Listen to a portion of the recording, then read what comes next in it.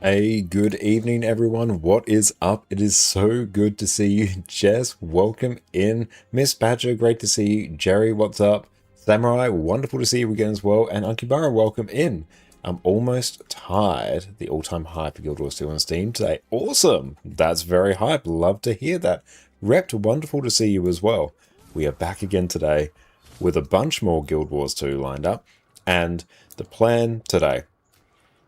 We're back on our, well, this is account number 3 now. It's hard to keep track, but this is an account that is set up to craft an End of Dragons Legendary in about a month's time. Now, there's a bit more prep we can sort of do before we craft it here and send it back over to our account. One of those, our main account, one of those is finishing off the weekly, because we can get a bunch of super useful stuff here. The joys of having other accounts. Let me pull this up.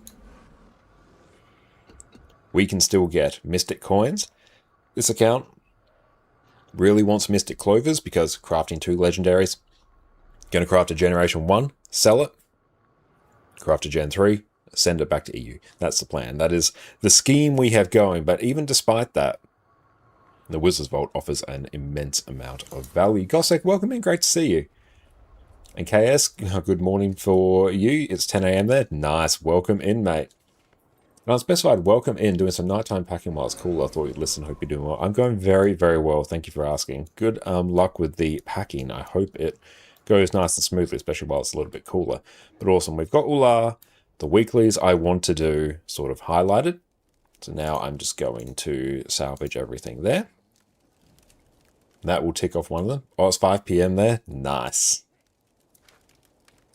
Ah, sweet, you're in the same time zone as me then. Yeah, it's like 5:17 p.m. for me. Hell yeah.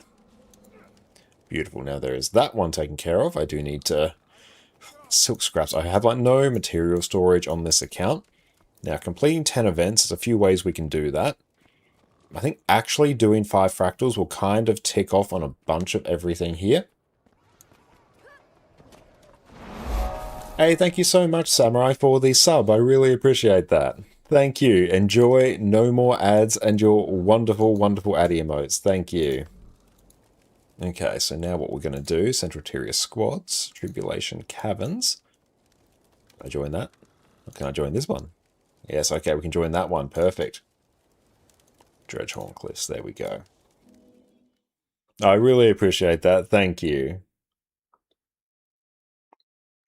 Miss Badger's only 8:48 and you're not yet ready to exist. Well, hopefully you can ease your way back into the day. Just one more confirmation of cool, I'll literally get some achievement points for doing that.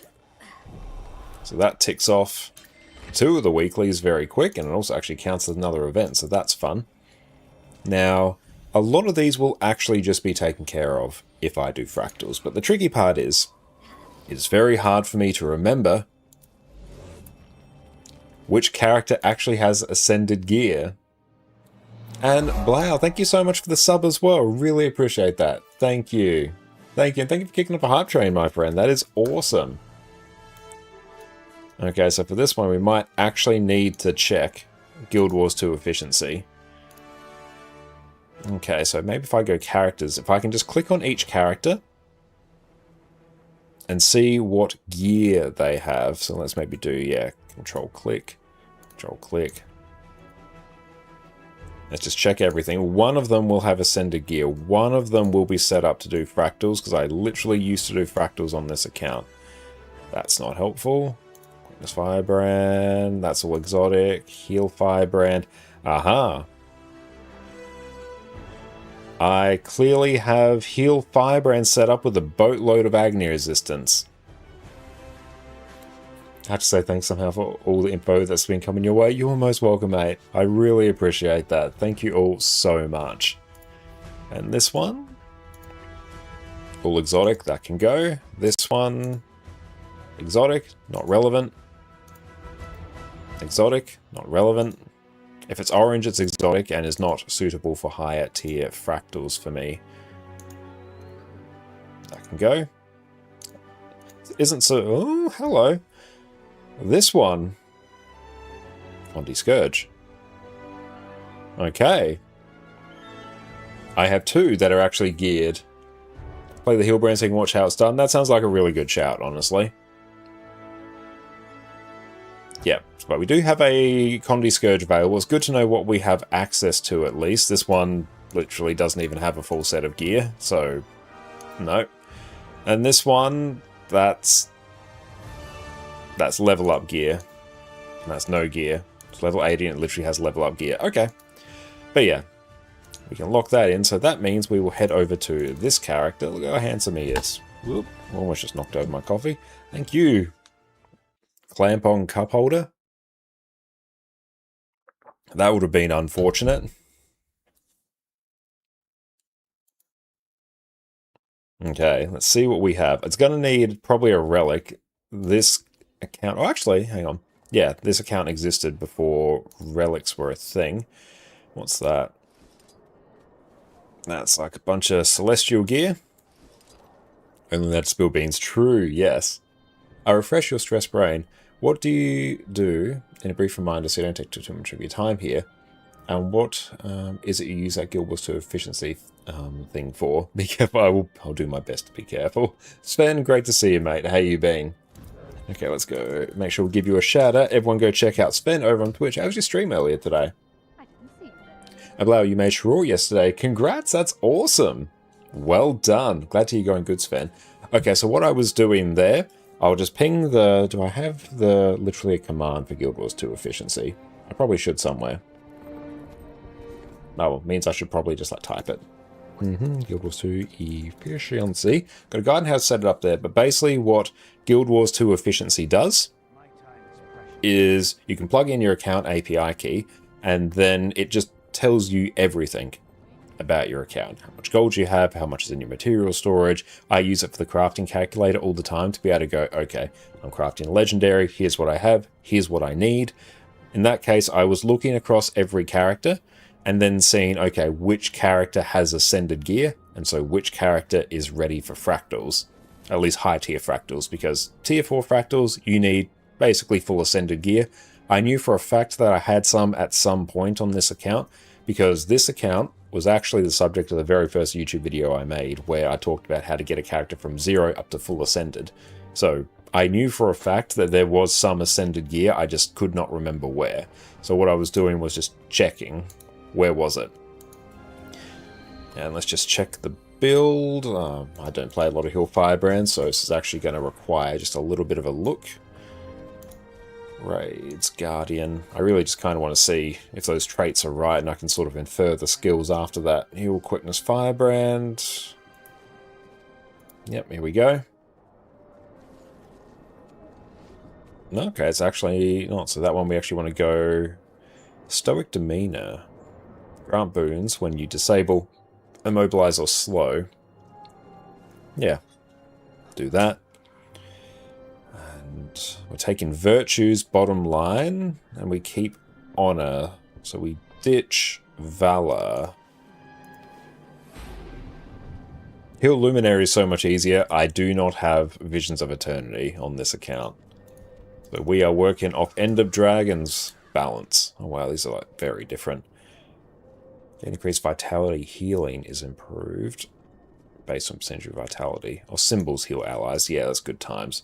And here we take bottom. Wow, this has definitely changed. Yeah, that kind of looks fine.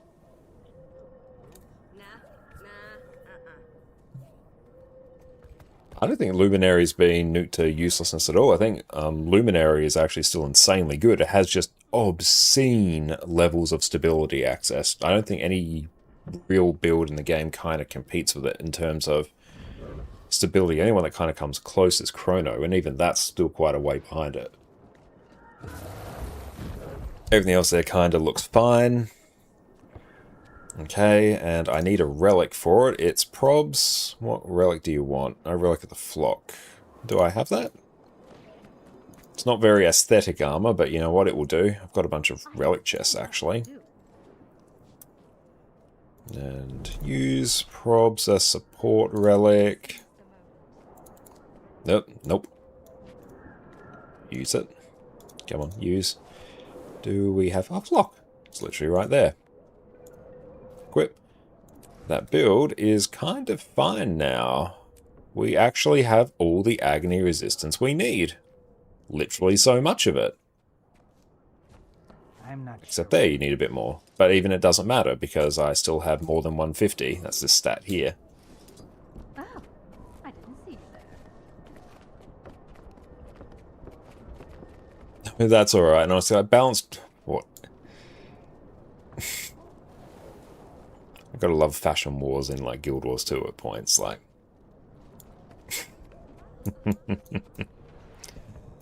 Nice. But yeah, honestly, Luminary is great.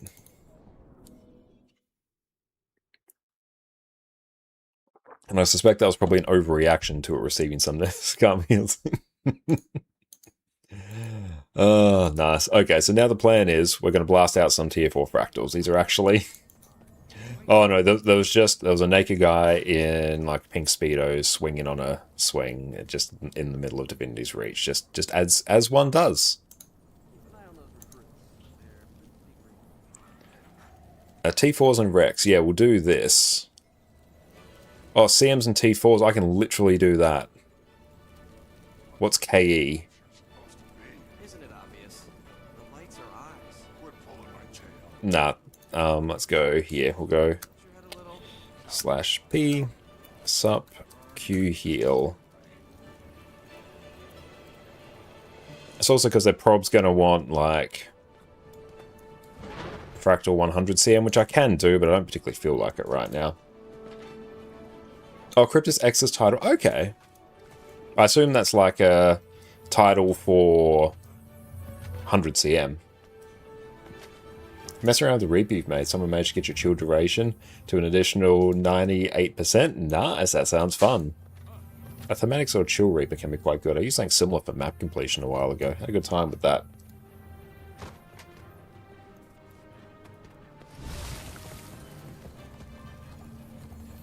And this one, oh no, let's go Warclaw. Land, air, or sea. We will be. Everyone's going to stare at a character mate with something you love, like unironically, yeah. Do I have any heal food? No. Oh, actually, I might tell a lie.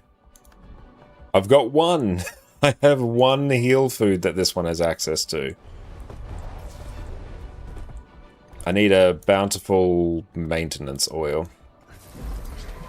Oh yeah, no, I don't have the mastery points to do it, I think, on this account. Good looking out, though. Bountiful maintenance oil. Ooh, I'll do mist. Infused maintenance oil. Much cheaper. Let's get, I don't know, 4. But yeah, this account doesn't have that many masteries. Yeah, it's just like this last one there. I need to get like a bunch more. I'm not going to be... Oh, wait. Oh, I remember. It's a good thing we caught that. Good looking out there. I need that to craft End of Dragons legendaries. I've literally been caught out by this before in another account. Right, so on top of doing the weekly, we also need some core Tyria mastery points. Alright. Fractals. What's easy? Dance with those. Kill all chickens. Alright. Sylve Waste is a bunch there. Lion's Arch Exterminator could blast that out. Okay. Right, I need 6 more of those.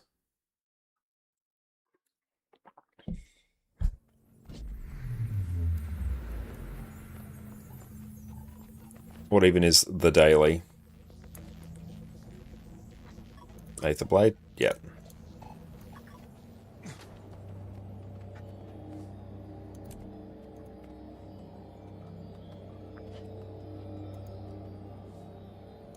I'm gonna wait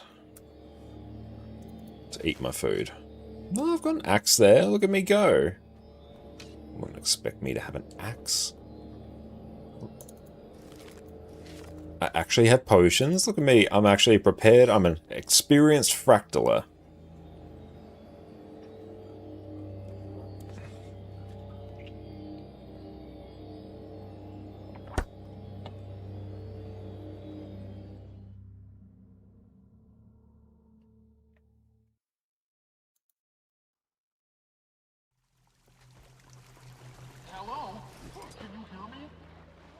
a large cavern beyond the water.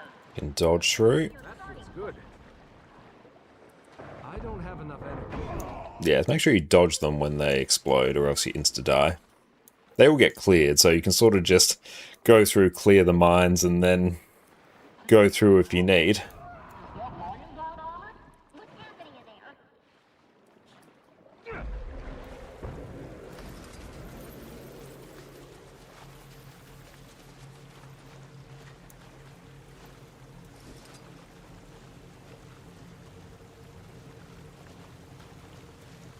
PK, welcome in.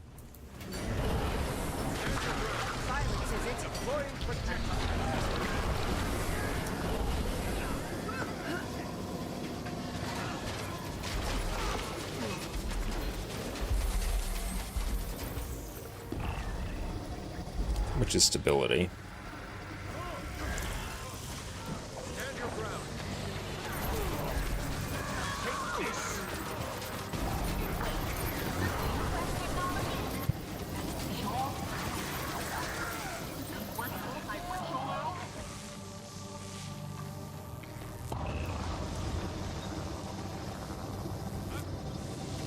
Is there anything you recommend spending karma on? At the moment, it's just kind of building up. Not sure if you'd be using it. Nah, like just honestly hold on to it until you eventually need to craft legendaries. Legendaries will probably require a few 100,000 of it. Hey, thanks for the inventory clean. I know it's kind of not bad right now. Not gonna lie.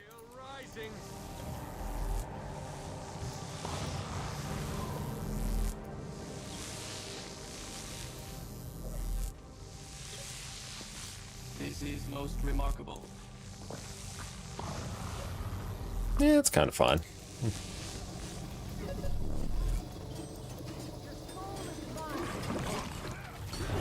But yeah, honestly, legendaries just... Oh, karma, just save it for legendaries. There's like a handful of things in the game that require like massive amounts of it, so... Yeah, just honestly let it accumulate until you need it.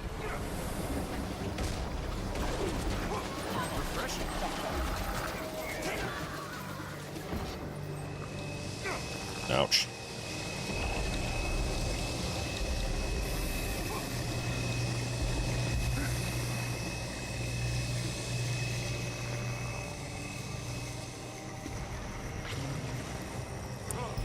My guy, like, that's... If you're gonna do that...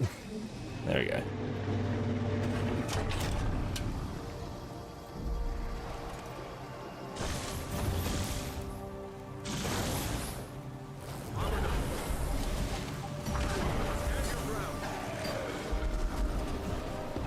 Turn off snap targeting.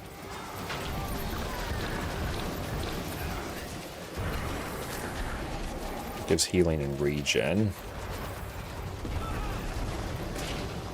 I get some extra Aegis from Shield of Judgment and some Prot, also a knockback.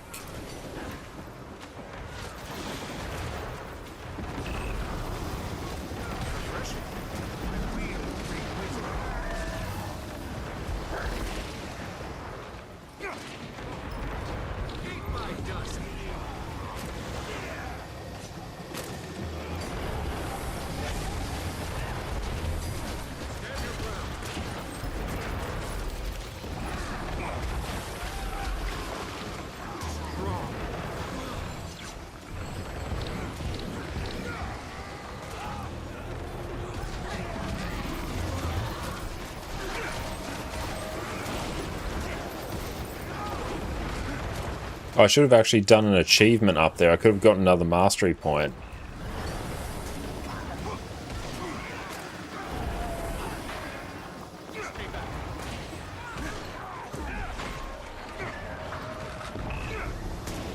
Hang on. I'll see if I can actually...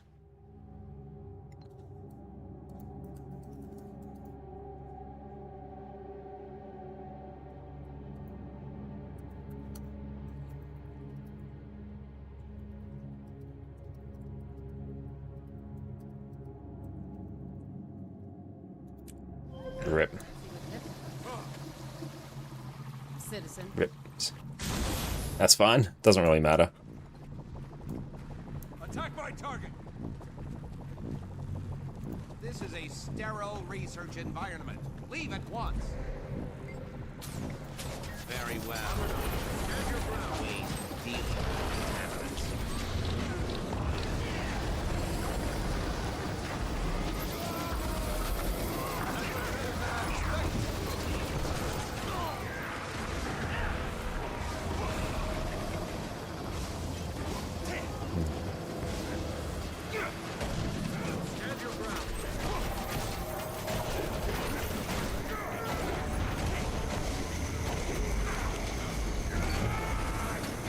Go, just keep hitting that one.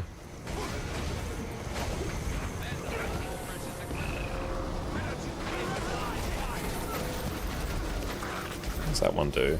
Oh, it's a bunch of bigger. That's super helpful.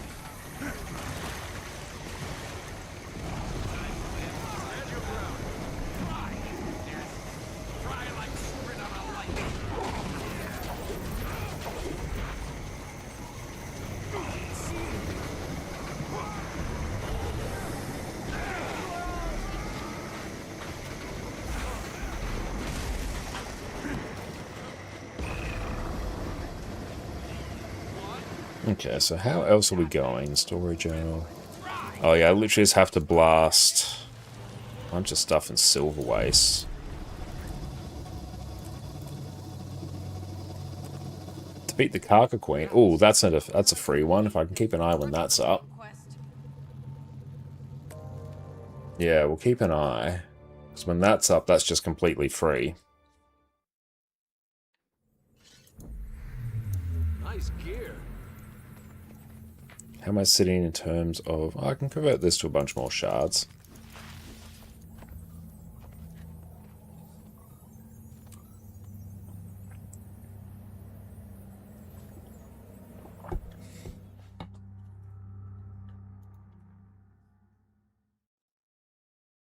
Apparently, you're inquest. Don't let that throw you. No, you're still fake. You're looking into the cause of this disaster. You'll need A to reactor core failure.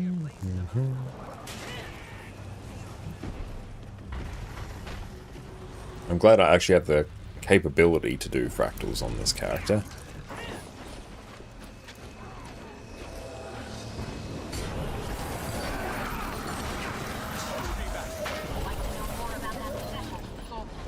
But this situation is deteriorating even faster than I expected. By my reading, You can't get the core sample you need right now. The reactor's too hot. you need to cool it down. I say disable the colliders in the adjacent lab. And stop They're doing this one a bit different. Yeah, that's fine. Yeah, looks like they're doing this. Oh, we'll do that one a bit later. You're just in time. Get as many of those people moving as you can.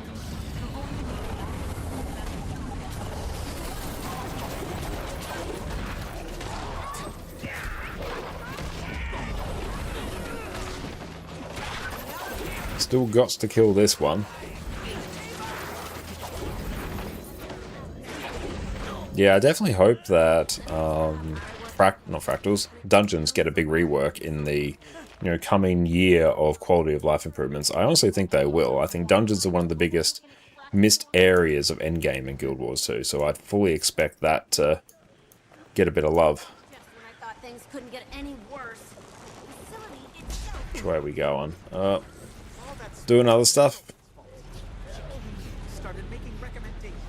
Egg the crew chief on. What are we doing? Normally, I've seen groups do ooze first, just because it's kind of just a good anchor point to get, honestly, the harder one out the way. Here I might take Sanctuary for a bit more CC from the outset. Slow the reaction. Keep going. We can talk about the grotesque consequences of non-lethal radiation later. You may be Do you have a favourite out of all the Aurene legendaries, or just the variants? Probably overall. My favourite so far that I've made, not on my EU account, but on my NA account, is actually the Jormag's Greatsword. That one just kind of made one of my looks absolutely pop off. I love that one. Some of us intend to survive this fiasco. Plus, blue's my favourite colour, so the Jormag ones I do quite like. Wait! You can't slime me to death! I'm CC and burst. Stronger together.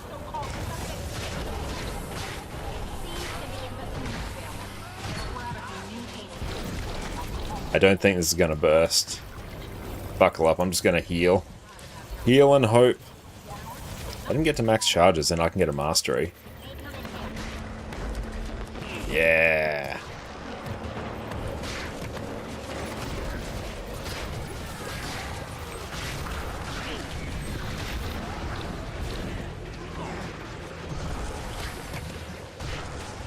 Big heals. Ooh, big dodge.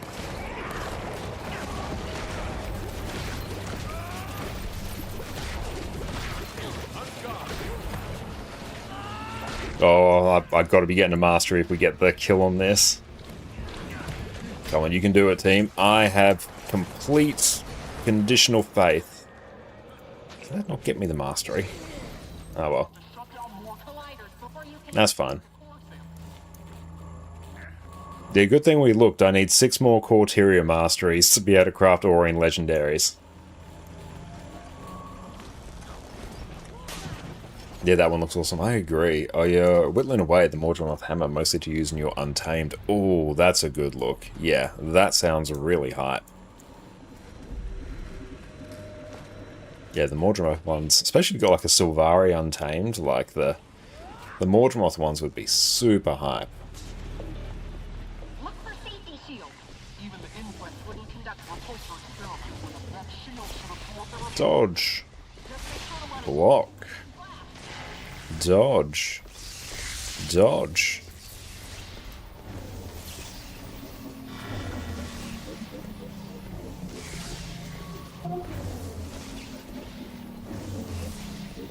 Yeah, nice evil looking Sylvari will be sweet with hammer. I agree. I think you're ready for the extraction. Head to the control tower. Give it a shot.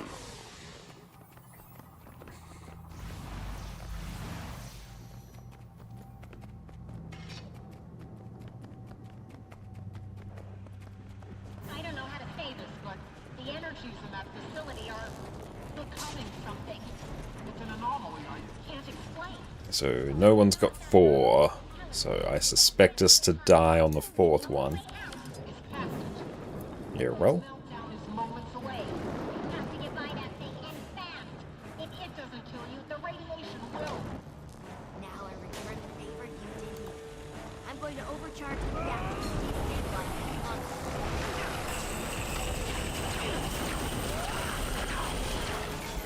I remembered I was 1.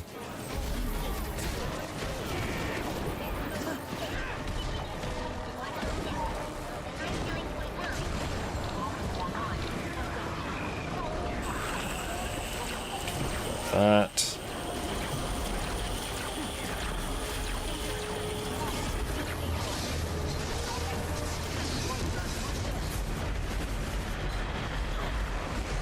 Oh boy.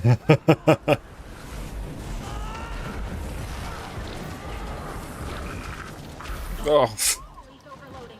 careful. That beam attack can permanently disperse the platform. Love it when no one specifies 4 and then you die on the 4th one.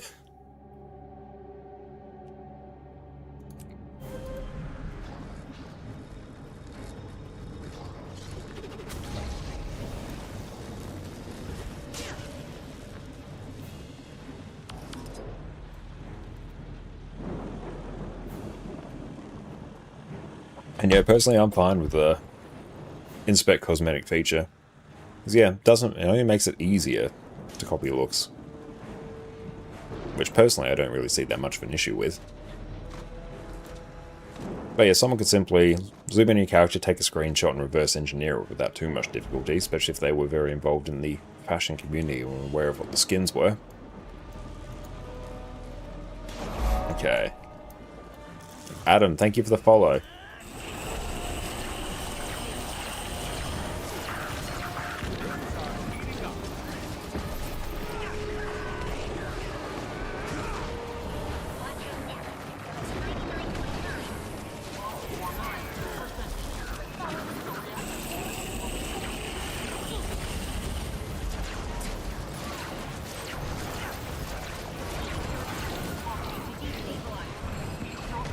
I was gonna...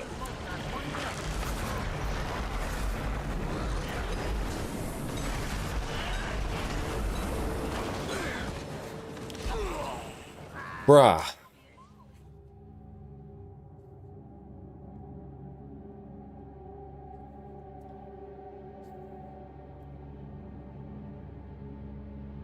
No, that's fine. No, spirited discussion is all good. I know people have lots of different opinions on that. That is fine.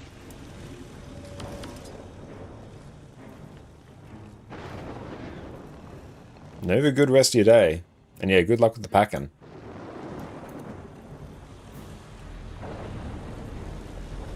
But yes, I know people have different opinions on me, and that's totally fine. Major respect for the gold crafting all the Aurene legendaries. After crafting 2 second generation legendaries and eventually getting the Mordremoth hammer one. I think that'll be it for you. Honestly, that's fair. Like, if you're not a huge legendary enjoyer, they are a lot of work. Like, bruh, stand still. Like, literally just stack and stagger these and we win.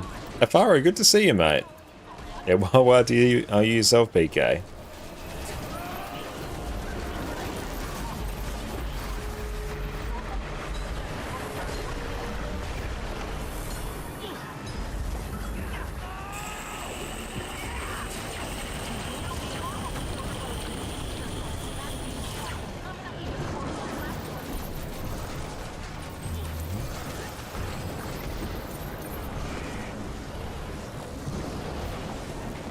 Six, 5, 4, 3. There we go. Got it. I know things about the fashion template, not fashion templates, inspect cosmetic things in general. People have loads of different opinions about.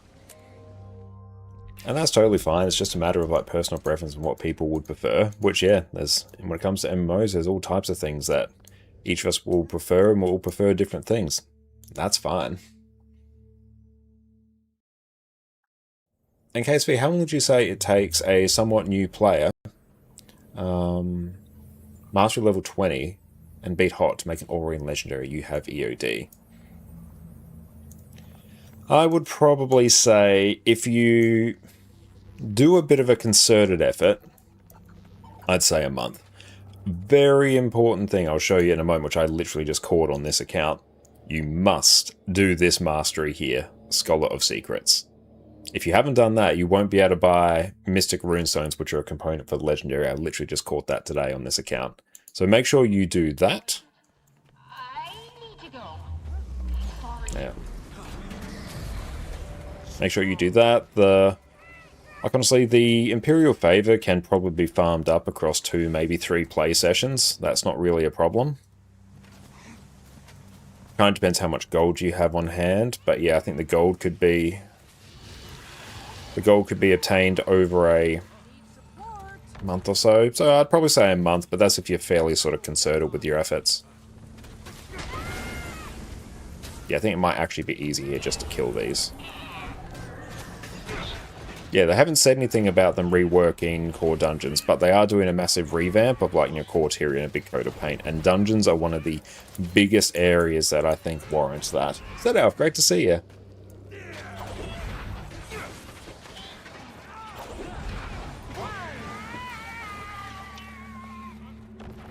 Currently sitting on 350 gold. Okay, so it's about 1,200 gold to craft it. So it kind of sort of is limited by... In your case, it would be how long it takes you to farm that gold, which I know you've probably got a bit of a sense of how much gold you can regularly sort of build up. And focusing on that mastery. Like I literally need... I wasn't actually planning on doing that mastery, but yeah, I need to. I really need to. I literally ran into this problem some time ago on another account. I was like, oh yeah, I'm so ready to craft an Aurene Legendary. Oh shit, I don't have the mastery.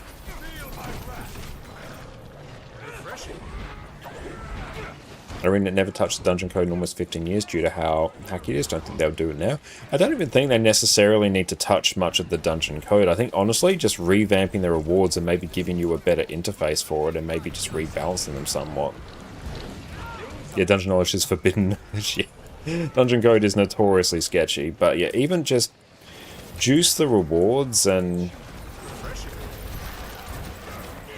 I don't know if necessarily like rebalancing to even just remove certain encounters that make certain things like a bit cursed to do, then it'll kind of be fine. A new challenge I see, how's it going? It's going alright. We got 10 more Aurene legendaries to craft. So we are making very good progress.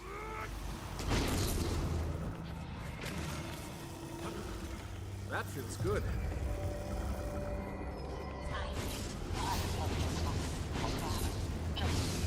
Never mind. Keep progressing. We're getting closer to the local instability. And yeah, this is fine.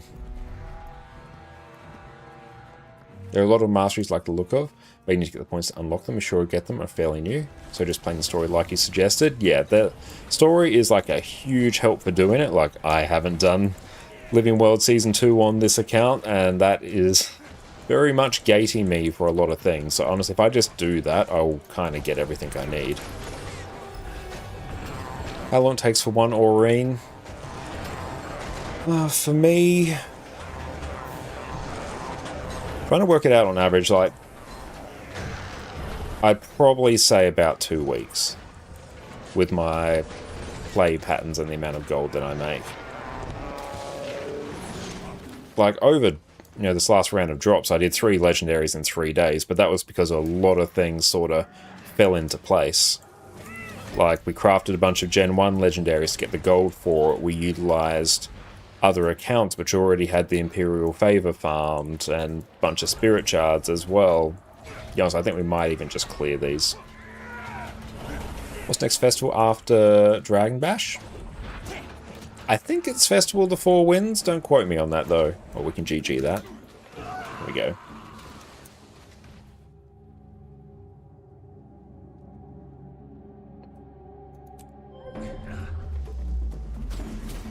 Oh, here we go.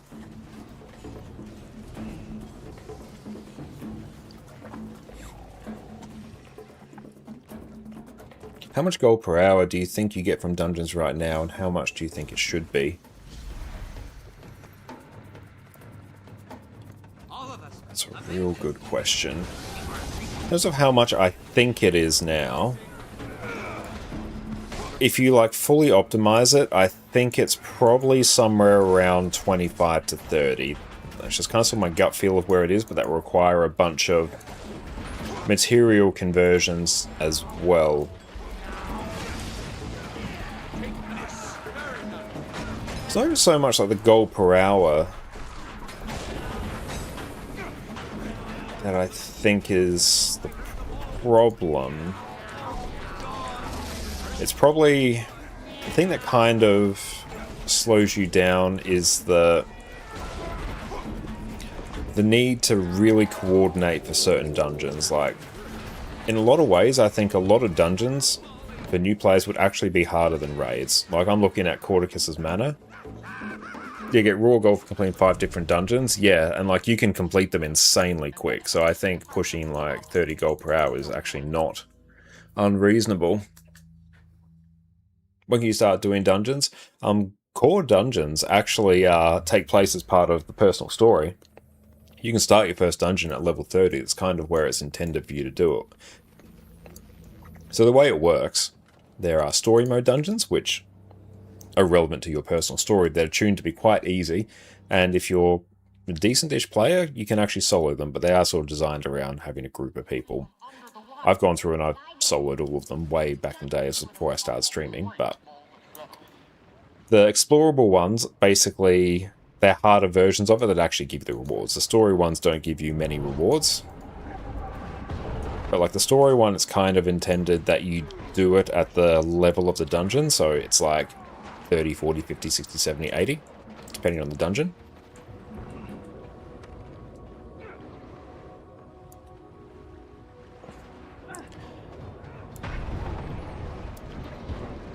Yeah, when I'm talking about the rewards of dungeons, the gold per hour for them is actually fine, I think. I think probably the thing is...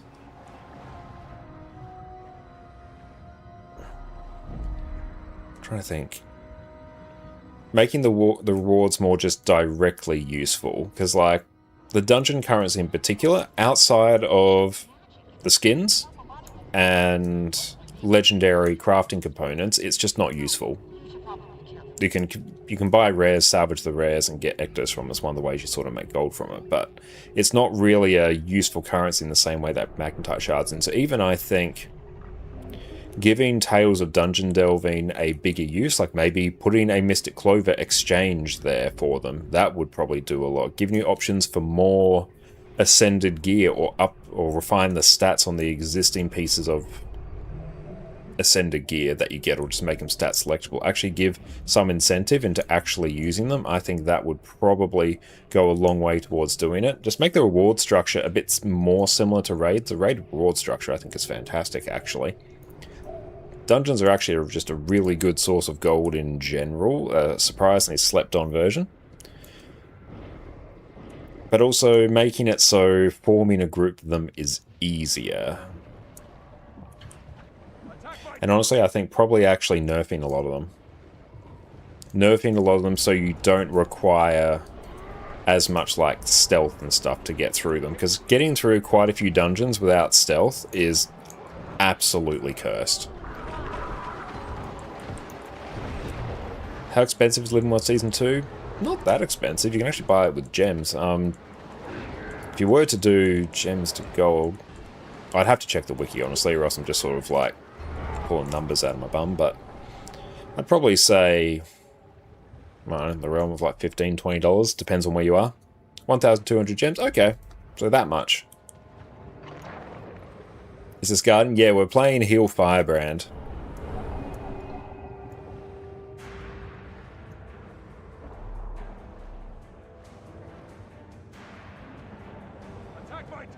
They need to allow Explorer mode on all characters instead of being character bound. Yes, that's an easy thing. They should just straight up do that. That needs to happen. But yeah, I'd mainly give a bigger or more syncs for Tales of Dungeon Delving. Make them actually like useful and something you'd want to farm. Make forming groups easier. That sort of requires a full rework of the LFG. But that's just one of the things I consider needed anyway.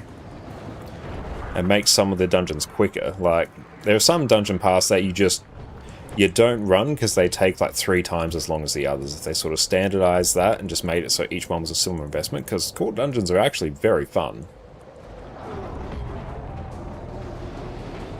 Further Action being GW3 is made by Grant.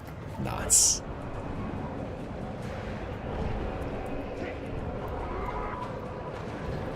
That's why you merge all AC pass into one. Yeah, you can do all manner of like weird tricks like that to actually make it so instead of having to do each pass separately, you can actually complete all of them at the same time. Like, dungeons are a weird, baffling Mordor of a place. Are dungeons done for the drops? Dungeons, when Guild Wars 2 first came out, were like the form of endgame, and yeah, they were basically just done for the... They were done for the gold. They were the gold farm back in core Guild Wars 2, and the way it worked is every dungeon had its own currency. Like, there are 8 dungeons, I believe, so there were 8 different currencies. There were like a Ra token, Citadel Flame tokens, Ascalonian Catacombs tokens, and Ascalonian Catacombs tokens were one of the ways you got Runes of the Monk, which are one of the best sort of heal runes and things like that. And it was the same thing with Twilight Arbor currency. They were used for getting Runes of the Nightmare, which for the longest time were the best sort of condition thing. So that's sort of what they were used for, but they've really just been completely supplanted in ArenaNet's focus and design-wise with fractals. Like, fractals... Arena has just like neglected fractals, not neglected dungeons, they've gone straight to fractals. That's just kind of how it's worked.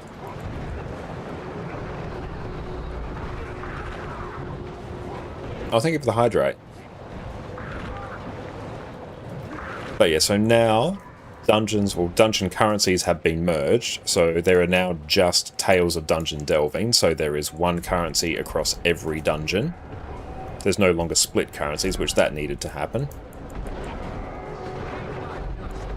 What's the difference between dungeons and a fractal?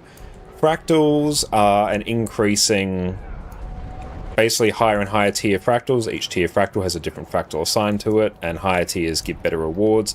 Dungeons are just sort of like set instances. Dungeons actually function more similar to raid wings than like fractals. And like you go into a dungeon, you pick which path you want to do, you complete the path, you get the reward. So it actually operates more similar to a raid. It's like a sort of set instance in, that takes place in the world. You thought dungeons were best when solo Silver Flame farms were meta? Yeah, and people would like farm specific dungeon paths over and over again. The meta back in the day was like 4 warriors and a mesmer, and you'd farm Citadel of Flame path 1 over and over again. Whereas fractals, you like go to the fractal lobby, pick the thing, do the thing, get the reward, come out, pick the next one. You still need to get the currency for legendaries, you do, yes. But outside that, the immediate gold, like the gold you get from fractals is immediate. You just get junk items to sell. Like the gold you get from fractals is much better than dungeons, and it's way easier to get. To get the gold from dungeons, you actually have to run like a bunch of them, because once you run a set amount, tier 3. I think this is it, yeah. Once you do a set number, you get like a reward chest, which will just give you 5 raw gold. So you want to like do the dungeons really, really quickly, and you can just basically loop through them, and that kind of repeats. But yeah, you still need... Where is it? Oh, it's a currency. It's Tales of Dungeon Delving. I'll see how many I have, because that's actually kind of relevant. Okay, reading a number of... Just threw those humans into the volcano. Get them! Ooh, okay, I'm actually going to need to do a bunch of dungeons, unironically. I don't have... maybe I've got some currency exchange things. I'll look. But yeah, I only have like 13. I need many more. A lot of things on this account are just turning into, oh shit, I actually need to do more than I anticipated. But you know what? It's fine. This is all actually serving in me getting Ender Dragon's Legendary. It's a roundabout way of doing it, but you know what? It's fine. But yeah, dungeons aren't run a lot nowadays because fractals are just better in terms of rewards. They're more accessible. And dungeons are just old.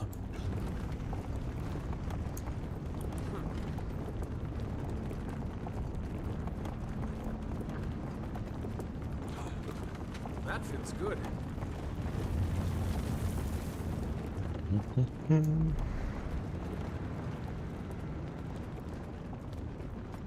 I think I need to run a bunch of Citadel... Oh, actually I can... Yes, straight up, we'll just run dungeons. It's fine.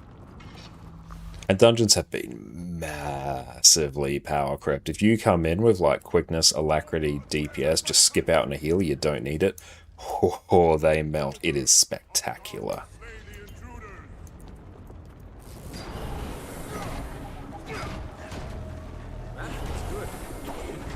Actually, what am I doing? I'm the healer. I should be just like picking up things and throwing.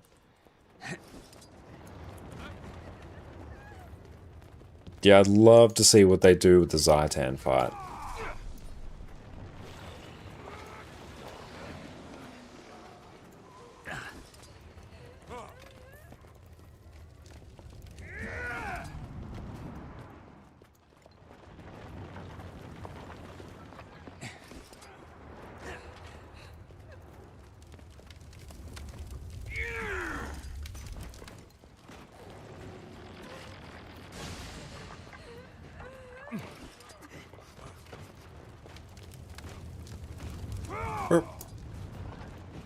Echo is up. Come here.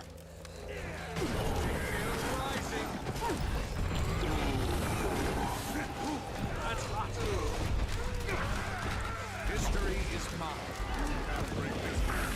Our God will bless you all.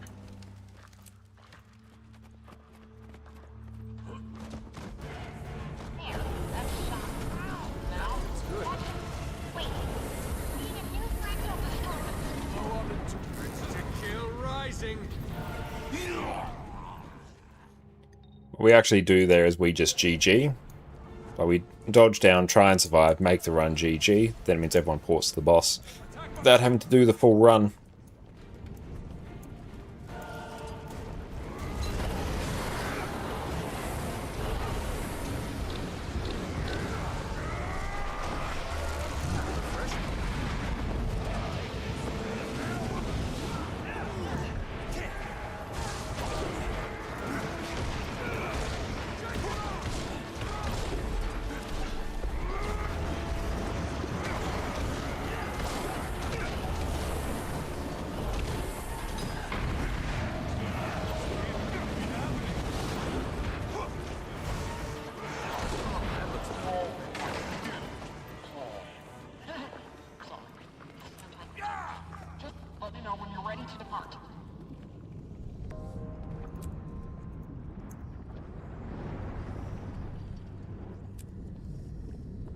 But fractals just offer like insane levels of very easy gold. That's why they run all the time.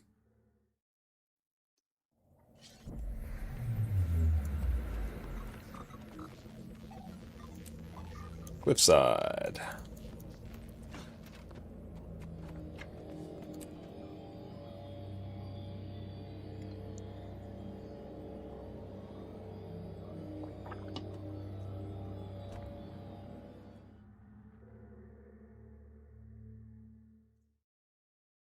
Do you need a lot of agni resistance to do fractals?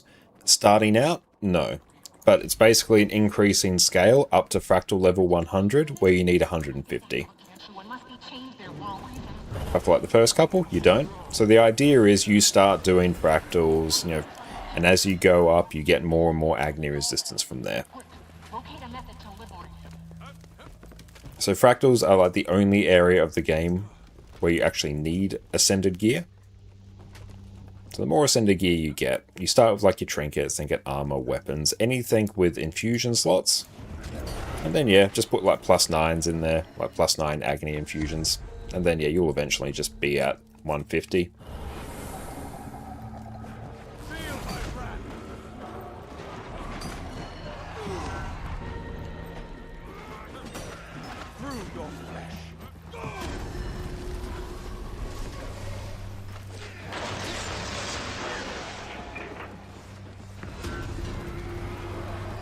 Thought I heard say acne resistance. Got to keep that complexion clear. And Shigatsu, thank you for the follow. I can actually give stability here. Which one of these does stability? I think it's the 5. Yeah, it is.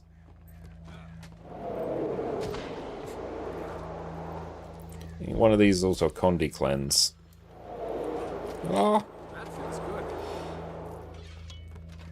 Conditions remove that one. Yeah, fractals hate a bit of acne cream. Very true. Let's grab that. Did we get the hammer? I think we did. Yeah, someone's got a little hammer icon above their head. What will I run here?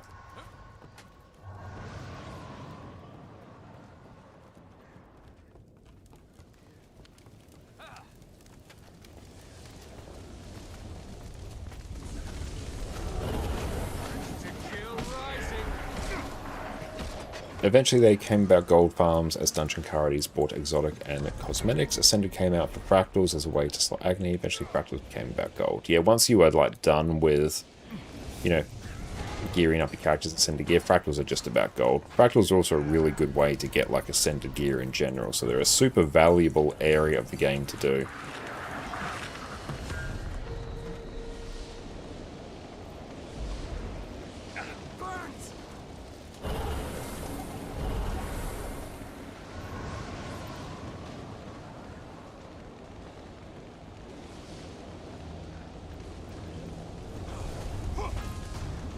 Ah.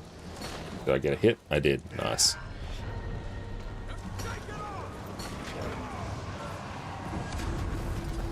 $38 stacks. Nice. Character goes down when you get 40.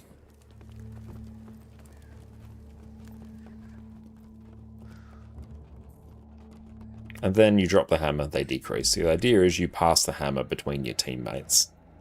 So everyone has to like contribute a bit.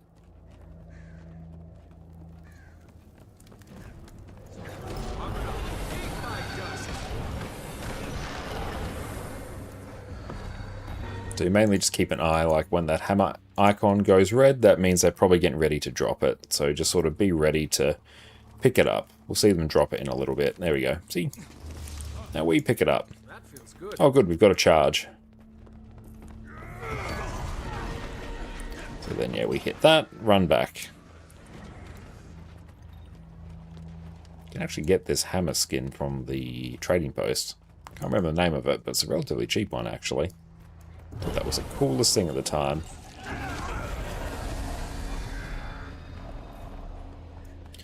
Oh yeah, remember the old dungeon meta where you had some allies put down fiery greatswords and then exploit the fiery greatsword bug? Oh yeah, no, it was fantastic for that.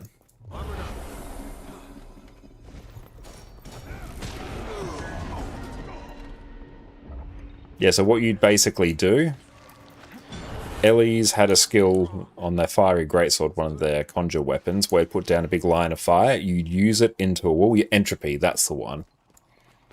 You'd basically kite the boss into a wall, and then you'd have like a bunch of Ellie's put down fiery greatsword, and all of those hits, because every like little segment of the firewall counted as an individual hit. So yeah, you'd basically stack the boss in the wall, you fire a greatsword into the wall, and you instantly delete them.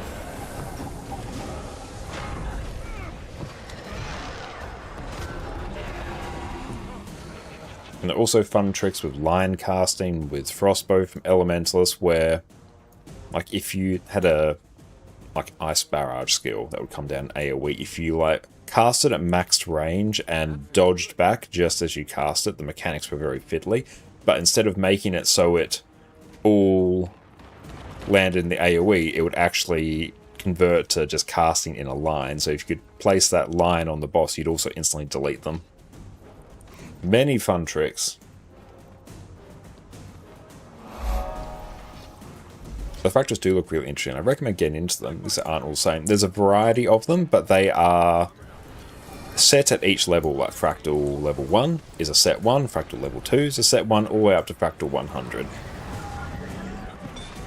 And the way it works is every day there are 3 fractals that are designated as the dailies.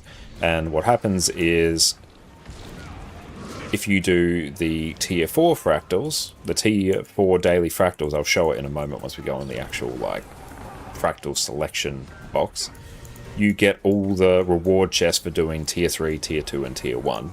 And likewise, if you do tier 3 fractals, you get the rewards for doing tier 2 and tier 1.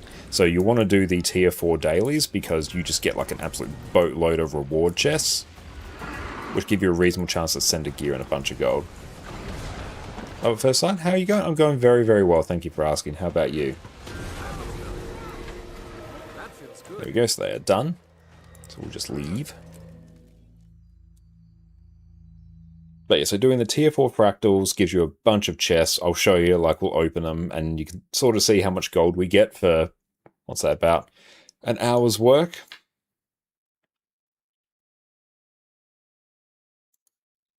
Less than that, actually. Very disrespectful of inventory space, though. Oh.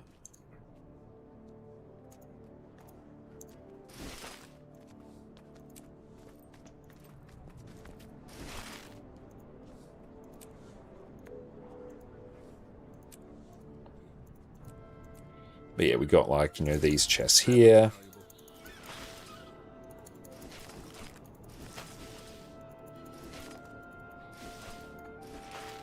And they'll give a bunch of loot. There we go, got some ascended rings there. Not that they'll be particularly useful. Afari, thanks for the hydrate. Okay, so what I'll do actually, I've got a bunch of these fractal keys sitting on a different character. So let's go get them quickly.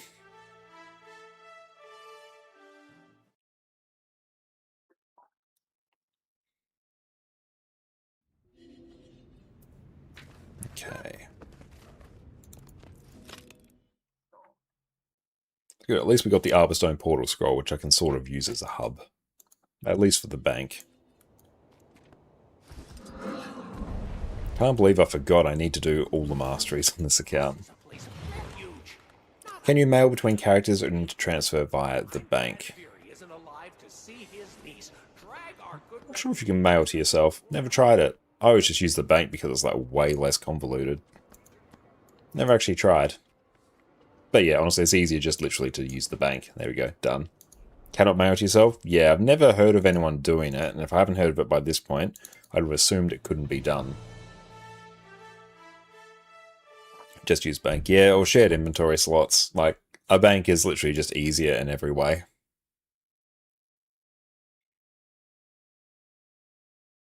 Oh, in that case, your bank just might need a bit of a clean out then. Or get some bank expansions. Oh, you got permanent bank access? Congrats on getting that. I got one of those as well on my EU account, but I bought it. So yeah, that was 5,000 gold. Don't regret it at all. It was amazing. How many slots do you have? On this account, it might be 2. I think I've got 9 on my EU account and probs 11 on my NA account.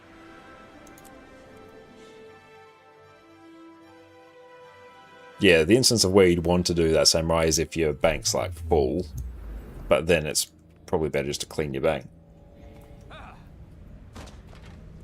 You should send all your loot to Vara. Yeah, promise you'll get it back. Totally.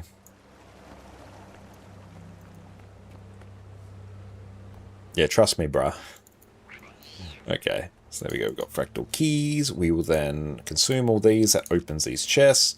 These chests then give us a bunch of loot. Then we'll just go to any merchant here. And we'll sell them. Watch our gold go from 43 up to 58.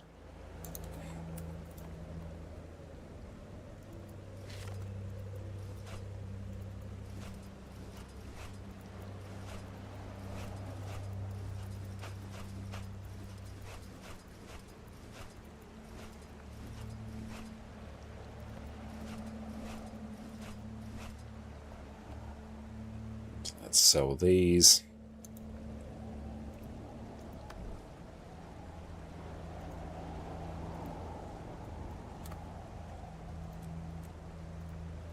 Okay, that's getting there. Sell off a bunch of these. I see anything that's kind of not nailed down. What will you give me? Cool, don't have that one. Salvage that. Bunch of ectos, very nice. Vendor, we will sell that, that, and that. Honestly, silk's actually at vendor prices now. You can just be sold. Delete that. Delete that. I literally can't be bothered dealing with these, so just get rid of them. I'll hold on to the luck. At least I might even put that in the bank, because other characters can use it. Well, I'll need to refine that. That, I can just sort of sit there for now. I'll sell these. Oh, what was the last thing you sent? You said there's a discount on all expansions right now. Okay, so you are now taken care of there. Get that, that. Complete 10 events. You sold some of your mats to buy 2 more bank slots, and my god, it feels so nice. Oh yeah, getting at least a few bank expansions, like I'd even quite comfortably make the jump to go into 2 expansions, so you have 3 total. That would feel quite nice. You always find stuff to fill it with as well. Like the more characters you get, super helpful. Also, I might even straight up just yeah, I'll just nuke. Just completely nuke all the silk. Yeah, like silk is straight up at vendor prices now. Bit of extra gold, cool, that's going up. And then, okay. So, this is actually one of my tricks for many spirit shards, so... Until next this time. one. Buy bags of fractal relics. Consume all that. Then we're going to buy Dessa's experiment journals, get 60. And this will turn into 60 spirit shards.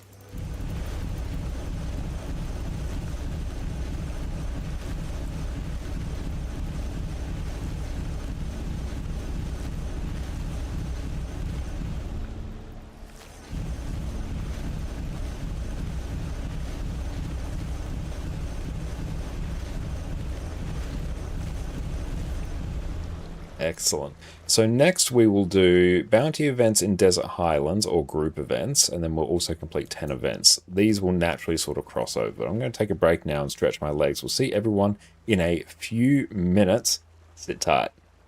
Guild Wars 2 is a game that showers you with all kinds of loot. And inventory management is one of the biggest banes of existence for so many players out there.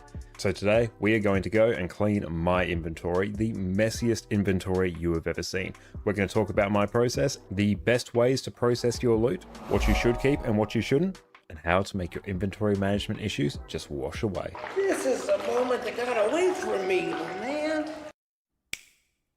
Welcome back everyone. I've been playing my main Revenant for a few weeks now, and I've let the loot build up, and build up to the point where you can see now my inventory is completely full. So today we are going to go through and take care of this. Right here we have 424 bag slots, all completely full, all manner of loot. As a ballpark number, this took around about a week and a half of me playing somewhat casually on this character to fill, and now we're going to go through, tidy it up, get it back to its pristine state that I normally like to have it at. This has been very triggering for me to play with for the last couple of weeks, so I hope you all appreciate the sacrifice that I've made. Personally, I am someone who likes to have a very clean inventory. I have 23 characters, varying levels of bag slots on each. On one end we have the extreme 424 slots on my Revenant here, and on a lot of my other characters I'll just have the base level of bag slots filled up with 18 slot bags, which I think are one of the most cost-effective ways for you to go through and kit out a character. The process that I'm going to be using today can go through and be applied to any level of bag slots. It's just that the more bag slots you have, the less often you have to go through and do this, and you can let your bags fill up over time. But with that out of the way, let's get into tidying this monstrosity. The first thing you need to do when your inventory is full is give yourself a little bit of space to work with. Now first up, right up here in your top corner, you will have the deposit all materials button, which will send any crafting materials you have straight to your bank. So let's go ahead and check that. Bam, we have so much more space ready to go through and work with. Outstanding, we love to see it. And now, because this is still quite messy and is honestly a little bit triggering for me, I'm going to go through and use the compact button.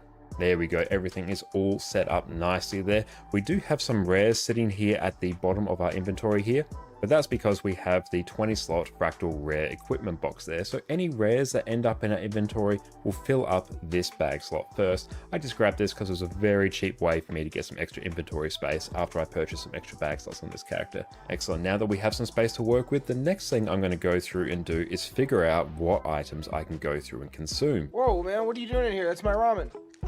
It's better this way. Because there are a lot of different loot bags here, and those bags will contain more things for us to process. So we need to deal with those, get that out the way before we can move on to some other things. Now, a very useful trick that I like to use, if you come up to the search bar at the top and then you start to type in CONS, now that is going to go through and apply a filter to your inventory, so now you can just see the things that you can consume, which simplifies things greatly. We can just go through and click on everything here, open it, so let's go ahead and do that. Now editing Josh, cue up the fast forward.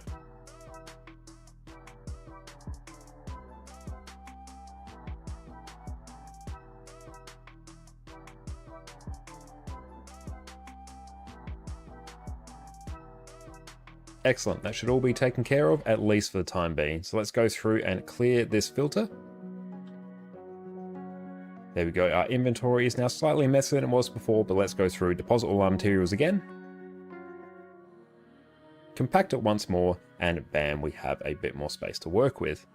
Now we have a whole bunch of rares here, so we can go through and salvage those. But first we're going to go through and open up our bags of unidentified rare gear. So let's go through and do that. Excellent. So now we're going to go through and salvage these for the ectoplasms. So we are going to use our Silver-Fed Salvage-O-Matic here. You can go through and use a Mystic Salvage Kit or the equivalent that you can purchase from the vendor. So let's go through and salvage all of our rares. So bam, a whole bunch of ectos, some extra skins unlocked. Perfect, we love to see it. I'm gonna go through and deposit all our materials and compact again. Perfect, bit more room to work. Now this has come together already much more manageable. Now you see we actually have quite a lot of unidentified gear here, so we're gonna go through and start processing. And we're back, welcome back everyone. Okay, next step to finishing off this weekly, and then I might actually have to shift focus to some mastery points, because yeah, I got to get a few more if I'm ever going to craft an Aurene legendary. I've done this before, I run into this problem before. I thought I wouldn't. All right, so Desert Highlands, let's go. Oh, Addie says hello. Just took her outside for a wee and it was raining. And let's port over here. She might just port to him. Outlander, I can help you get your bearings.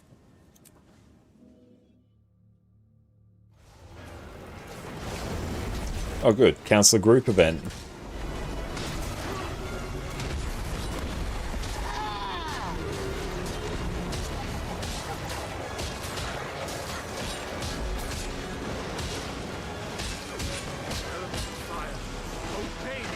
Sweet, there we go.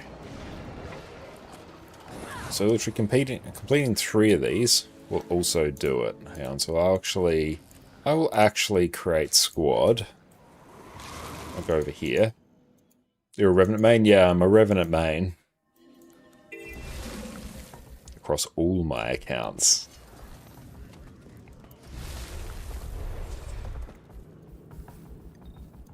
No. Oh, it's made a new Revenant character. Oh, hell yeah, fantastic. You love me some Revenant.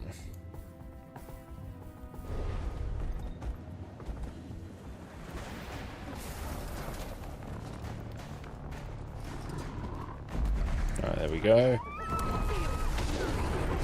Fame, what's up? Great to see you.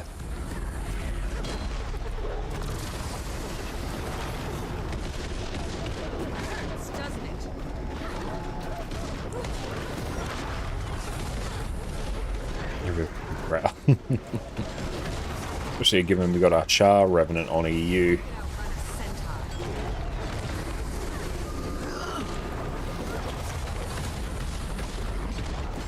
Eddie, you just went out. Literally just took you out. Still clueless about energy management. It takes a little bit to get used to, but think of it as every skill either consumes an amount of energy immediately or requires, a certain constant supply of energy. Functions a lot like mana in, a more traditional RPG. And the way it will tend to work is you want to be swapping legends, honestly, like almost off cooldown, because every time you swap legend, you reset your energy. So whatever legend you're on, you're using skills, burning energy, see I'm getting low on energy, swap back to Shiro, get more energy. And you just get a feel for like how many skills you can sort of fit in your time in each legend.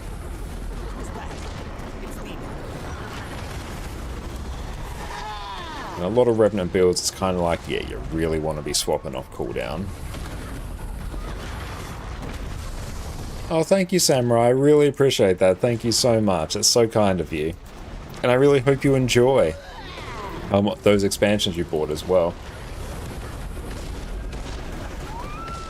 Any way to hide visual effects you get in your character from infusions? Only with specific, like, fractal infusions, but practically not really. No, it, like, resets it. And with one of the traits called Charge Miss, it makes it so whenever you swap and you are below 10 energy, or 10% energy, you get 75 energy instead of 50. I currently play Spectre, Condition Thief, Spear and Shortbow. Oh, that's really fun. I do love some Spear on Thief, actually. Plus has the fun, like, acronym, SPEEF.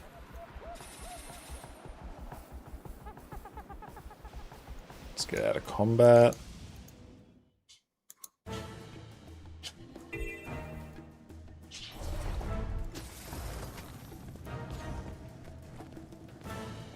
This one is girl.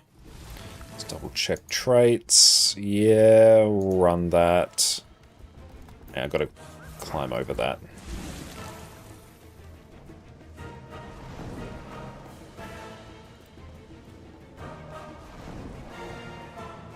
Yeah, Spear on Thief is a very different playstyle than most other Thief builds, so it's a nice change of pace, particularly if you're a Thief enjoyer. For you anywhere in this desert.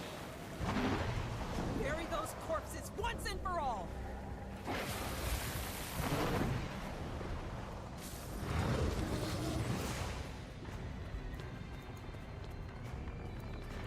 Time to do some nuke. Oh, instant nuke.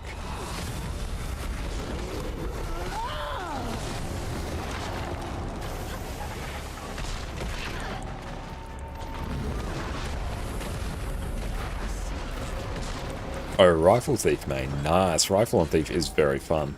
One that I like using open world. I've never really gotten used to it in instance content though.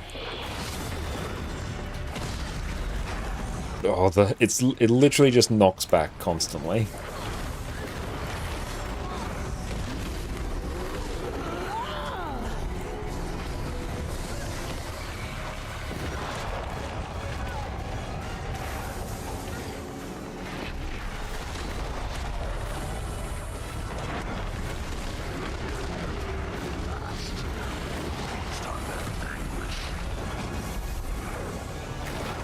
Then Open really, really fun. I used to use that for a farming build where I'd go around Iron Marches, kill all the branded, and you farm Luminous Dust.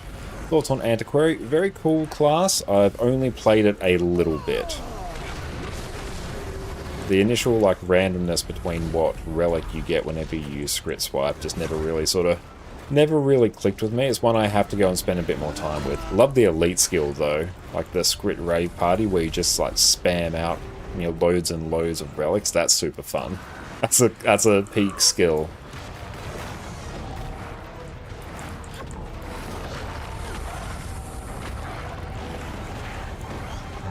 That was a big knockdown. Praise be for Celestial Gear though. We're currently coming back to the game after 4 years. Nice, well, welcome back. And obviously, like, all the classes in Guild Wars 2 and all the elite specializations are fun in their own way. So it's really just a matter of, you know, picking what is most fun to you personally.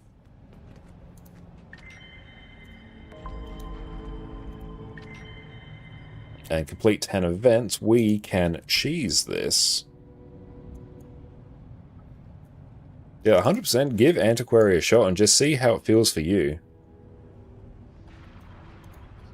How am I still in combat?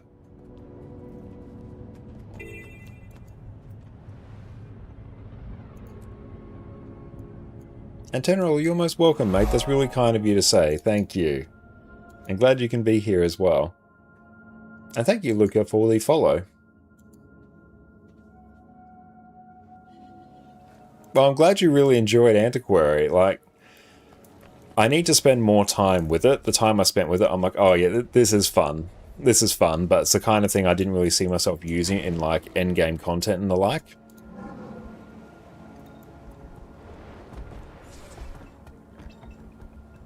But, you know, we cleared Cerus challenge mode and legendary challenge mode. One of our players was using, like, Condi Boon Antiquary, and they were using it really, really well. And they were pulling, like, some absolutely mental DPS numbers at the time.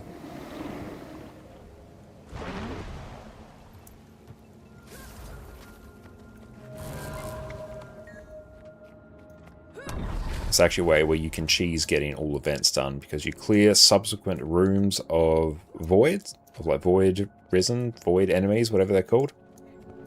And every room clear counts as an event. So I'll clear this one, it will count as an event.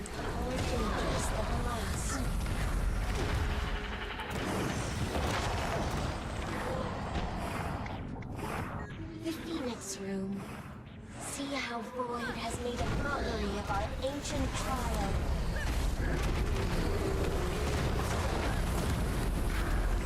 Oh, you finally ran Arc DPS? Awesome, how'd it go? Super useful thing to do. Reflection. I feared the Void would destroy it all. But you... That's your top 1 DPS? Oh, hell yeah. Well, you're doing great then. That's some fantastic news. See, event's been done.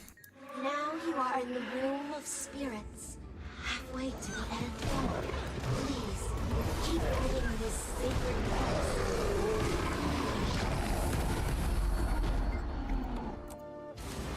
Now, if you're top like DPS, that is just a good sign. It was my favorite before Void took over. Your courage will be remembered and rewarded. I'm neither here nor there. That is our weekly done. The room of the peacock, graced by the void. Ready yourself. This is also the way to go if you want to kill a bunch of void enemies quickly, because obviously just like respawning rooms, and you can just like repeat this. The room of the toy, once so peaceful, and after, one more room until... Assume weekly boss, thanks for that, Gossek. And just feel welcome in. As someone looking to get into Guild Wars 2, how important is it to play a solid class for someone who enjoys raiding, etc.? The balance in Guild Wars 2 is so good that you can play any class you want, and there will be builds for it for every role. So basically, every class in Guild Wars 2 can fill every role. They will just do it differently. Like every class can heal, every class can do DPS, every class can provide boons. So it's not a matter of, you know, picking, you know, what class do I play. It's, you know, what build on my class should I be bringing to raids. And ideally, like on your class, if you want to have like the easiest time raiding, you want to be able to do DPS. you want to be able to do boon DPS, like a DPS player that also provides boons, and a boon heal, a healing class that also provides boons. If you can do all that, you can basically find yourself a spot on any raid. Our moment has finally come. I wasn't sure for Thief until I spec'd it. Yeah, Thief still can't do, like, heal quickness, so that's rough. But, like, point still stands. A weekly jungle worm in 7 minutes? Excellent. That's good. I don't actually need it on this account, but good shout. A reward for warriors. That. Open. Consume many things. Daredevil Thief can't do boon DPS, it can only DPS. Disagree. Heal Lack Thief is actually insanely good. I'd actually put Heal Spectre as one of the... I'd probably put it in, like, third best healer in the game, I think. It's really, really good. The amount of boons that you can provide, the sheer amount, and you also have, like, really good stability access, is insane. Only playing World vs. World. Oh, it's insane in PvE. Like, it is real good. It's a really good heal build.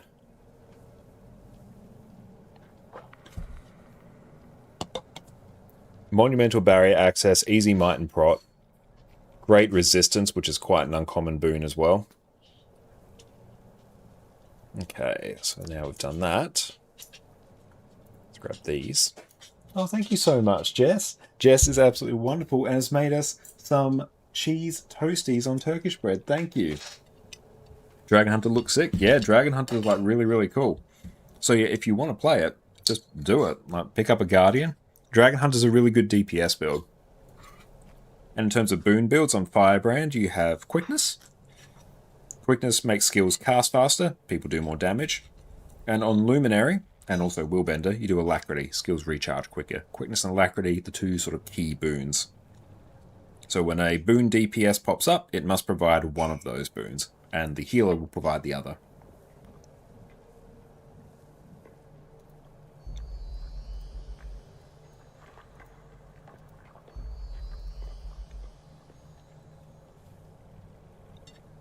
If you're going for raids, say boon DPS is most sought for, that and boon heals. They're the ones that people will always tend to search for first. You'll get boon heal, boon DPS, and then you'll fill with DPS from there. I get you Mystic Coins. Mystic Coins like mad value. See, just much gold.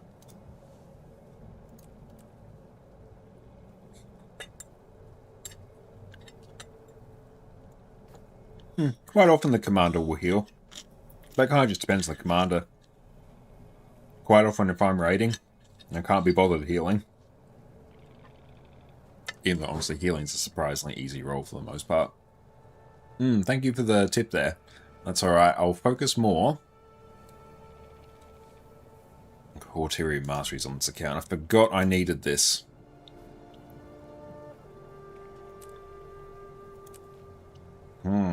Get mastery point for that.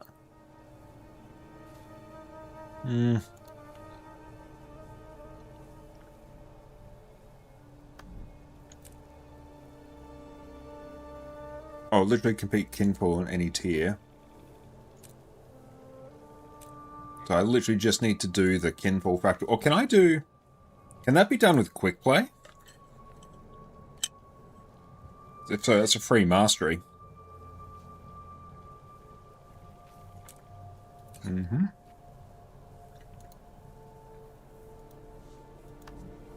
And yeah, for this, I need 6.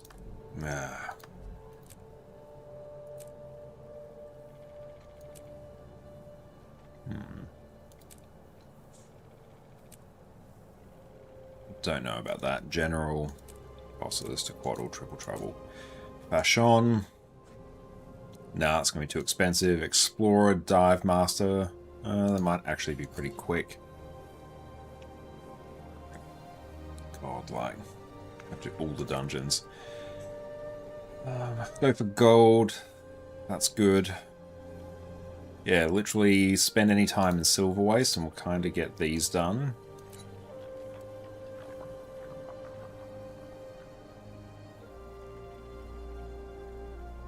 Okay, let's see what else. Story journal. Oh yeah, literally just living world. No, it's literally do the masteries. Domo, thank you so much for the sub. I really appreciate that. Thank you. Enjoy. No more ads and your wonderful addy emotes. Now, any tips on someone looking to get started in strikes and raids? You've returned to the game, never really got into them. You have a powered Daredevil and All of Send and just boosted Necro and Go Reaper. Both of them great choices. I've made an entire guide specifically about how to get good at Guild Wars 2, which kind of answers your questions, but the general... Hang on. It's not just me saying that, it's literally a command. Everything has unfolded Here we as go. I knew it would. But yeah, I would say pick your build, look at a build guide, make sure it's all hunky-dory, make sure everything kind of makes sense. And then go into the Special Forces training room and just kind of practice your build a bit and just kind of see what your damage is. I sort of cover it in that build guide there to make sure everything's all set up correctly. Just so you can be a bit comfortable with it. Then from there, honestly, now that there's raid quick play in the game, you can bring up the LFG. Looking for group, raids, training, and find quick play group. And that will just put you in a randomized group, and that's a really great way just to get in and start blasting. There's some pretty good rewards as well, actually, so I'd honestly recommend doing that. It's super worth it. Do you have a heal spectre build for raids? I haven't made one, but you can just check on Snowcrows. But yeah, heal spectre is really good. And Grover, great to see you. But then honestly, I think just like dive in from there. Watch some guides. You can see here, like even IBS 5, literally just go jump in there as soon as they ask for a DPS. Just literally jump in and start blasting. How to add the filter for only masteries? Filters, add mastery filter, and then you can add whichever one. Okay, so I have to do a bunch of living world. That gets us 4.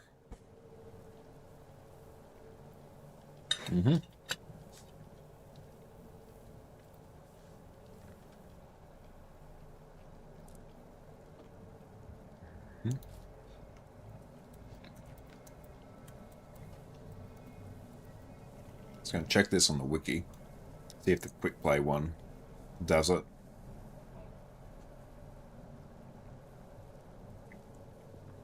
And that should count. No, if not, that's fine. So, go for gold. Golden Lost Badge. It's a mastery.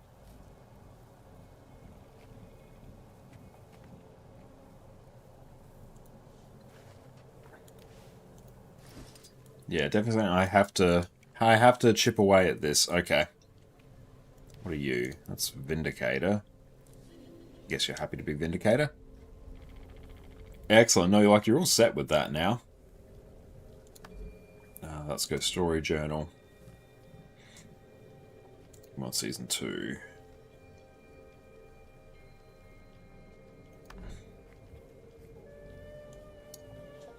So, point of no return, echoes of the past, seeds of truth, or tangled past.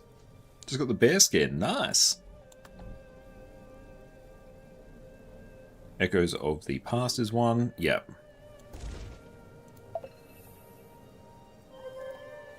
Let's go. I believe it's honestly in a very good spot for raids. Salma.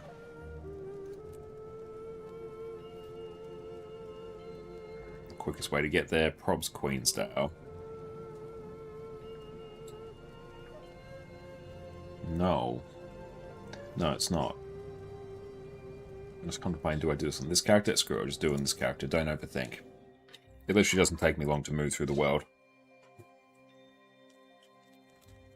Says, great to see you, mate. Thank you, Jess, for this amazing dinner.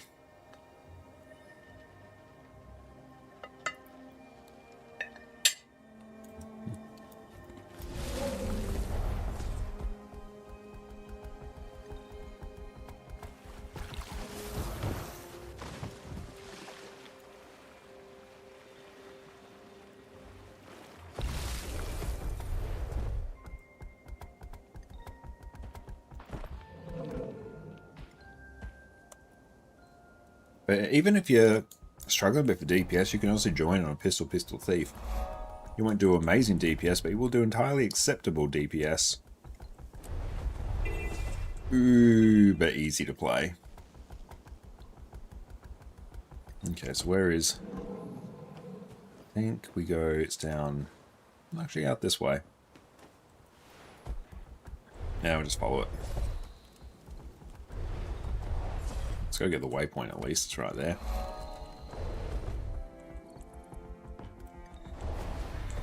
Honestly, at this stage, would it be easier for me just to craft another Aurene Legendary on another account?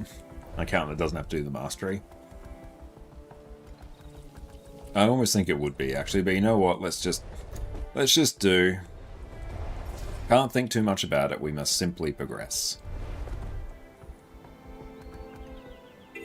This account has a boatload of spirit shards, which honestly, that's still the main gate for me crafting legendaries.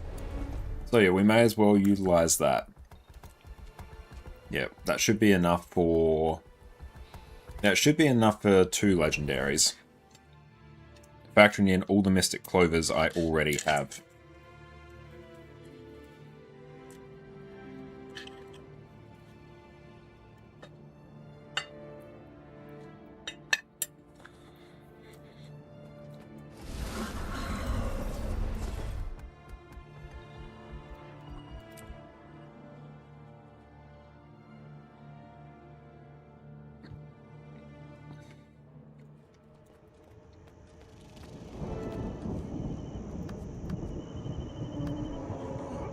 Yep, that's fine.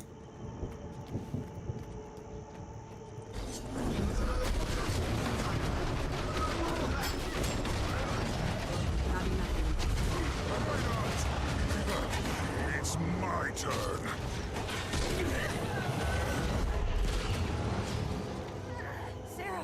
Now, good question. What are spirit shards used for? Spirit shards, they're straight up just components for most legendary weapons, like a Bloodstone shard that costs 200 spirit shards. And also spirit shards are used in the acquisition of Mystic Clovers. Another key component, like the recipe of the Mystic Forge to make them, requires spirit shards. Or just straight up purchasing them from some of the weekly vendors where you can buy a set amount of clovers weekly. Spirit shards are one of the currencies. So each legendary weapon requires somewhere in the ballpark of 300 to 350. 300 to 350 spirit shards. You're confused. I'm not a Mordrum. Belinda Jane Delacroix, halt! Margie? What's happening?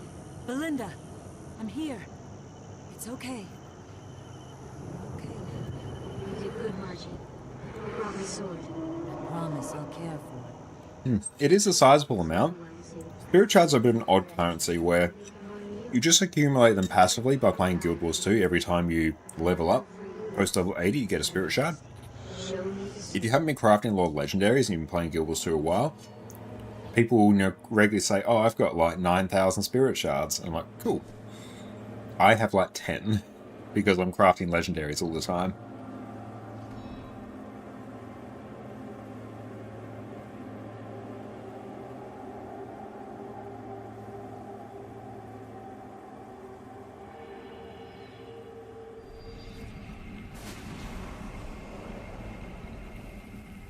Ghost sword.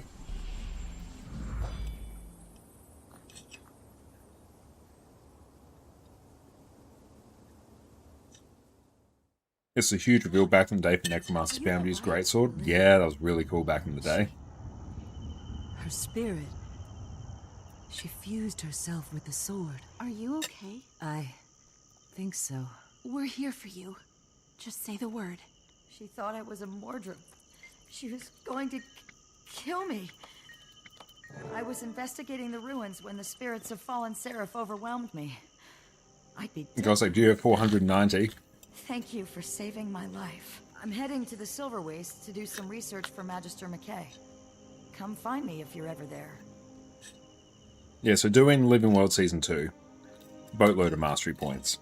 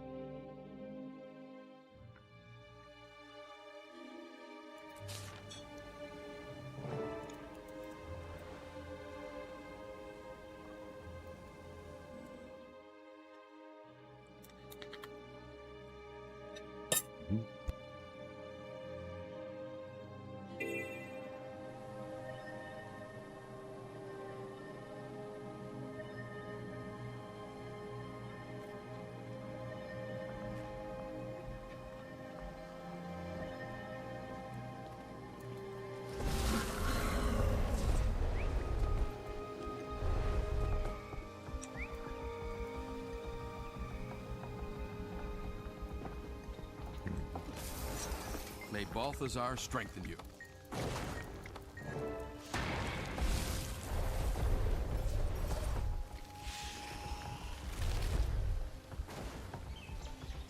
The dragons should predate the gods. And I believe the law sort of states that the dragons are significantly more powerful than the human gods.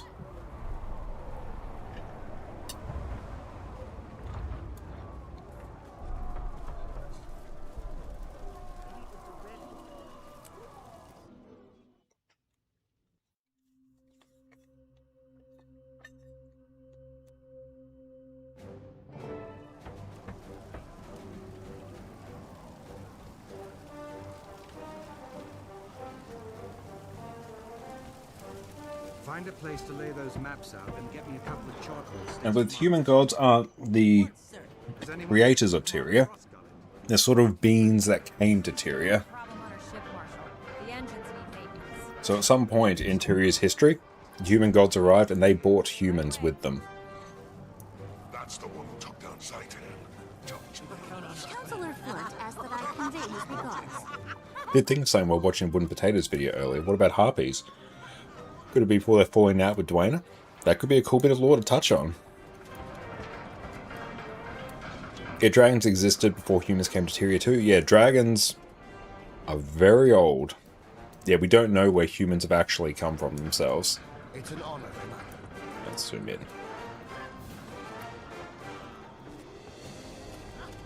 Has any guide on how to get the easiest into armor? I've made an entire guide on that. So go check that out. That will cover us all the best ways to go and gear your character. Northwest is overrun with Mordrum and strangling vines. The troops need reinforcements. Tell Commander Quentin to ready his ship. Yes, sir. Everyone disperse. The commander and I need to talk. Yes, Marshal. Everybody out. Come on, move it. While they're dispersed, Yeah, a few pieces on Blizzbolt and use the sky for the rest. Yep, that's basically it. I took what you said to heart. The fleet's arriving gradually, and we're preparing to take the fight to Mordremoth. The cities have all sent troops to fight with us. And we've begun preliminary forays. If I can get some of the... Your friends from Destiny's I'll Edge. go for gold. I might be able to blast that out pretty quick, actually, especially with Sky Scale. All but Ridlock Brimstone. I couldn't reach him. And none of the others know where that portal took him either. We're gathering as much information as we can on the enemy before we launch the main assault. We definitely need someone with your skills. And it is possible as well for humans to ascend and become gods. That's what happened with Cormia in the original Guild Wars 1. Basically, she assumed the role of Abaddon. He was one of the sort of the quote-unquote original gods, but yeah, Abaddon effectively became evil, and Cormia took over his power. So the gods are basically just incredibly, like, magically invested beings. I need to know. Was Aurene working for Scarlet? Not to my A knowledge. lot of them are inside the JP. Yeah, I'll be able to throw on a pathing pack and kind of just blitz through them, I think. Then what are you doing? Yeah, she stole War XP and became a god. Looking for a safe place to land. Wait, you can't just leave after saying that. Why would he attack you? You never did anything to hurt him, did you? Of course not. We welcomed him into our fold, but he grew violent. It started with episodes of confusion and aggression. We just decided to confine him when... So where's the Master of Peace now? We need to find him. Excuse me. Excuse me!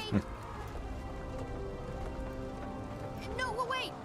Why would he go off alone? Yeah, the gods might have just been mortals themselves at some point, for all we know. Yeah, that could well have been the case. They might have just ascended to godhood, you know, in whatever previous world that they came from. Before he could kill your master.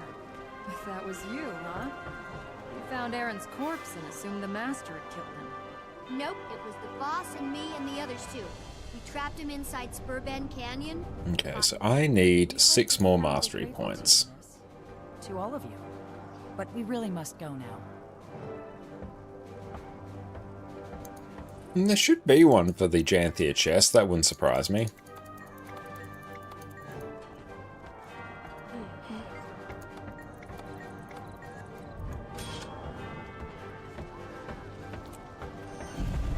Spirit Shard, nice.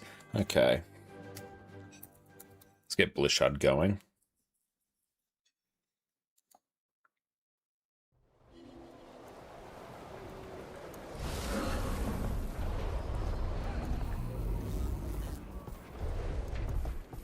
Keep an eye in map chat, particularly if a legendary boss pops up.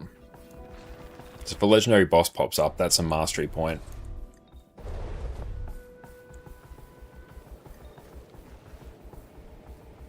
But yeah, there should be. There's pathing packs for kind of everything.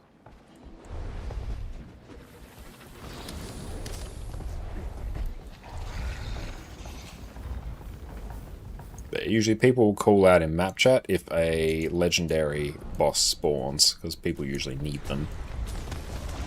And plus they take a bit of time to kill.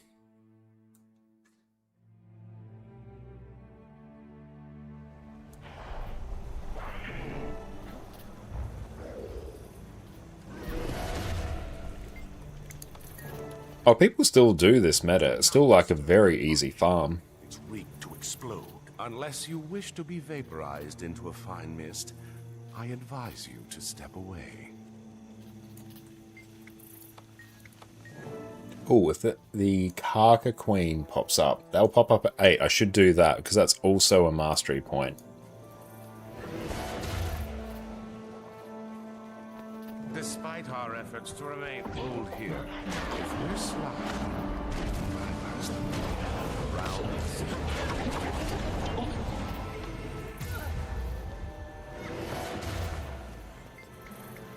It's dangerous here. Too many hiding spots.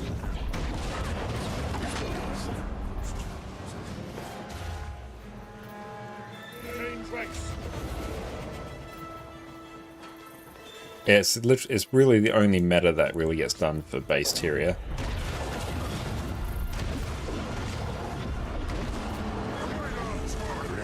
Going to triple worm this account a little bit.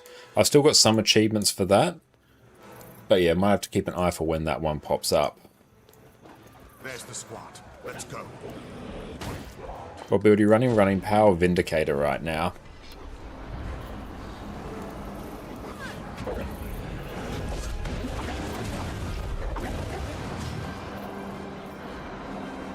Time to do some real damage.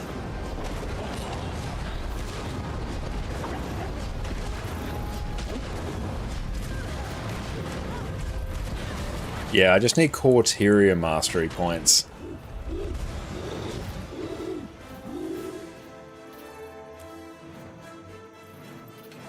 I have the yellow worm left to do. Oh, okay, nice. Yeah, I'll see what I've got. General, triple trouble. Oh yeah, complete 10 triple trouble achievements. Yeah, there's a few there. It's probably not close enough for me to really worry about. I really enjoy Vindicator. Judging from their increasing numbers, I'd say we must be getting close to something important. Let's see. If so, I imagine they will be increasingly belligerent. Feel free to hide when the action starts, ConnorConCarne.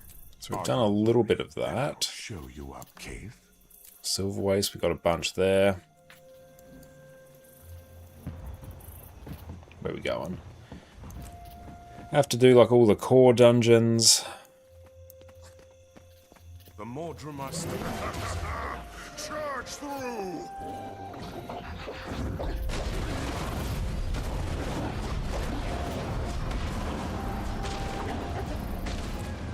Explorer, got Dive Master. I could do Lion's Arch Exterminator.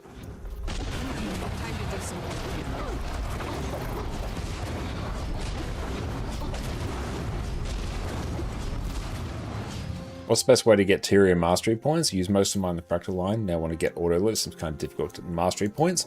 Put a filter on the achievements, GH. So you can do add mastery point filter, and then I've added a core ones that will show me the ones to do. But there's a bunch tied to doing your core story in Guild Wars 2, so make sure you've done that. Also do Living World Season 2. There's an absolute boatload of them tied to that. That's what I'm doing right now. Is yeah, I actually need mastery points to be able to craft an Aurene legendary on this account. Yes. What could they be up to all the way out here? We have more. We are deep in their territory, and we are vastly outnumbered. We should send up a flare. I hope the Pact will see our signal and send... Fashion achievements? There's some for fashion achievements, but they can be rather expensive. That flare attracted more of the mortal. We have to relocate. We're boxed in up here. Let's take the fight to the bottom of the slope. It's my turn. This your old NA account? It is, yeah. We have everything else we need to craft the legendary except the masteries. I've run into this problem before. Yeah, fractals do have a bunch, but if you've used all those up, then yeah.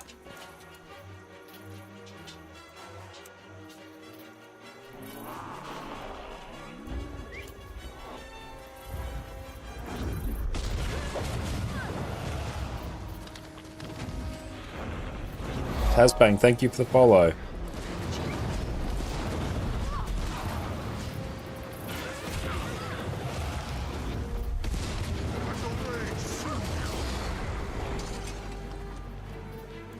There are too many of them and too few of us. This location... I don't know, Canuck, like everything's literally melting.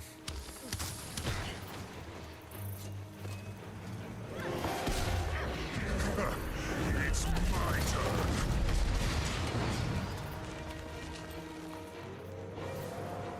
No, do we have to go... Oh, hang on, here we go, a bit more, nice. Is there a reason to use Basilisk Venom over Shadowfall? Basilisk Venom will give you more breakbar damage when you're with a group, but like Shadowfall is also fine to use. And Tazbang, I came across my videos on keybinds on YouTube and helped you a lot. Oh, that's excellent, I love to hear that.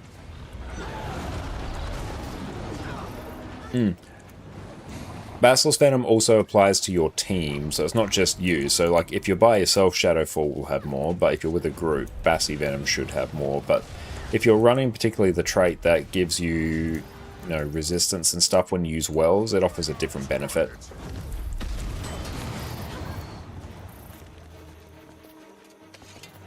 Alka, how's it going, mate? Wonderful to see you. Oh, we still got this one, do we?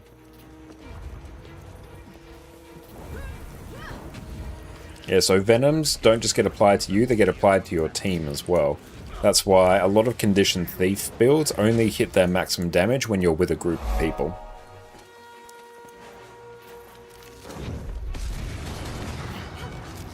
And Froxtier, thank you for the follow.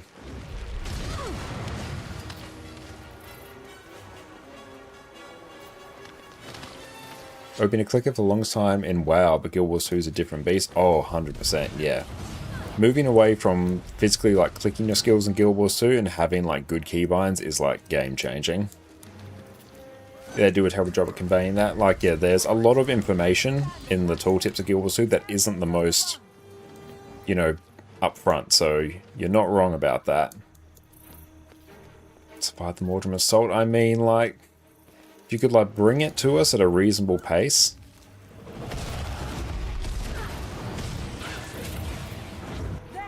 There we go. But you should see, if you take like all of the traits that benefit steel and then you mouse over steel on like Core Thief, depending on resolution, it can actually go off the screen. It's got too much information on it, so it's quite funny when that happens. Oh yeah, auto loot, fractal, legendary. Yeah, that's roughly the order you should do them in. Is this predictable behavior? Elder dragons are far from predictable. Their minions show a sort of situational awareness.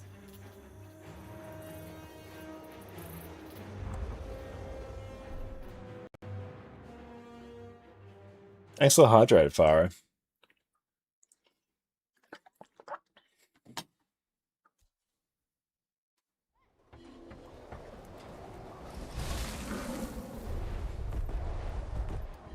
Check that.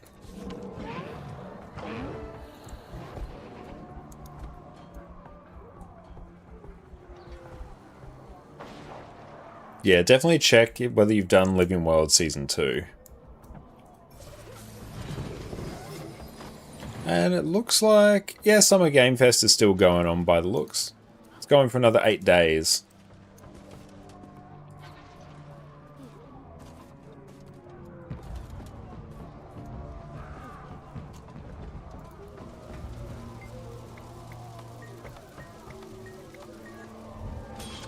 Cool, that one's done. Hidden Arcana. We might do...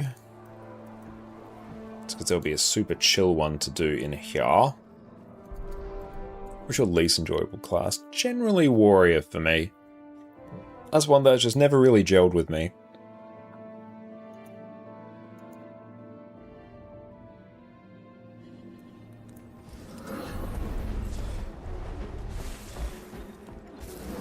Yeah, if I go here and here. Tier 1, give me Kinfall.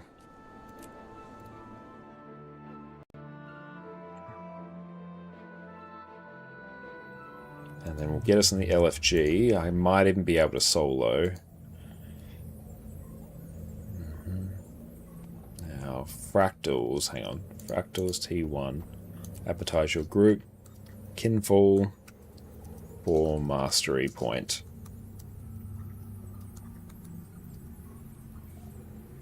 There we go. Hang on. Edit. Get rid of that weird text.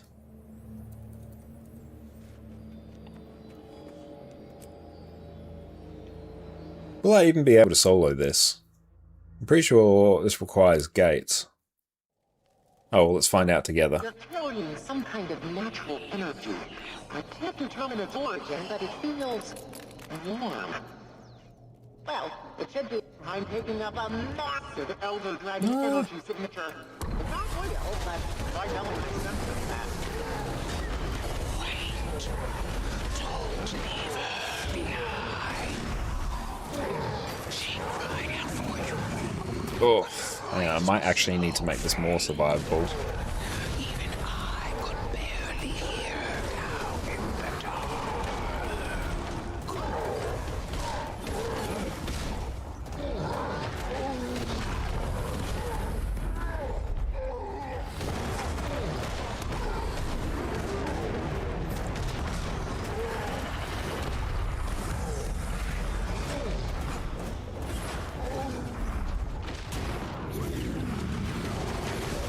Trying to be like Lord Highs and solo anything, only for like these mastery points, just because I can't be bothered searching for a tier 4 for it, because it's not for the daily. So just doing a T1 gives me the chance to be able to solo it, because I'm not convinced.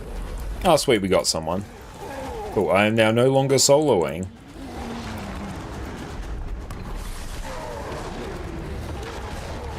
But I'm not convinced that the quick play version of this does it.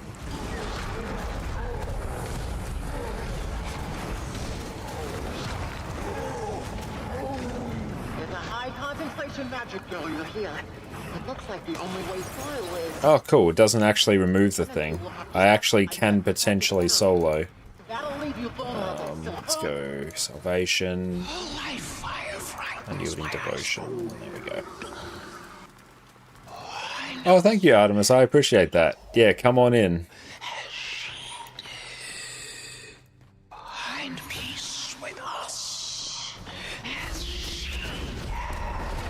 That's good, because I'm running a sort of hybrid heal build as well, so it should work.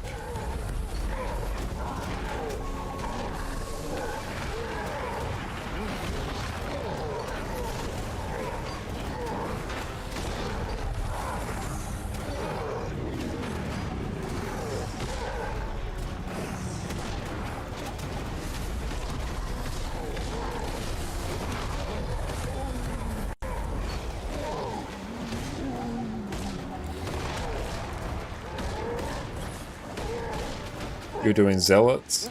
Doing quick plays on Zealots Geared, Staff, Spectre. Oh, nice. How did that go? Incomplete or half a member. That's it. There's a triple echo someone here, and this is their perspective. Yeah, that's very weird there, Soren. I have no idea.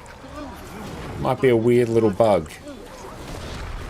Is there a specific website or tool you recommend for chasing legendaries? guildwars2efficiency.com. Basically, that will provide you all the information about your account and will give you, like, you can just go to the crafting section and type in the specific legendary you want to craft. If you plugged in your API, it will tell you, like, here's the things you have, here's the things you need to buy. The wiki is also insanely helpful to give you a broad overview of the things you need. Equals to efficiency is great at, you know, looking at what you have and then what else you need.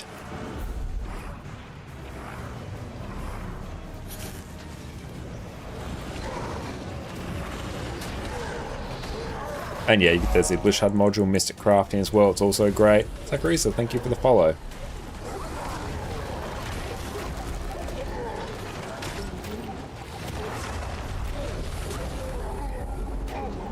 Let's go kill some of these here.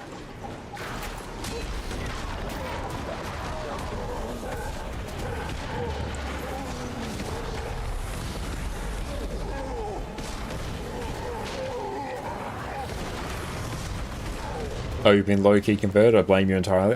My apologies. Oh no, I've got another fantastic game to play. Whatever shall I do? But thank you so much for popping in. It's great to have you here.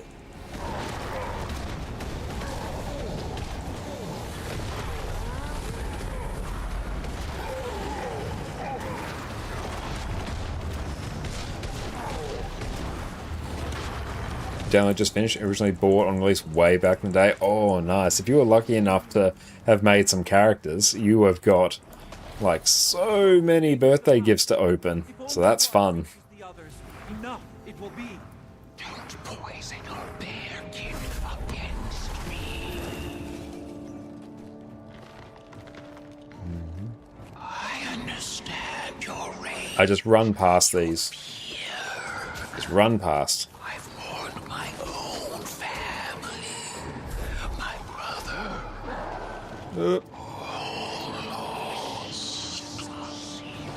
Yeah, and we might have to just kill these. Oh, one character? Okay, that's good. You still have a bunch of birthday gifts then, which is cool.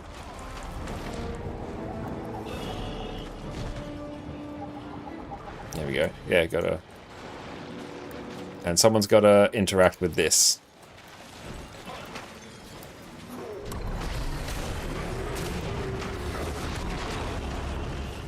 Yeah, click this here. There we go. Now we can go through. Bring your people to me. Final boss. Years of Dice and Birthday Melody boxes to open. Yeah, and I think, yeah, you also get the birthday cake. Is that the 9th year, I think?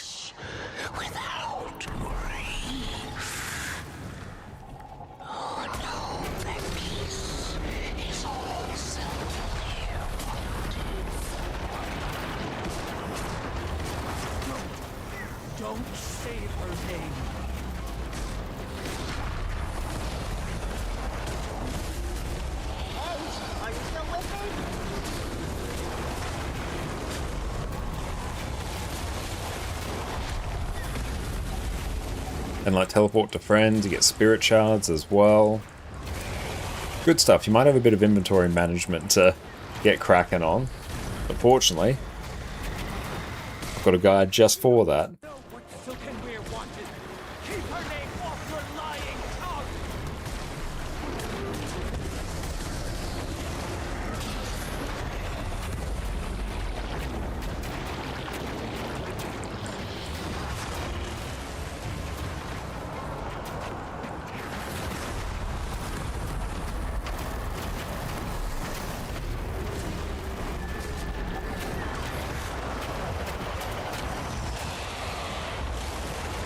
Oh, now we've built to 5. Now we're on the final boss.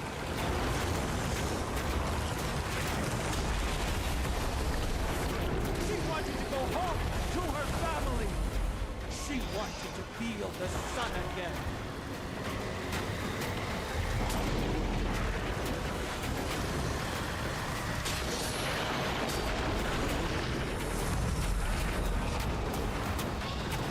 The easiest mastery point for a bunch of people. I love it.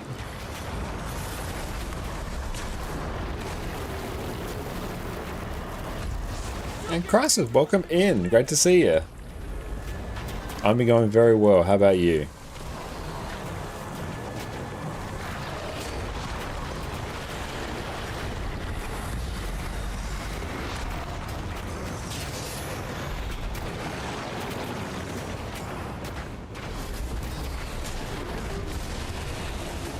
Mastery point. Hello. Nice.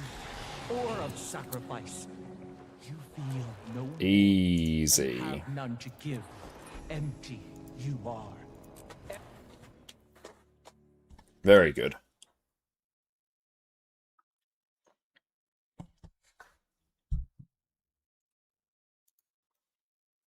I'm glad you've been going well.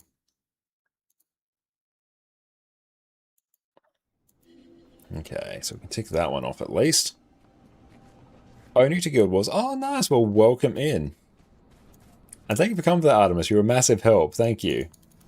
But if any questions, Crisis, about anything related to Guild Wars 2, like, let me know. That is why I stream. Hidden Arcana, please be the last mission. Oh, we need 5 more. Okay, back to the Silver Waste.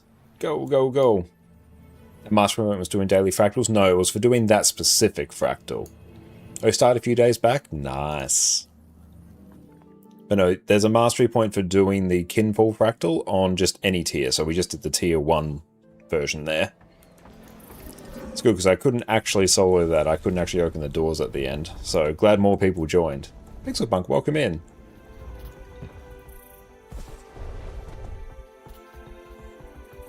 Have a lot. That's all good. Like, if you have any questions, ask away. Can take a little while for it to click. Oh, is that a... No, that's the boss. No, I don't care about that. I thought it was a legendary. No, yeah, like, ask all the questions you want. That is fine. But right now we're doing Living World Season 2 story on our 3rd account so we can unlock mastery points to allow us to craft a legendary.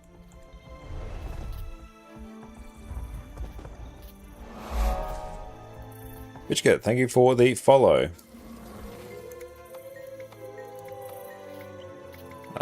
Bum, bum, bum.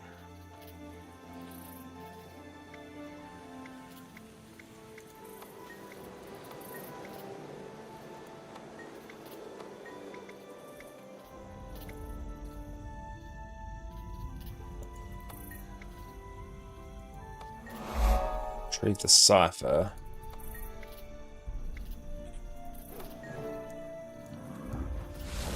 Oh, now we've got to go Derman Priory.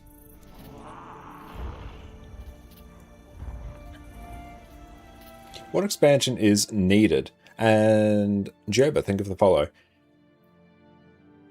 Every expansion in Guild Wars 2 offers different things. If you want the full experience, you need them all. We can get a mount, a griffin, that is Path of Fire. So you want the Heart of Thorns Path of Fire bundle. That will get you, the expansion that gives you mounts and griffin. But yeah, in the scheme of things for Guild Wars 2, you will eventually want to unlock like all the expansions. The expansions are the best thing you can do for your overall enjoyment of the game. Let's recap. Hey there. The 5 confirmed dragons are Falcatorus, Jormag, Primordus, Mordremoth, and Zytan. We believe there is another deep in the ocean, but its entry in the Scroll of the 5 True Gods is partially missing. The scroll... Are you playing Ranger? Nice. Ranger was my first class in Guild Wars 2 as well. But it came to us in So good choice.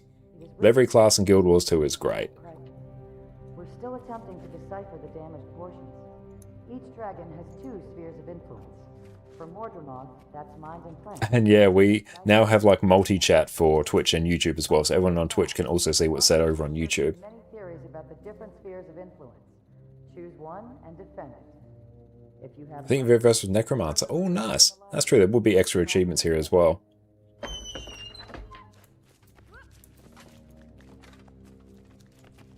But particularly if you're going for the Path of Fire expansion, unlocking Soul Beast can be a really, really good one. Is that a new feature for Twitch? No, that's like a separate thing. Twitch used to say you can't do that, but then in recent months they went through and removed that rule, saying that you can't combine Twitch and YouTube chats. My field experience has provided... But honestly, like just leveling a ranger, getting yourself some Berserker's gear, or Power, Precision, Ferocity, just as you level up. Don't really worry about gearing until you get to level 80. But yeah, just in the meantime, when gear drops, just prioritize Power, Precision, Ferocity. Hero points, where do you spend it? You will go to the training tab, and you spend them here to unlock all the things. So you'll have like utility skills up here, and specializations here. Specializations are your traits. Utility skills go here, and you pick and choose them. You leveling up to level 80 will give you enough to unlock everything there, so do not worry about unlocking the wrong thing. You will unlock everything by level 80. What story missions am I playing here? This is stuff from Living World Season 2. We may need to grab them on short notice. Hello, Scholar. I watched the trailers for Guild Wars 2 before its release one for Elementalist, but eventually you got the game, you got Ranger as your first class. Nice! I think for the Hydrate. Yeah, it was a real silly rule that Twitch had previously. Their reasoning, I think, was because Twitch couldn't moderate or control anything that happened over on YouTube, so they didn't want you to show it on stream. What do you know? But yeah, they've since gone, actually, no, we're fine with that. I think it was after a handful of like fairly high profile streamers got banned for it, and then they appealed it, and then, yeah, it was like big community backlash from that, so then Twitch was like, nah, that's fine, it's all good now. Yes, they have to. Yeah, I'm jumping back to Living World Season 2 because I need mastery points on this account. I've already adjusted the wards to allow them entrance, and the Archivist has been warned that they're coming. I'll show you how it's done. Be careful down there. Follow me, please. A new place to. Oh, this is a long boy mission, I remember. But yeah, that is the former god Abaddon. Well, is he still classed as a god? I think he still exists, he's just imprisoned. Oh, I finished the map at least 98% each. Nice, awesome. Now, doing a bit of map completion on your way is a great way to level. And nice, yeah, focusing on your story, very important. You are free to browse. All we ask is that you handle artifacts with care and remove nothing from this area. Yeah, I think it's you dance in front of the statue for an achievement. Somewhere, she can guide you to Magister Stonehealer. Like, I think I can go probably something like dance. Yeah, I can't remember exactly what. There we go.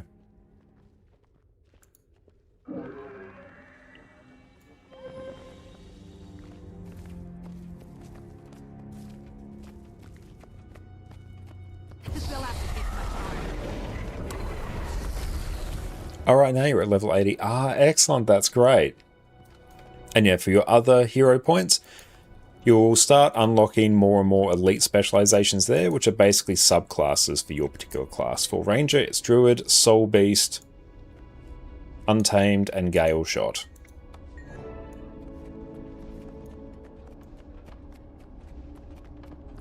So elite specialization, if you unlock it, if you like max it out, but then you'd go to your third trait line here, and then you could select your elite specialization, and basically gives you access to a bunch of new skills. But now that you're 80, unlocking elite specializations is fantastic. You need a particular expansion in order to do it. You start Soul Beast, great choice.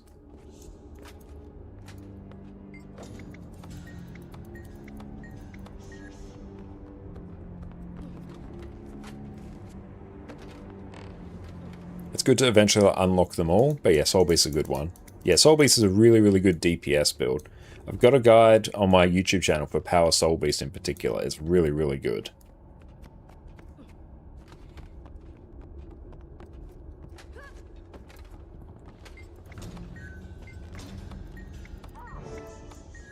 Read the remaining books? Meh.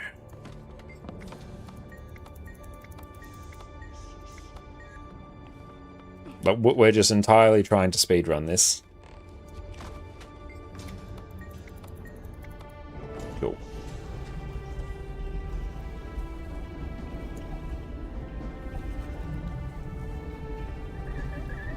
So good. Last time you played Josh get killed in something by accident. Soul Beast can do that.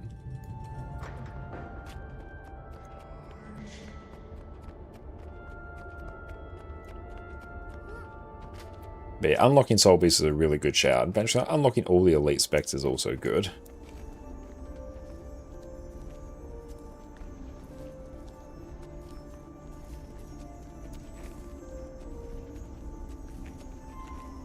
Oh, they've given you exotic. Oh, have they given you like celestial gear? The stuff that has all stats, like the booster gear? They're killing Sloblin's half the fun on that account.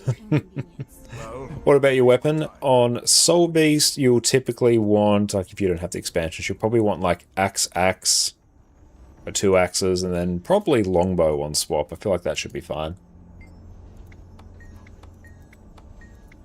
Yeah, longbow I'd probably keep, and like sword's fine. You can do like sword axe or sword warhorn, but yeah, I'd probably go like longbow and axe.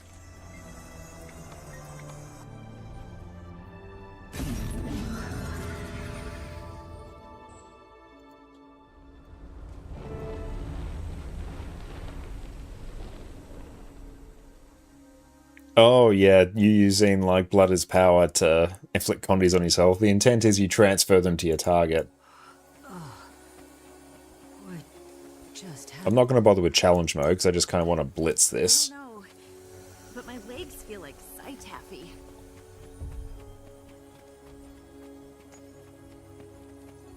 Yep, I see you there.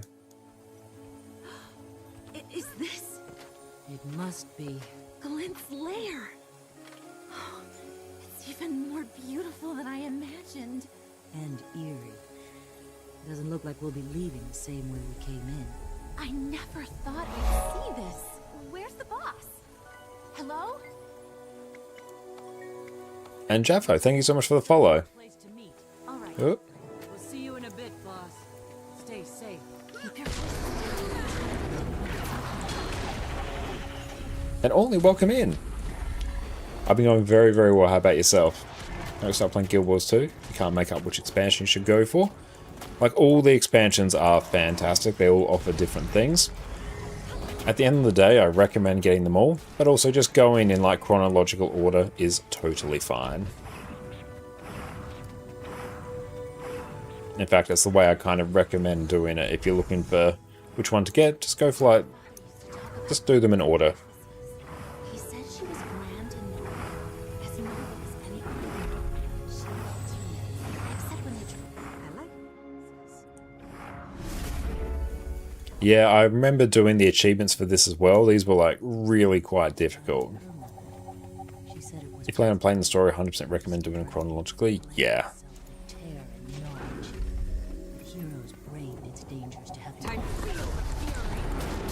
Jaffe, you joined the Guild Wars 2 community with your girlfriend, saw the wedding outfit. Ah, oh, nice. I wonder if there's a way to get gold so you can exchange it for diamonds to get us the outfit. No, that's all good.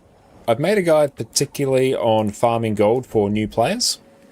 That will probably get you a bunch of the gold that you need, but I've also got a bunch of other guides for how I personally farm gold. But the new player one will sort of get you there quickest, I would say. But welcome in.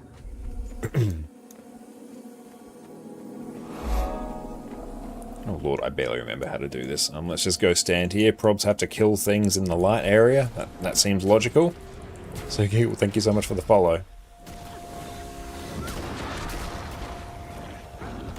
I think I succeeded. Sometimes you die when you're solo. Any tips for that? You sort of just have to kind of get... just have to sort of get comfortable with your dodge button. Try not to stand in any bad AoEs.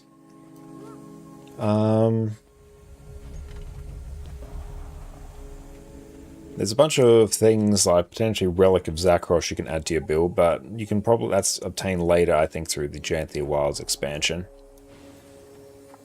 But yeah, maybe slotting on some more defensive utility skills. Yeah. More defensive utility skills. Maybe getting your pet to tank aggro a bit. Which one do you have to go on? You need to go over here. Probs. Babies? Okay. So then I probably need to draw it over here. Oh, well, let's just nuke it, see what happens. Glint heal.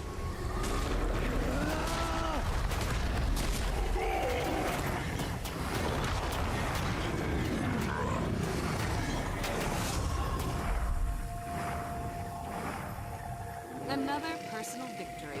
Nice. Ah.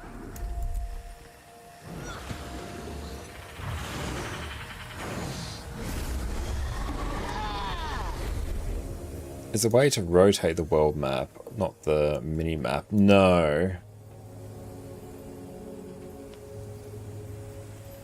Yeah, funny using glint in her own cave. Yeah, that is quite funny actually.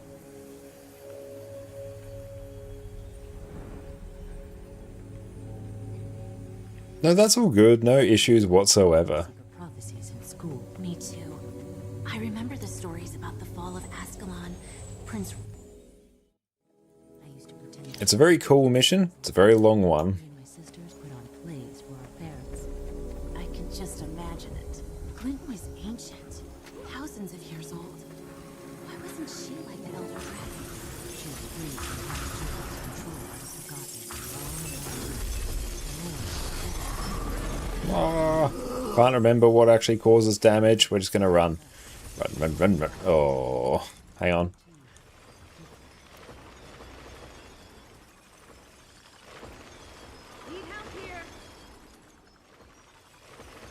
What's your favourite build for open world and meta events? Oh, it's got to be Herald. Just the sheer ease with which you can get loot, because whenever you provide people boons, you get credit for their kills. Run!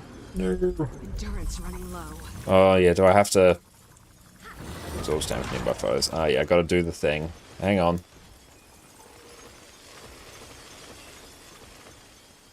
Time to do some real damage.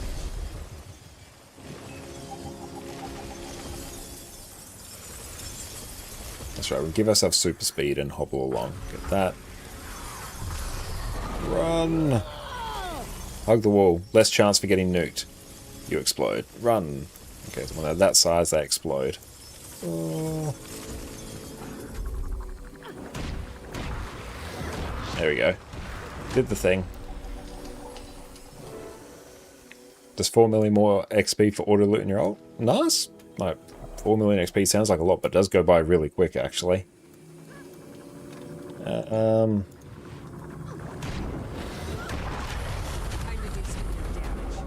even get this.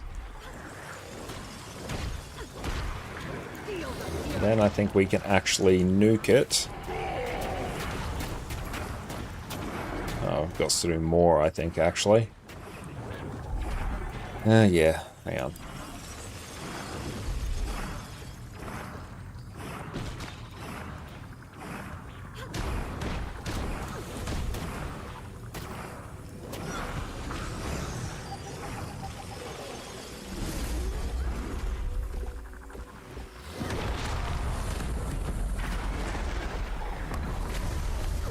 Oh, we just literally have to do this over and over again. Oh, this one's annoying.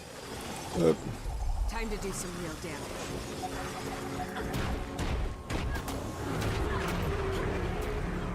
Yep, just literally doing this mechanic kinda does the fight. Do I have to go close to it? Does that then, like, proc the appearance of the little fractured thing? Oh no, we gotta wait for that mechanic.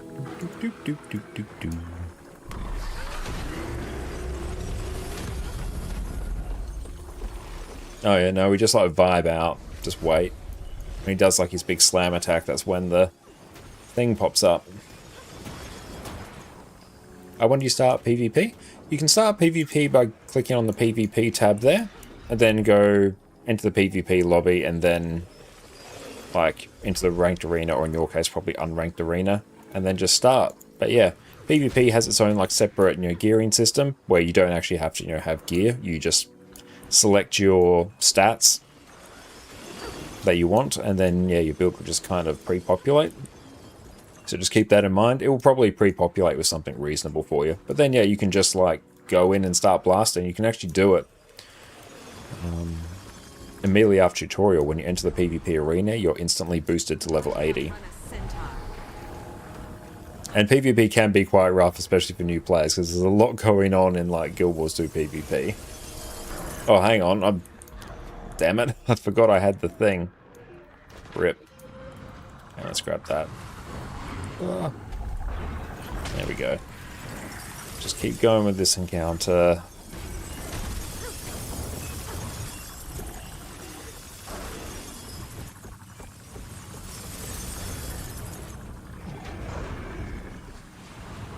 Where's the mechanic?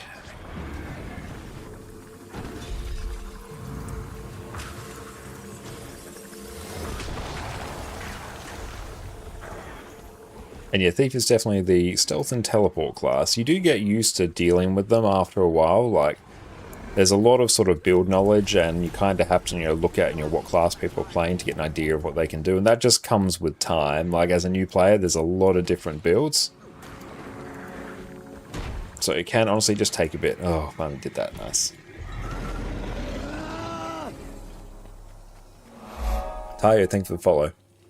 Might take a very quick break now and go stretch my legs. We've been going for a hot minute, but sit tight. Why, hello there, everyone. We're currently living in a turbulent time in Guild Wars 2. We have balance patches every few months. We have a new expansion launching next month. Elite specialization weapons are being made available wholesale. Runes are getting turned into relics. Things are changing. But amongst the chaos, something has risen.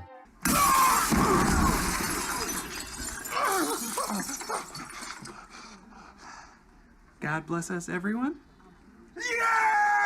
Today, we're covering the wonder that is Condition Harbinger. Welcome back, everyone. With the release of End of Dragons came the new Necromancer Elite Spec Harbinger. And now, with a few balance patches under its belt, it's become one of the premier condition damage builds in the game. Not only that, with the exact same gear, you can run one of the highest damaging quickness builds in the game. Being able to efficiently cover off on 2 endgame rolls with effectively the same build is completely busted. You pick this up and your endgame PvE life is going to get a whole lot easier.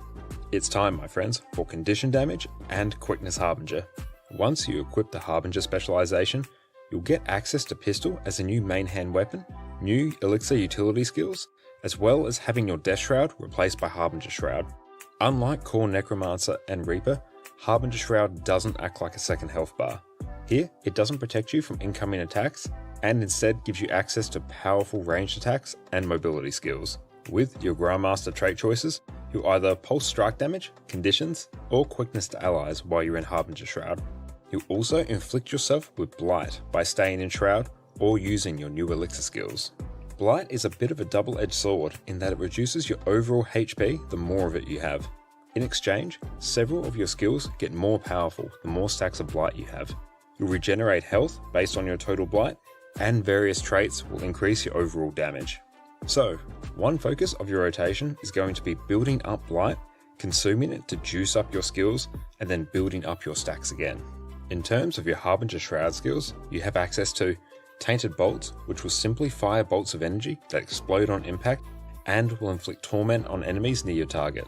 Dark Barrage will fire 6 bolts that fan out in front of you, which pierce enemies and inflict torment. Devouring Cut will launch you at your target and damage nearby enemies when you connect.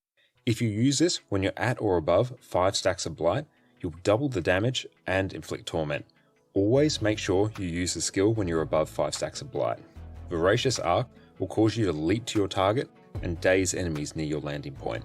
Again, when you use this above 5 Blight, you'll double the damage and torment your enemies. Again, always use this above 5 Blight. Vital Jaw will deal some damage, grant you life force for each target struck, and float enemies, which gives a great amount of breakbar damage. All in all, you can think of Harbinger as the glass cannon of the Necromancer Elite specs. You lose the safety of a second health bar in exchange for a ton of extra damage and boon access. Now, for our weapons. For our weapons, we'll be using Pistol and Dagger on one set, with Scepter and Warhorn on our other set. You can think of Pistol Dagger as your more damage focused set, and Scepter Warhorn as more of a utility focused set. A key purpose for Scepter and Warhorn is to help you generate life force, which means you can go into Shroud more often, which will then lead to higher damage overall. If you remove Scepter and Warhorn from this build without some extra way to generate life force, on quite a few encounters you're going to find yourself starved of life force, which is not a good time at all. For Pistol, your Pistol auto attack will simply fire a shot that deals damage, applies torment, and bounces between enemies. Weeping Shots will fire 6 shots and apply both torment and vulnerability. It will also generate life force and pierce through enemies. It's very important not to interrupt this skill so that all 6 shots can be fired off. Vile Blast will fire a dart that inflicts poison, weakness, and stuns foes around your target. You'll also gain life force for each enemy you hit. On Dagger, Deathly Swarm will blind and transfer 2 of your conditions to your target. This is one of your most important skills because it lets you transfer the conditions you inflict on yourself when you use Blood as power, a huge portion of your damage. Enfeebling Blood simply inflicts some bleeding and weakness on enemies in your targeted area. On Scepter, your auto attack will inflict bleeding on each strike, with the third attack in the chain also inflicting poison. Unlike Conti Scourge, you won't really be using the auto attack on Scepter in your main rotation. Grasping Dead will deal some damage, bleed and cripple foes in your targeted area. Devouring Darkness, which is upgraded from Feast of Corruption due to your trait Lingering Curse, will deal damage, corrupt 3 boons to conditions on enemies around your target, inflict torment, and also gain life force. You'll be using this combined with Scepter 2 before and after you enter an Exit Shroud from Scepter. This skill in particular is key to you generating life force to sustain your Harbinger Shroud. On Warhorn, Wail of Doom will simply inflict fear on targets in front of you. Very useful if you need some extra break bar damage. Locust Swarm will grant you swiftness and also siphon health from enemies around you and your allies. This skill also generates life force, which is very useful if you find yourself low on life force. While it won't specifically be used as part of your rotation, there's no harm in pressing it off cooldown. Now it's time for our skills. The core skills for both the Condition Damage and Quickness Harbinger builds are the same, with the Condi Damage build having a bit more flexibility in terms of what skills can be swapped out. For your heal skill, take Elixir of Promise, which will heal you and grant you regeneration. It will also poison enemies in the targeted area and inflict 10 stacks of Blight on yourself. This skill is important to maintain Blight stacks on you, which enhances your condition damage and health regeneration. When you're above 5 stacks of Blight, it will deal extra damage to enemies and the poison will last twice as long. Blood as Power finds its way onto basically any condition damage Necromancer build. Here, you will inflict exceptionally long duration bleeding on your target, grant might to nearby allies, and apply torment and bleeding to yourself. This sounds like a pain, but with Dagger 4, you can send these conditions you inflict on yourself back to your target for some extra damage. It's very important that you try and land this Condi transfer. It's a massive chunk of damage, so transfer the conditions as soon as possible and hope that your team doesn't cleanse them from you before you do. Elixir of Anguish will grant you swiftness and quickness, as well as damage and cripple enemies in the targeted area. Right, we are back. Welcome back, everyone. Now let's go continue on. Destiny's Edge went to kill her, right? So she wouldn't wake Kralkatorrik? That's my understanding. I'm getting close to finishing this, I think. Let's follow the path, give ourselves swiftness. Stop moving. Dory, listen. What was that? Watch out! I like the folding of all these little triangles, it's very cool.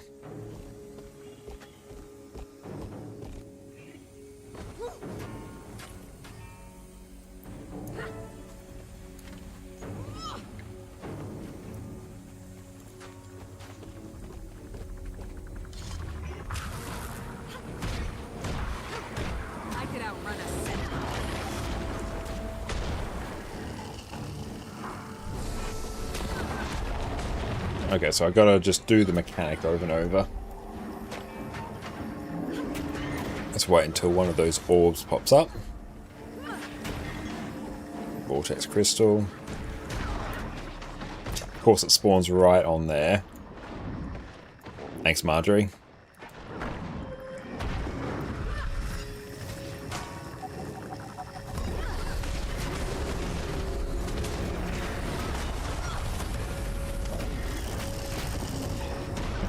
It's so annoying, it just spawns on top of them.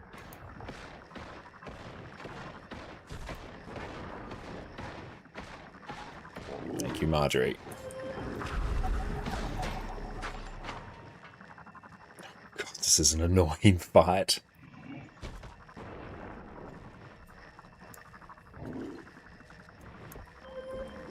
Okay, now let's just wait. So we can't be anywhere near those big glowy circles.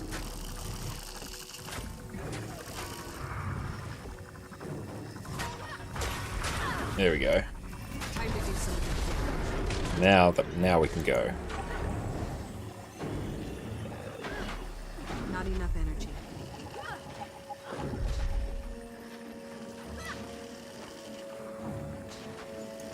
Okay, so let's go over here. Oop, almost died.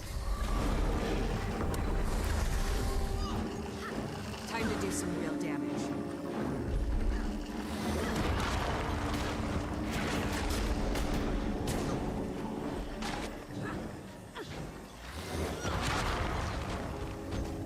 So we gotta be sync with the matching color to receive protecting band. Oop, didn't want that.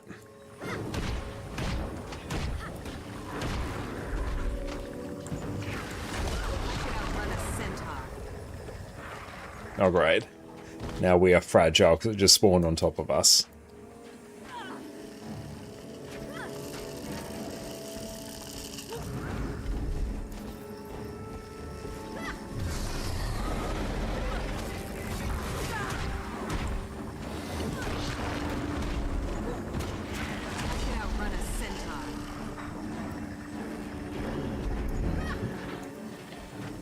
Okay, let's go do the thing again. I'll just kill that.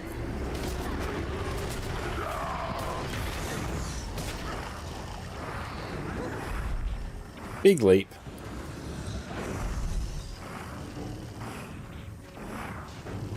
Our race doesn't matter when it comes to picking your class. So no, just pick whichever you prefer.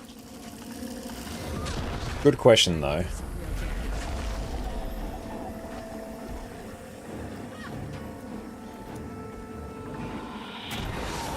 So I can't do any damage to it. Yeah, it's basically immune.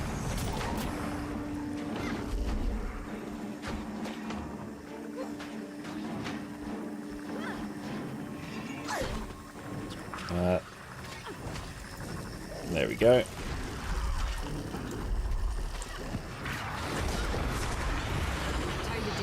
Getting there.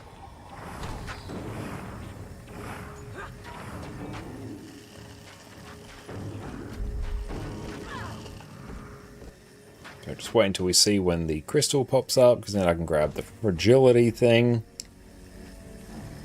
This one doesn't seem as fun as the others. No, this is a sort of notoriously annoying encounter.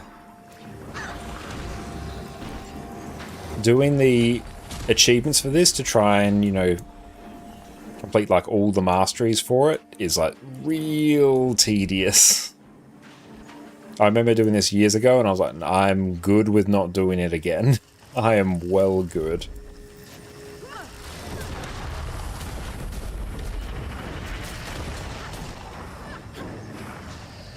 What the requirements for that achievement? Oh, I can't even remember. The reduce the health passive darkness from like 5 seconds. I can't remember. There's a lot. And Dina, thank you for follows. I can't get those. I'll instantly die if I pick them up. So I just gotta chill. I can't do anything for now.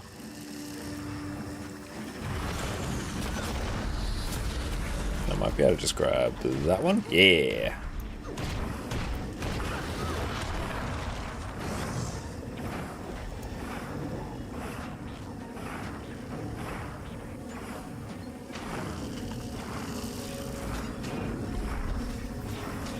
Vortex crystal.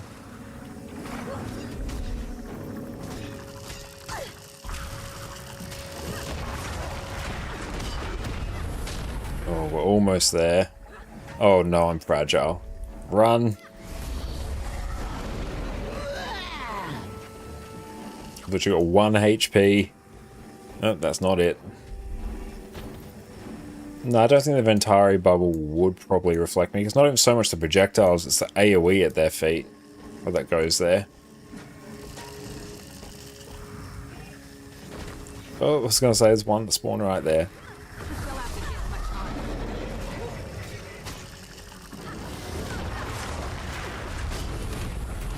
Oh, we did it. Nice. It's probably one of the longer missions, I think. And Aaron, there was a few annoying mastery points, time behind achievements. Remember this whole episode took you ages? Yeah, I remember doing this years and years ago. Like, getting all the achievements for this. That was like a long-term goal. I had to guess. I'd say it was part of the lair itself, rising up to greet us. Not much of a greeting, if you ask me. Thanks for swooping in when you did, boss. We'd have been toast if not for you. Thank you for the help, I'm Casimir. sure we'd see you again, to be honest.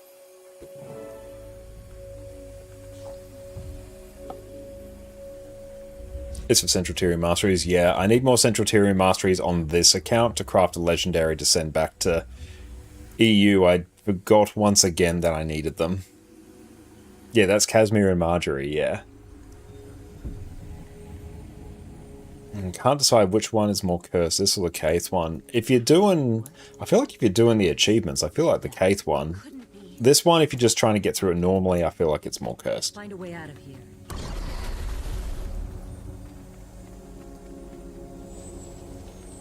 I feel like this mission, honestly, just needs to be about half the length.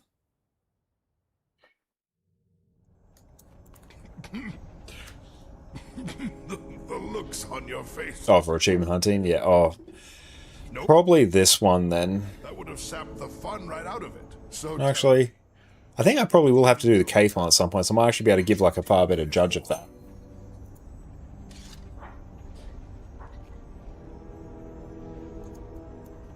Okay.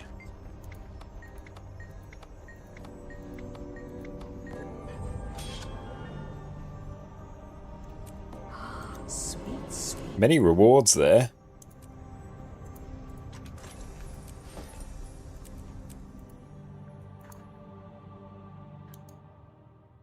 Oh, should keep an eye as well. We have the, yeah, Karka Queen popping up in a little bit as well. That one I should actually do, because that's also another mastery point. Then that will get 6, then we need 3 more. How long does it take to craft full ascended armor if you have gold? There's a lot of different ways to get ascended gear. I cover them in my gearing guide there. Nowadays, full ascended armor. I mean like just full ascended like everything. What should I do? I'd probably say 20 to 30 hours, I think. But there's lots of different ways you can do it, so it kind of depends on the area of the game that you enjoy. Oh, thank you, Jess. My wife, Jess, absolutely wonderful. She's made us a wonderful chocolate cake with pistachio spread. Thank you. Oh, just armor, not accessories. Oh. Let's see. You can get 3 sets of armor from the Wizard's Vault. That is a bit more than a weekly. Weekly and a few dailies. That's a couple of hours of playtime. And then there's probably some other very easy achievements. Let's bring it down to 10. I'd probably say that's pretty chill and reasonable. It's not particularly long. But you can get 3 pieces from the Wizard's Vault there, which I recommend getting. Then even just doing like raid quick play, which you can go to the LFG, go down to here, training, find a raid quick play group. Just doing that, like that's going to give you a bunch of magnetite shards, which you can exchange. But yeah, especially with like raids and the easy raids now, it's really quick to get ascended gear.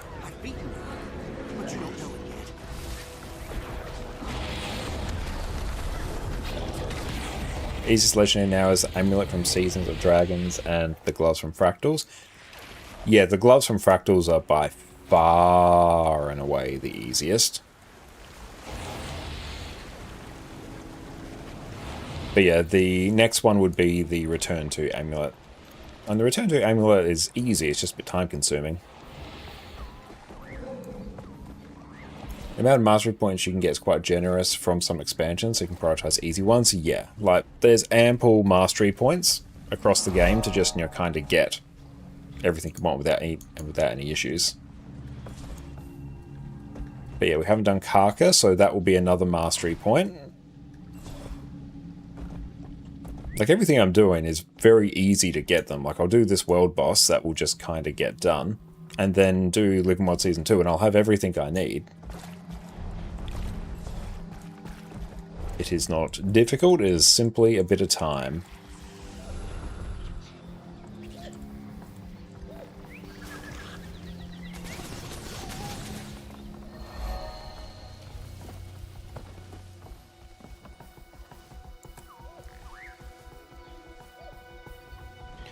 all the Tequaddle achievements will give you another mastery point, but you have to do a bunch of them. So you need like a lot of achievements to get the mastery points. So it's not really one I'd say like is a priority for speedrunning, you know, getting masteries. There's a bunch of them in Fractals that are good. Core Story gives you a ton. Leave Mod Season 2 gives you a ton. Silver Waste, like spend a bit of, do a few rounds of Silver Waste farming and tag the legendaries as they pop up. Yeah, that gives you a boatload. Sleepy welcome in. Hope the weeklies are going well. Yeah, we blasted out the weeklies super quick on this account, but then we unfortunately realized we need to do max out this Corteria mastery line here in order to craft our legendary. So we need more mastery points. Chapwell, thank you so much for the sub, my friend. I appreciate that. Enjoy. No more ads in your wonderful ad emotes. Just run around randomly. We just have to wait for the boss to spawn, which should be in like a few minutes. Yeah, so we'll go stand on the commander, because I think this boss can actually die pretty quick. Yeah, I did not expect that I actually needed these mastery points. I just forgot from the last time I ran into this exact same issue on another account.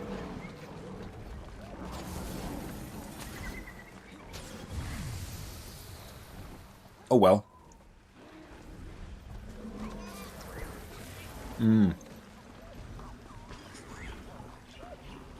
I remember, yeah, Aaron, a lot of the core achievements, the tail swipe, like you mentioned, being one of them, were very annoying with high ping. They actually took me a while.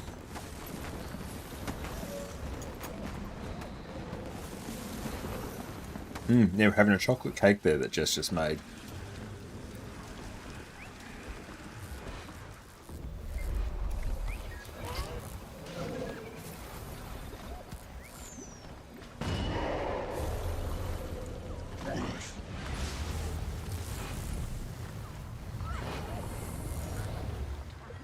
And it is amazing.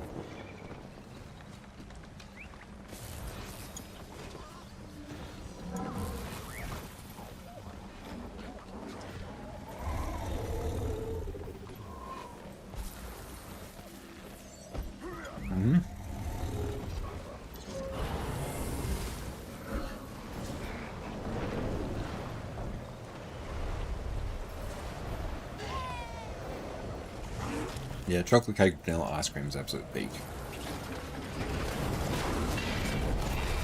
So you might have to live vicariously through me. Yeah, this thing with alt accounts is like a never-ending amount of work that you have to do with them.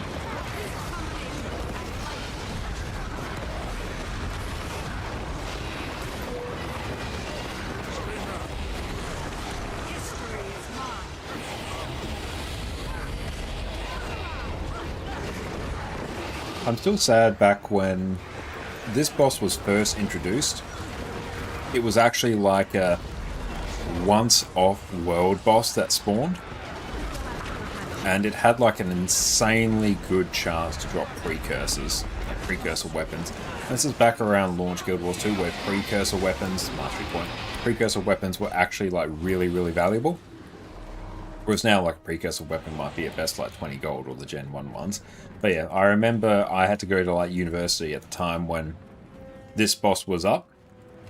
And a bunch of my guildmates at the time, they all got like precursor weapons. And I, of course, didn't because I didn't get to do it. I was very sad.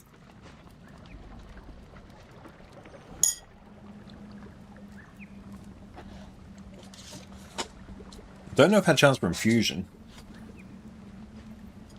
Have I tried Rad Rolled Ice Cream? No, I haven't. What is that?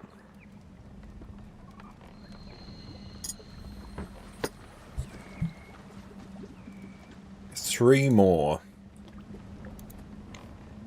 Oh yeah, I'm not doing that. That's like way too much time.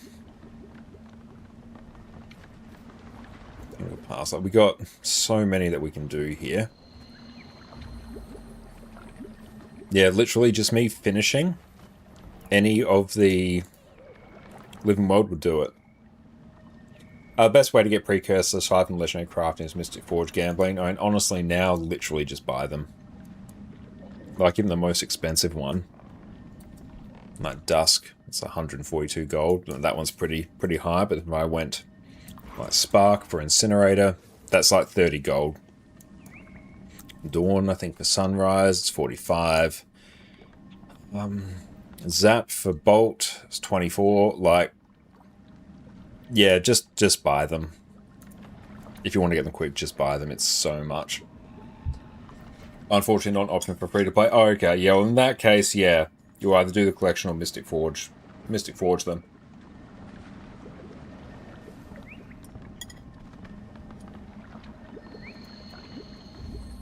Oh, you hung on tooth and nail to get to that event?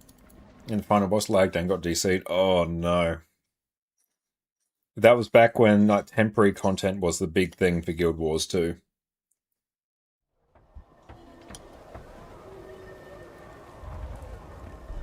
You missed the big event, but actually dropped a random zap from Karka the day the patch dropped. Oh, hell yeah. That's fantastic. That was my watch list. Put in No Return, Seeds of Truth, Tangle Pass. I think the rest of these are actually not as long as that last one.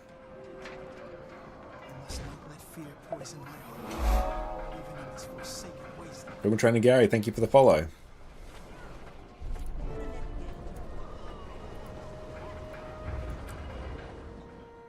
Yeah, if I can tag any of the legendary bosses, like that also cuts out a huge amount of time.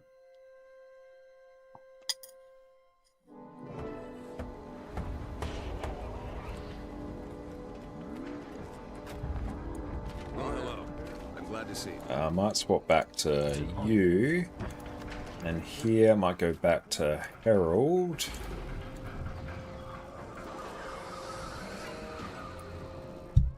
Fortune unclose to you. Ah, fair enough.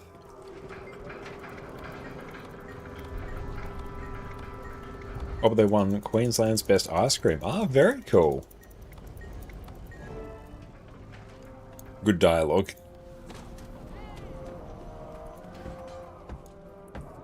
Yep, that looks right. Finally come.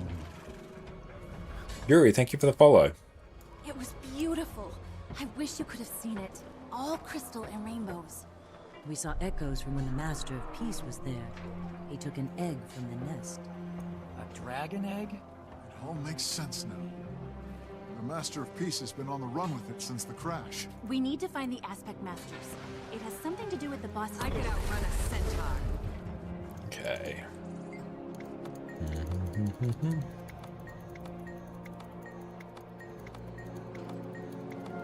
Let's go. Speak with Timey. Where are ya?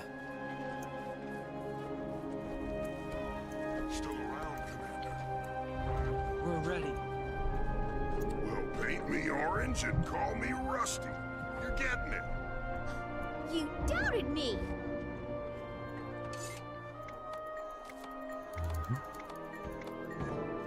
Speak with Keith. Oh, I think we might have Keith's reconnaissance coming up at some point. No, you must be wrong. That... Yeah, it might be quicker. We shall see. So if I can do the Go for Gold achievement, that'll also be real quick.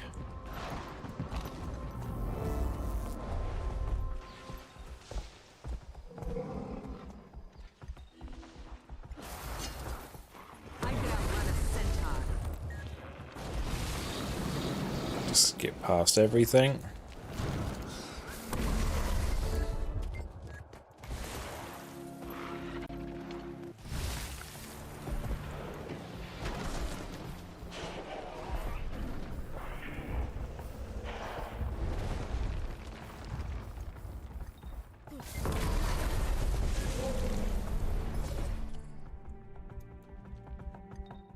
But if you hang out on this map enough, it's actually not like too bad of a farm, you can get a bunch of mastery points by tagging the legendary bosses that spawn.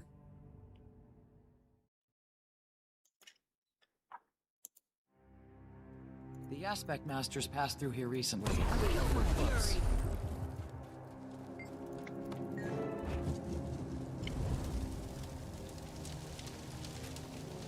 Which map? Oh, Silverwaste. Did you hear that? Better check that out.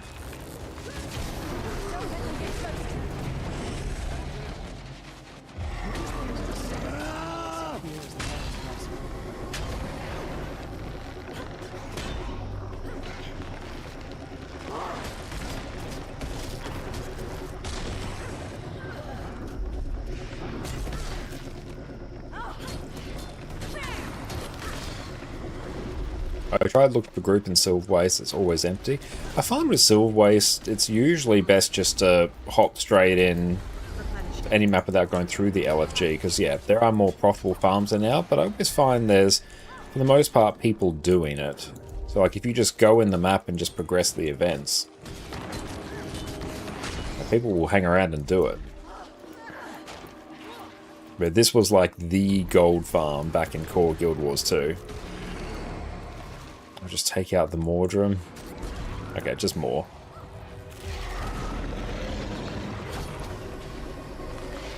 These things just won't quit. Focus on the Thrasher.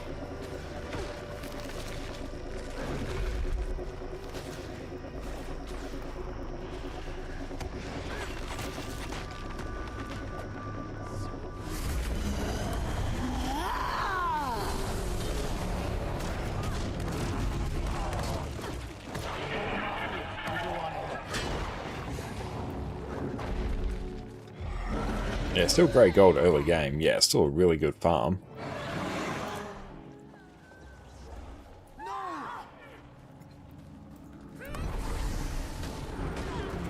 It's attacking from above.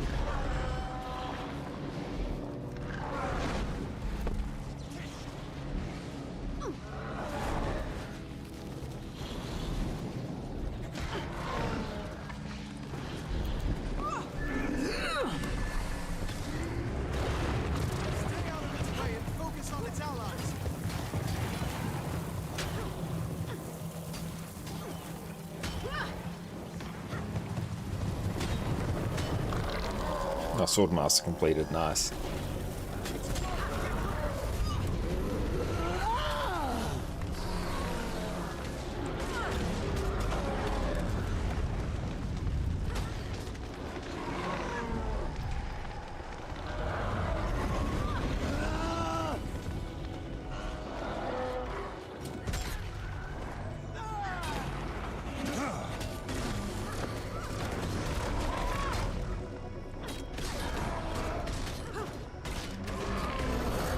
Cool.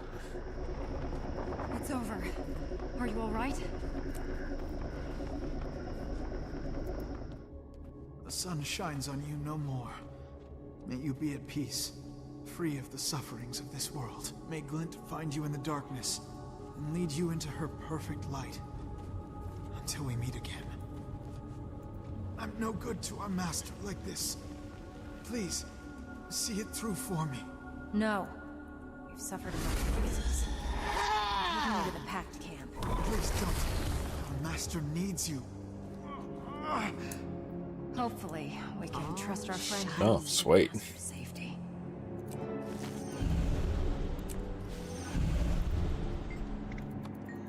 This is the mark of the Master of Peace. Follow it, and you'll find it. May Glint light your way forward. Now I must get my friend here to safety.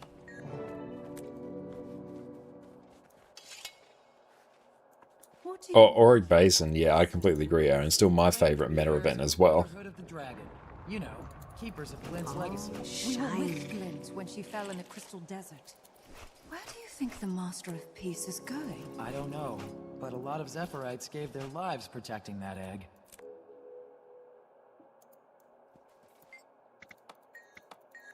Mm-hmm.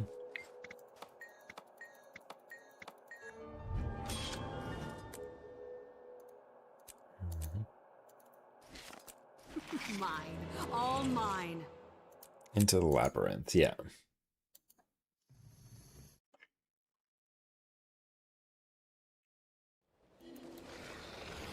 Okay, let's see what else. 3 more. Yeah, if I can hit a legendary. I might even just do a quick lap. Just to see if I can find one. Because if we can... Oh, do these legendaries only spawn when you're at, like, 4 fortresses held? Let me see. Guild Wars 2, Silver Waste, legendary.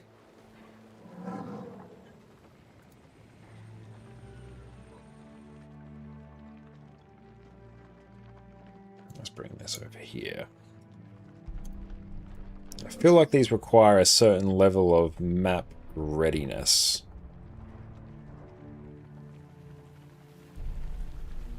Breach defeated Mortimer's champion.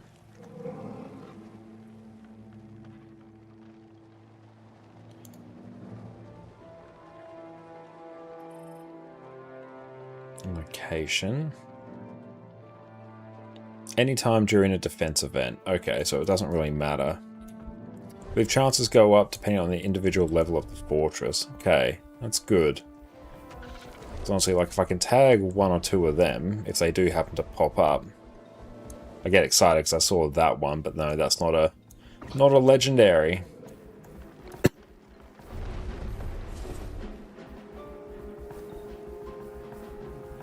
But yeah, I believe like rough frequency is sort of like one of those every 2 or so meta events. It's kind of what I remember. So if you do Silver Waste enough, then yeah, you'll kind of just get them all.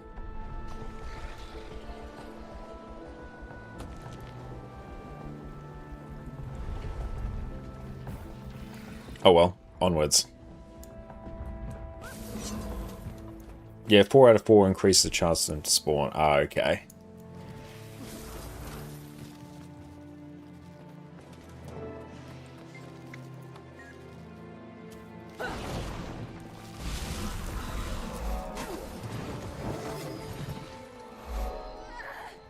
Enter the labyrinth. Yep, in we go, I guess.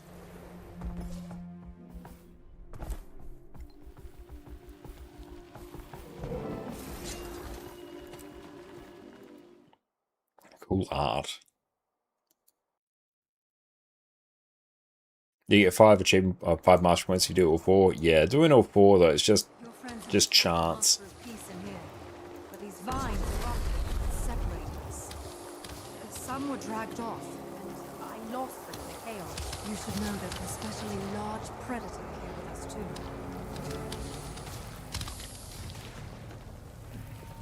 Run! Hey, is that you? I'm over here.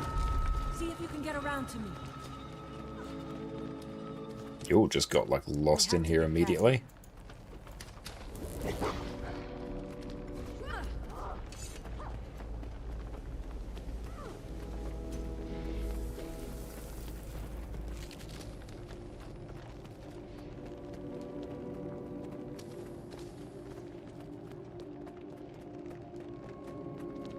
Oh. Who's there? Boss, is that you? Bob's got to go around this way. Find all other allies? What are you talking about? We found Marjorie. Oh, she's still vibing here. Marjorie, what are you doing?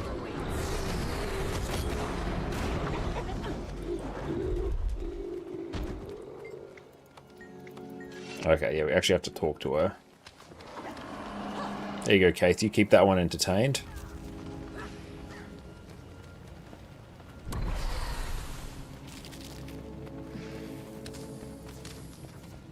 There's rocks. Graham? You'd think he'd be as noisy as a buck in a bramble patch, big as he is.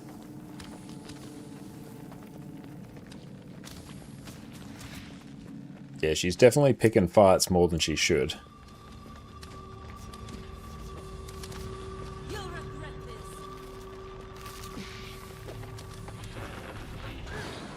Complete this within 20 minutes. Thank the blessed six. A friendly face. Come to my light.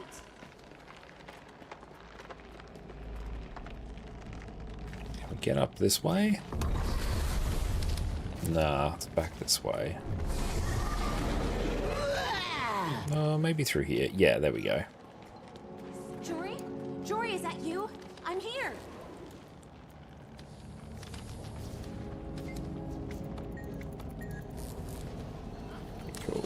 got one more out this way.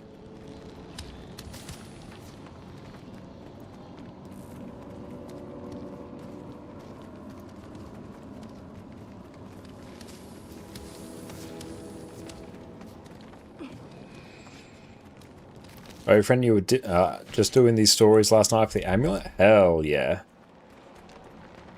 Oh no, I'm literally going around in circles.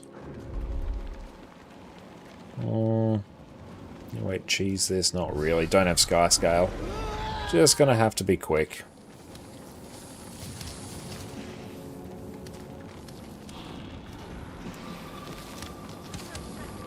Can't really go that way. I feel like we gotta go... like it was that way. Oh, maybe it's more out this way. Oh, good job, Keith. Just keep that thing occupied.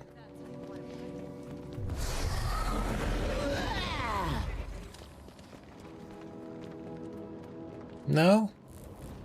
Yeah,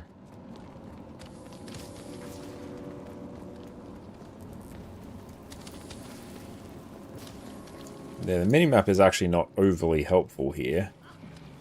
I don't know, maybe it is out this way. Well, it's not up that way. I can see that way is blocked off.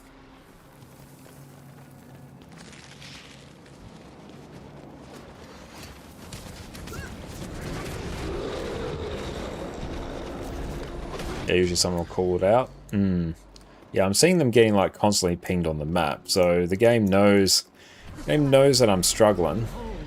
Dragon and hero together.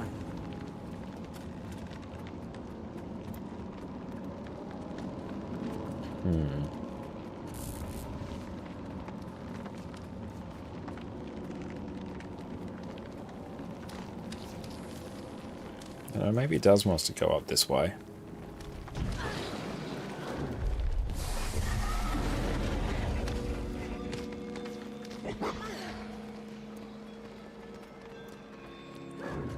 Okay, no, it must want us to go through there.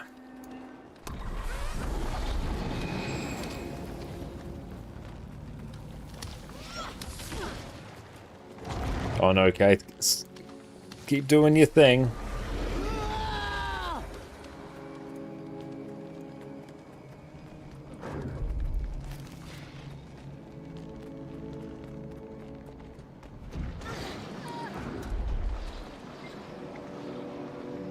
Oh, they're all gonna be like aggroed on everything. Oh, it's fucking rocks. She's aggroed on something back there. Oh, damn it.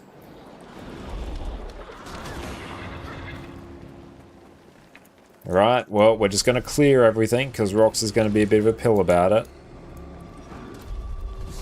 Not even that I really care about the achievement, but I do want this done quick. I don't have enough energy.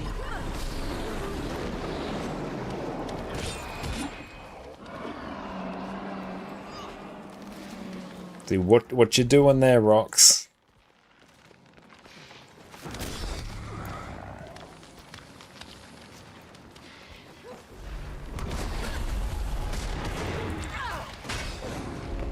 Okay, there we go. See, now we've killed everything there. I swear, Rox.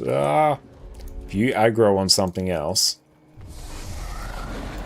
can we like CC that? That's good. We're just gonna kill it. There we go. Oh my god, Rox. Oh my god. Not enough energy. Oh. Why couldn't they just implement the thing that makes the NPCs port to you?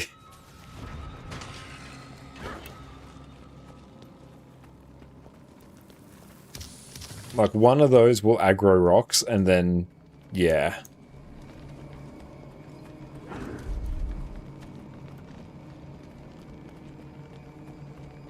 Oh, what skill is that? We're playing Revenant now, so this is Shiro. You don't aggro anything else, Rocks. Yep, just watch me aggro. Oh, that's the Glint elite skill. Yeah, so we're actually just going to have to kill everything because we need Rocks to get through the doors.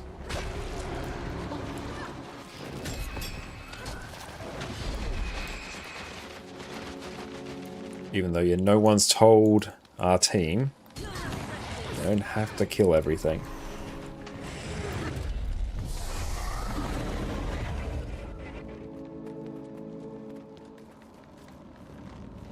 Yes, yes. Bram, we know you're there. I thought you were dead. Good to be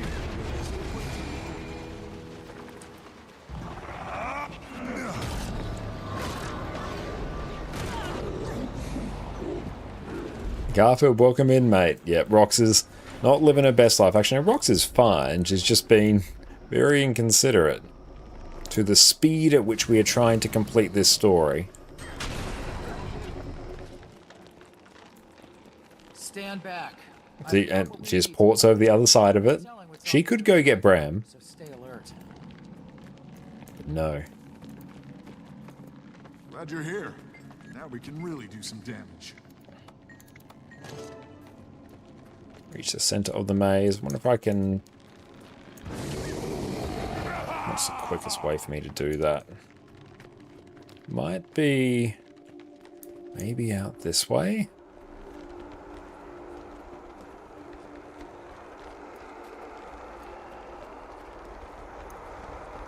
You know, we can really do some damage. Yeah, sure, Braham. Sure. Yeah, it just tells me to reach the center of the maze. Hopefully we don't need anyone else. Wow.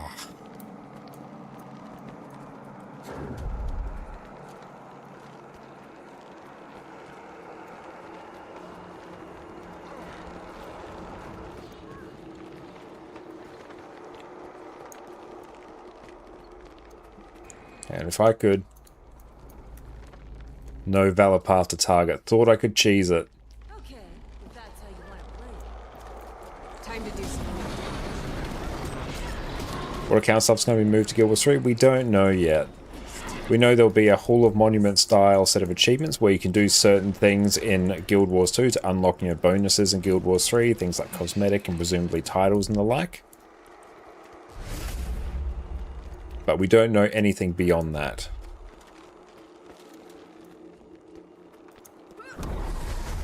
We have 9 minutes left to complete it for that achievement. Not that we're fussed, but hey, more achievements are nice.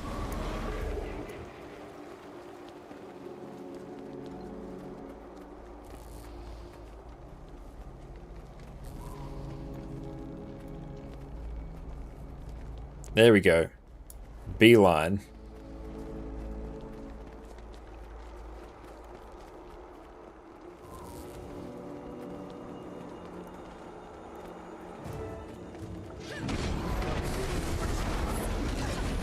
I have returned to fight at your side.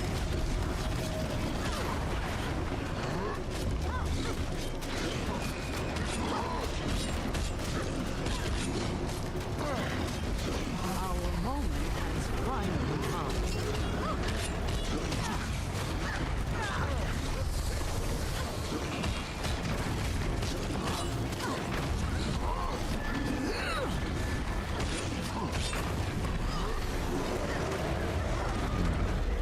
I have returned to fight at your side.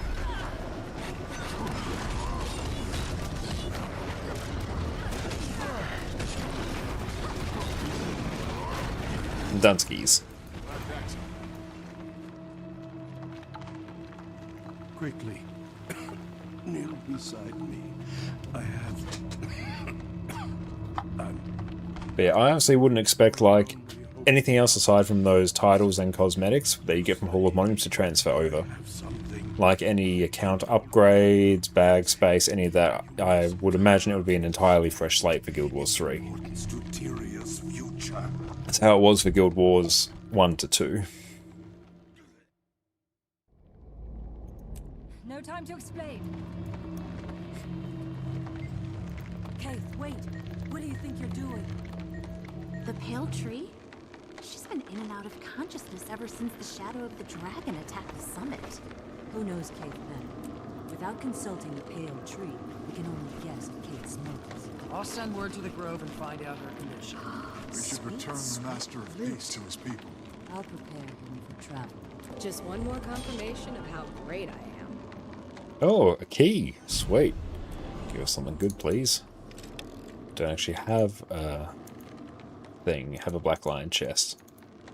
Oh damn, a bunch of mystic coins as well. Good times. Now you got like a reasonable amount of loot from that. Yep, close. We've done that. There's... Oh, how to make big slotted bag. For the most part, if you're just starting out, go to the trading post and buy yourself some 18 slot bags. If you can afford 20, not 20 is nice, but 18 slot is a good sort of balance between price and capacity there. So just buy yourself some of them, slot them in. You can get up to 32 slot bags, but they require like a lot more crafting. And they'll be like 200 gold each.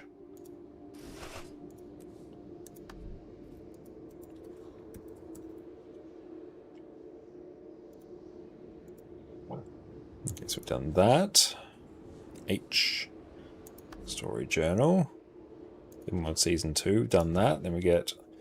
Oh, I really don't want to do Seeds of Truth. That's the case. Reconnaissance mission.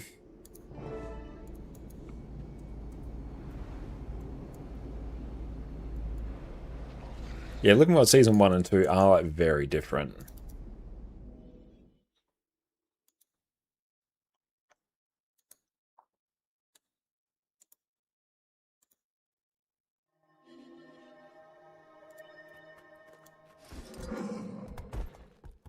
Yeah, it's a couple runes of holding, right? Yeah, that's the main cost. Let's open that. Who knows? Let's see. Oh, nothing good. What's a die kit, though?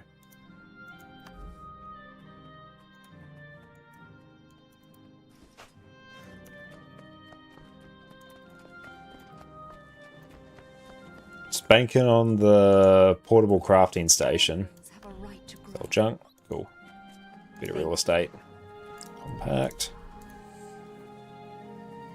Oh, Arcana Obscura. Investigate the arcane symbol.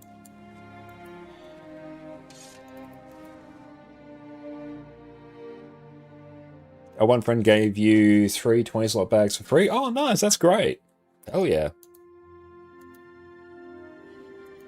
But yeah, a more efficient thing to do before you start getting 32-slot bags is just to buy, like, bag slot expansions. That is a much more efficient use of gold, because you can even just convert gold to gems, and that will get you, more slots there.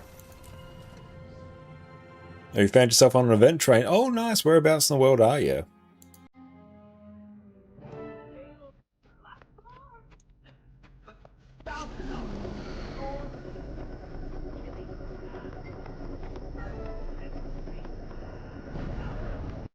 Oh yeah, I remember this mission. This can take a smidge. He logged in a sketch of that symbol we saw of the silver goose.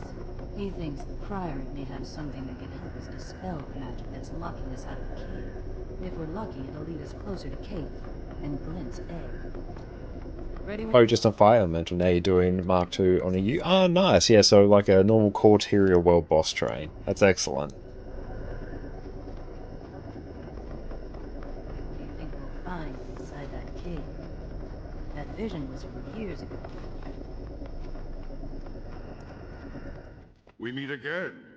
Miss Delacroix already filled me in. Shame about the Master of Peace and the egg. It seems a magic barrier stands between you and your quarry. All mine. It belongs to the Forgotten.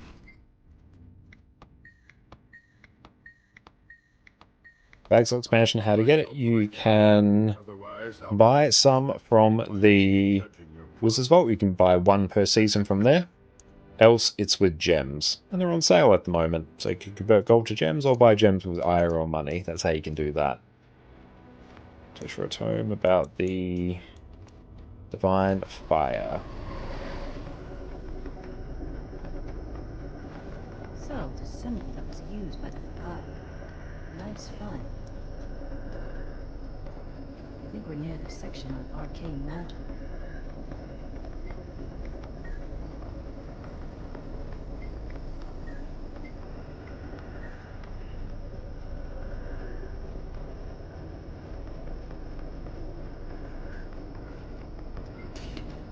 What would it be called?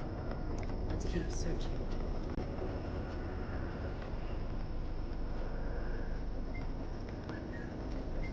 Scorched Earth. So we find a book about this, but no, that's not it.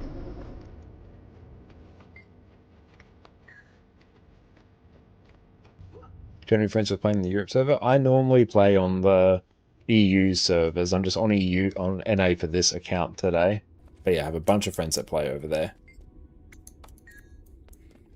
In the shadows. Where is it?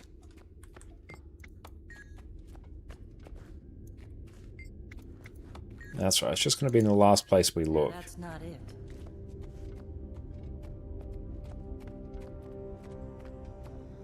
Maybe it's got to be in this section.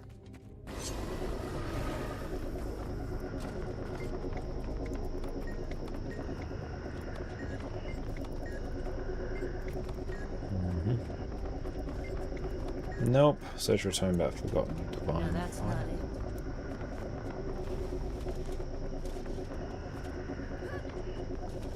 Simply buying gems good? Yeah, you absolutely can. Like, if that's how you'd like to spend your money, it's a totally good thing to do. You can also convert gold to gems as well. So yeah, you can buy gems with gold, and you can also buy gems, you know, directly with IRL money. So just kind of whatever suits you.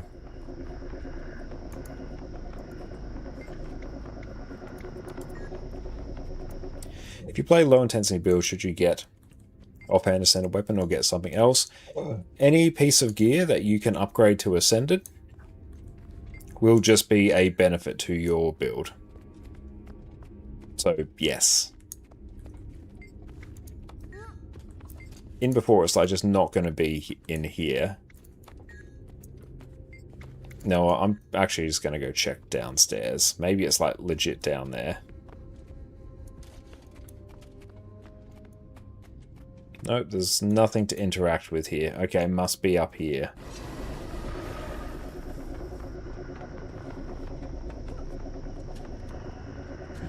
Beginning theory of magics. Like, I feel like this should be the area.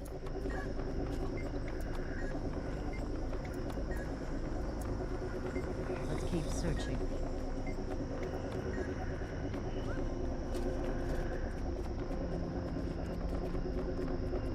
No, I'm in a bit of a rush. Let's go Guild Wars 2. Arcana Obscura.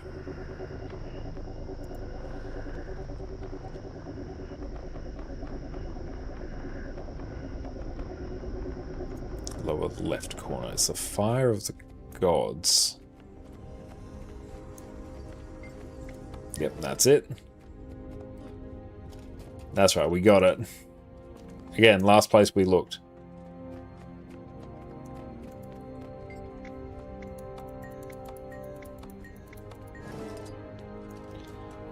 Relics found. Faden map is behind me on a trunk.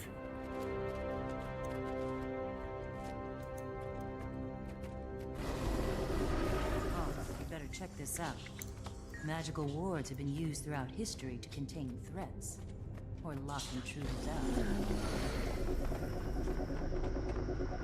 That Ogden's a cranky old bull. Oh, damn it.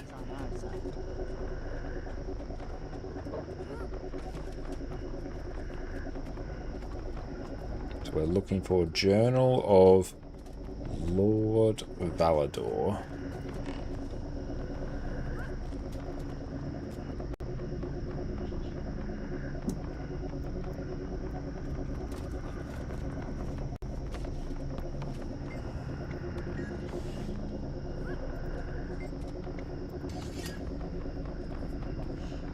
Dang.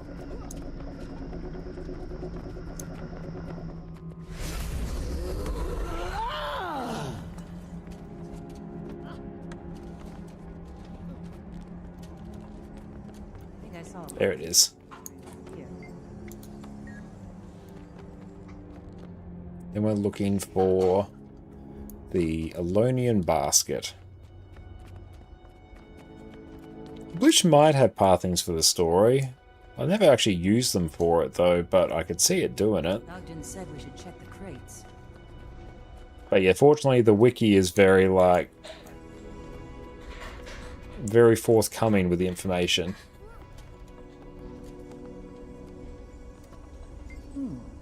What nicely done.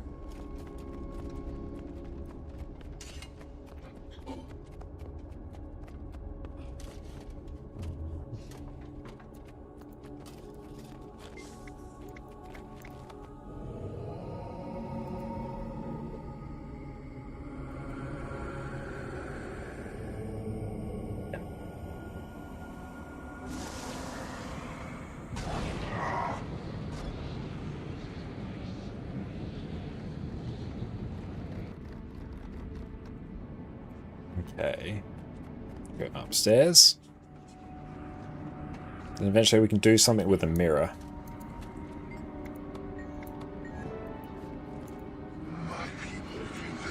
Ah, nice, Aurene. Thanks for the reminder.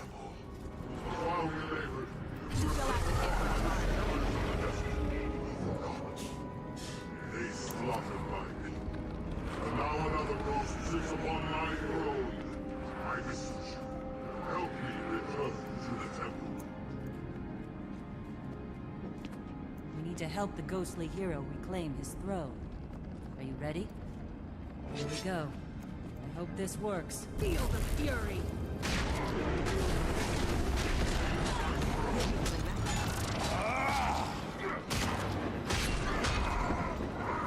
need to relive history. If I'm right, you'll receive the enchantment once you've passed all 3 trials. Does this speed up at all? Or do we just sit here and twiddle our thumbs for a bit?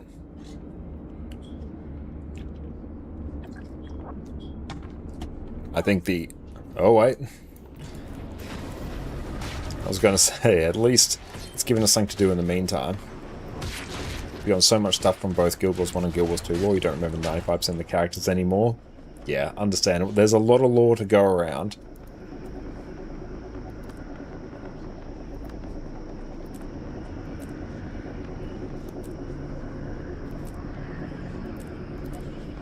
Yeah, Crimson Wormslayer, gotta do that one.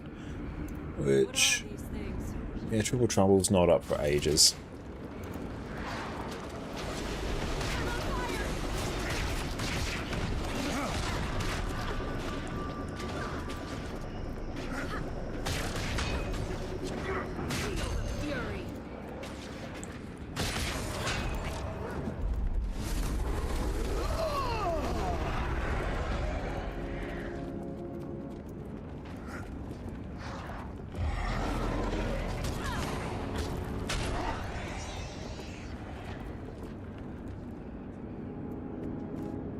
Yeah, honestly, I think we're on really just the quickest path to complete these.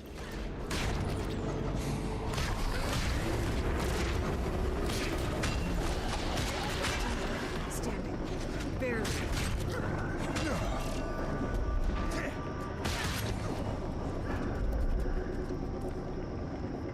So here. Yeah, 7. I'll get 1 more from this, and we just need 1 more. You think the next VOE story set might hint at something that exists in Guild Wars 3? I'm kind of hoping so, because...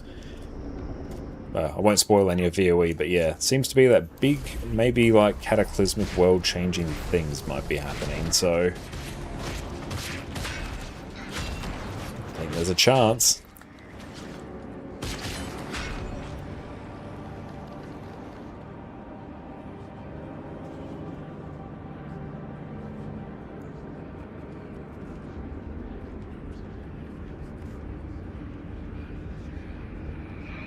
No more mobs, no more mobs. Just let us have this.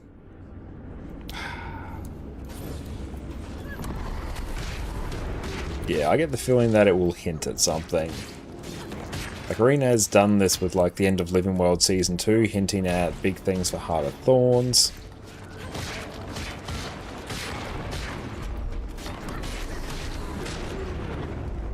Shit, that was a big deal back in the day, because that was before Guild Wars 2 had any expansions. What's our next move?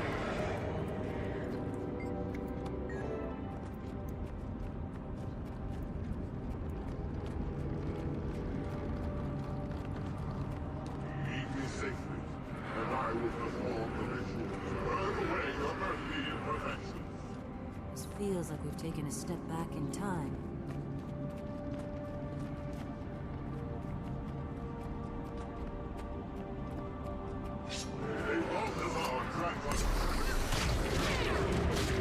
Okay, if this is just like kill X number, then that's actually like way quicker.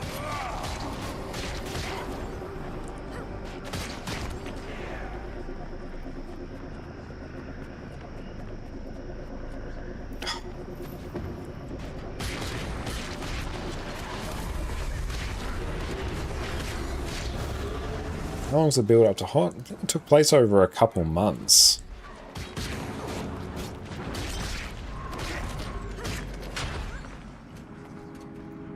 But it was a big thing for Guild Wars 2 to get its first expansion because, yeah, their original sort of intention seemed to be Living World would be its big thing. And back then, it was literally temporary content. Like Living World Season 1, that was entirely temporary. If you didn't play it in the few weeks that that particular episode was available, you didn't get to partake in it. That was its big thing. But I think then they quickly realized that they needed something else. Their temporary content wasn't working, so then after Living World Season 1, we got Living World Season 2, which that's sort of the model that all subsequent Living Worlds followed.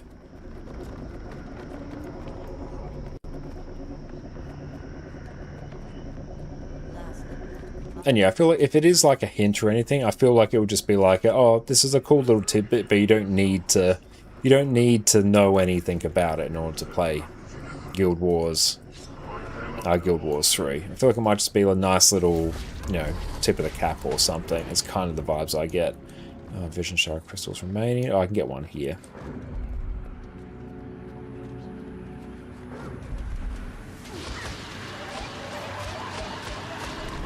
I've played on and off since beta, still haven't played through Living World Season 1. I mean, yeah, it only came back to the game like a few years ago. It's worth doing because you can also do achievements to get the Lion's Pride, which is a portal to Old Lion's Arch before it was redone. So that's, you know, super cool.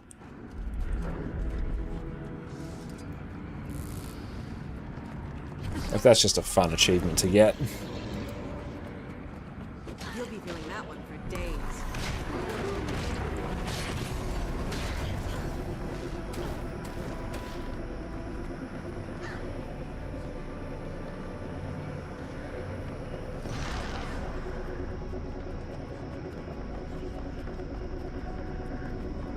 I think the Living World Season 2 content is actually like really quite good story.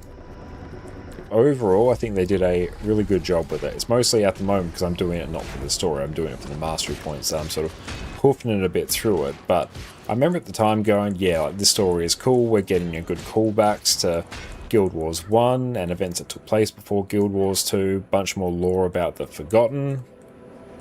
Thank you for the hydrate. And thank you for the stretch as well. So overall, I think it's really quite cool. And even like, there's a bunch of lore tidbits hidden throughout these missions.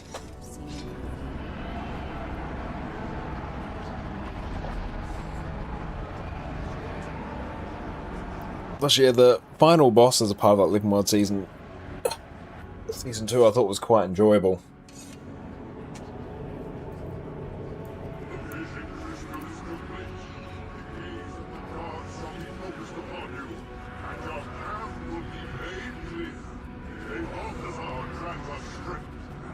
Divine Fire.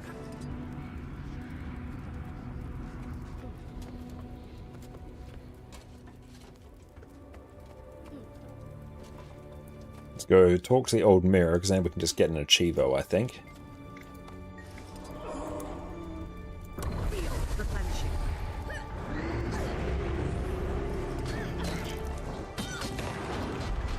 Oh, it's actually got your skills. That thing was actually quite dangerous for the amount of damage that did. So I was right. Boss passed the trials. Oh, that gives you a self-style hair kit. Be careful on your journey. Damn. We don't have any information. That's actually pretty decent.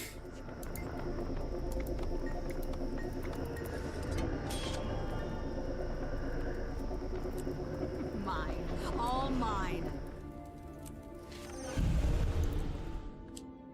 Yeah, it's a free hairstyle kit for literally doing that one achievement. Like, the rewards for these are actually, you know, pretty decent.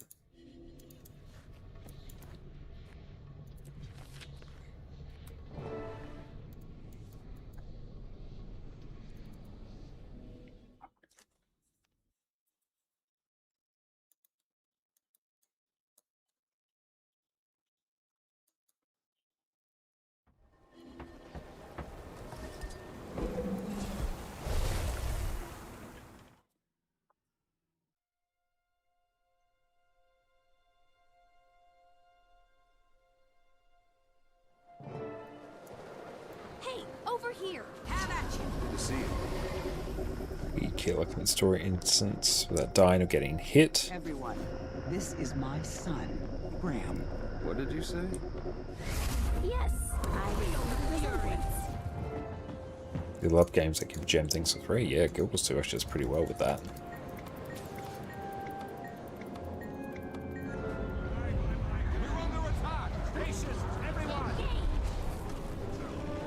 Get to the south gate.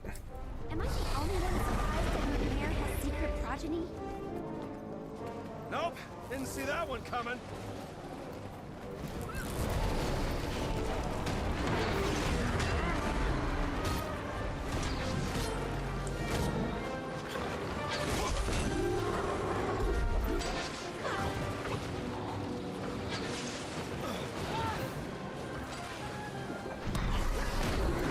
Oh, yep, we got bought by that. Oh, well, no achievement for us. Where's my cheese? Thank you for the follow.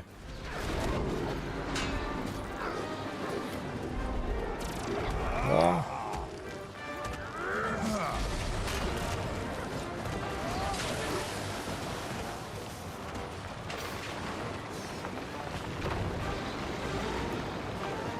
How much lore is known from the period set for Guild Wars 3?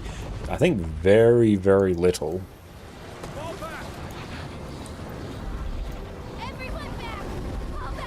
Aside from literally ore exists and the gods live there, that's kind of it.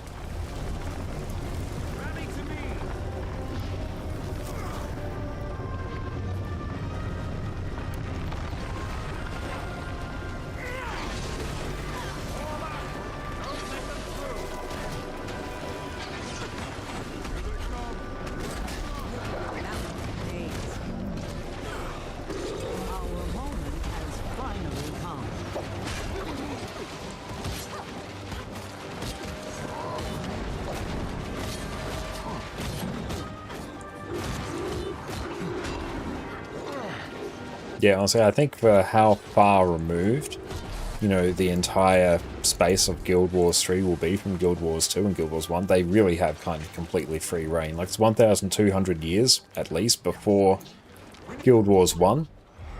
And ore itself has already been, like, sank and then raised back from the depths by Zaitan. So, like, effectively, any history is kind of gone.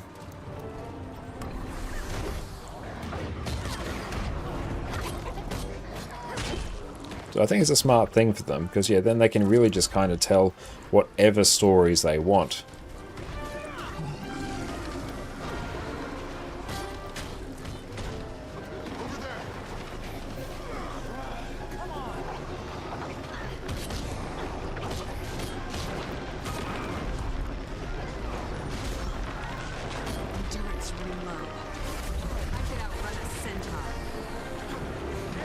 Guild Wars 3 is before Guild Wars 1? Yeah, 1,200 years before. Yeah, we're going like well back into the history.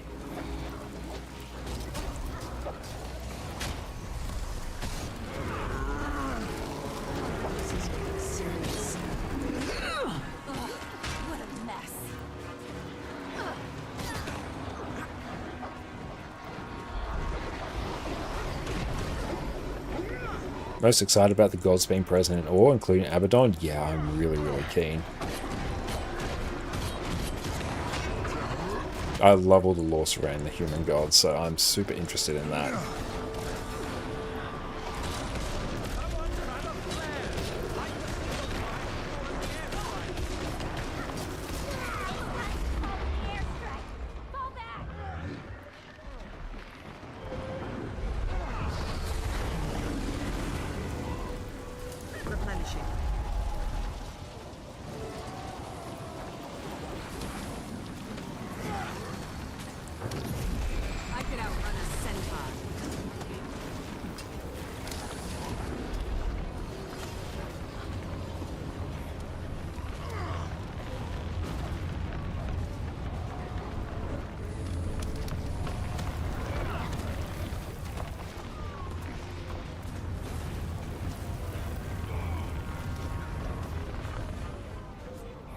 I hope it's not like just as they leave. I really want to see more interactions with the gods.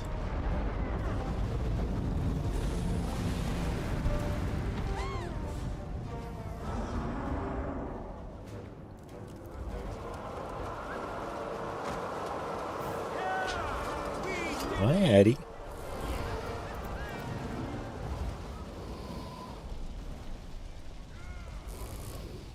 Yeah, I'd expect to probably see like the first actual Guild War. I think that makes sense.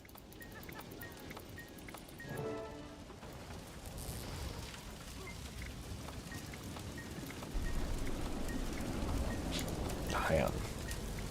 Another personal. Once we've done that. I'm telling you, Logan, you can't assume that More Mystic Coins. You somehow Bram returned. Bram travels back in time at the end of Visions of Eternity. He is the main character. There is no character creation. There is only Bram. There's no cosmetics. Everyone is simply Bram.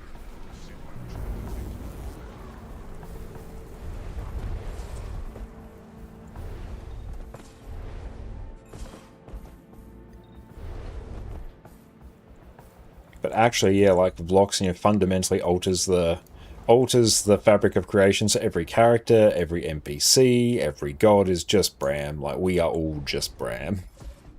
Also means you don't have to pay for one voice actor. Just think of the savings. Animation team, just make one model. Don't need an art team. All there is just Bram.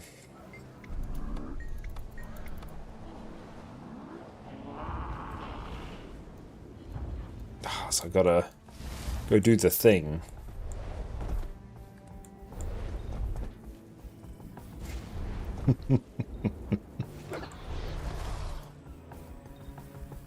That'd be absolutely horrifying. Yeah, Bram's voice actor's making bank.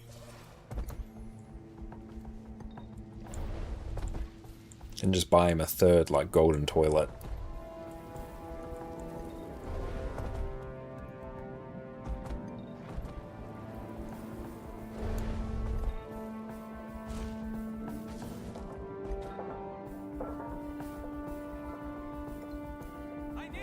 Let's go nuke many bandits. Dalen, welcome in.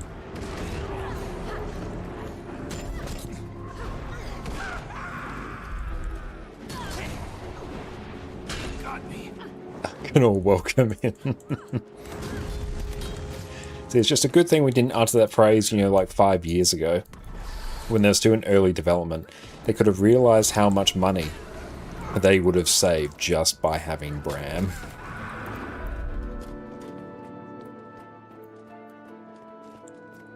And yeah, in the same way that we have, you know, Guild Wars 1 been rebranded to Guild Wars Reforged, then after Guild Wars 3, everything just gets rebranded to Bram Wars.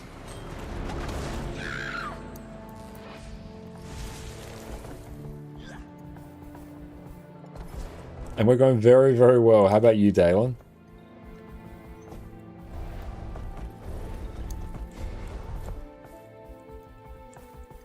And then whenever... Once Guild Wars 3 launches, whenever you boot up Guild Wars Reforged and Guild Wars 2, there's no game, it's just like a slideshow of concept art of Bram.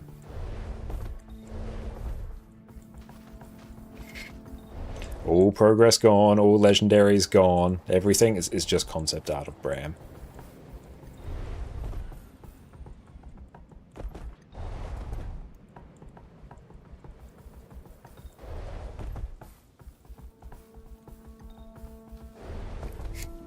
Bram was by Bram.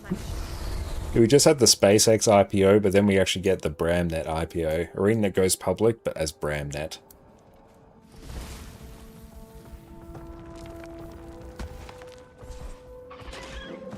Oh no, even better, you know, the same way, you know, you have the Harry Potter meme where, you know, the end of Harry Potter, you know, Harry wakes up and he's under the stairs, nothing happened, that's it. Like, Bram just wakes up in his tent, like, oh, wow, what a crazy dream the Guild Wars were.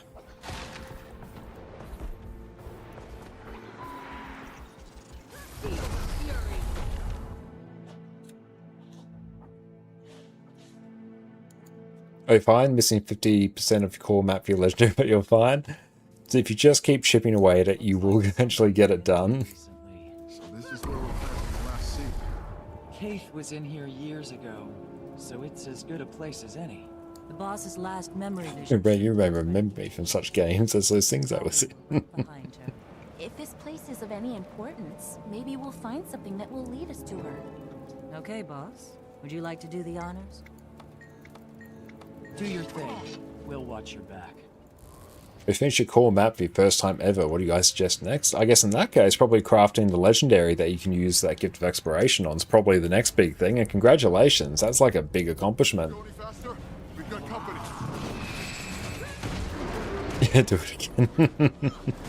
Yeah, just keep farming Gifts of Exploration for legendaries. Oh, do I have to just keep, like, interacting? Alright.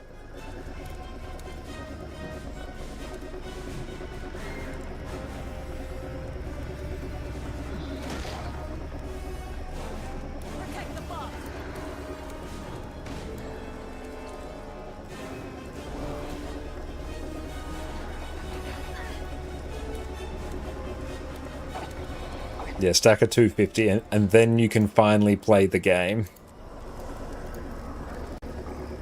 What's happening? Human.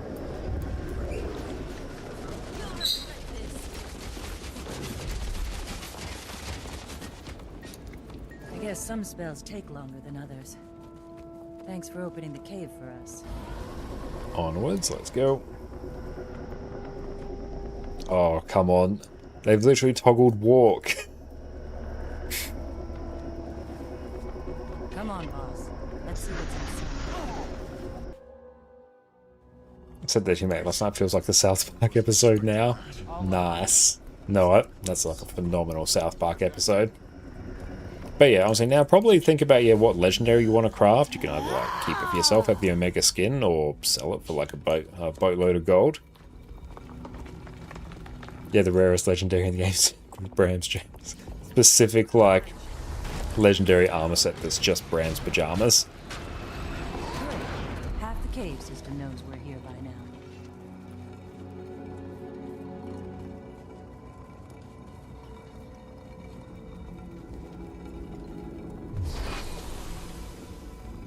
Soldiers and nomads gear. Not even celestial. We don't even get a useful stat combo.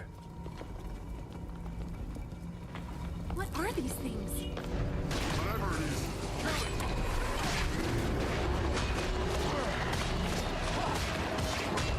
I'm beginning to think those things were left here by the Forgotten.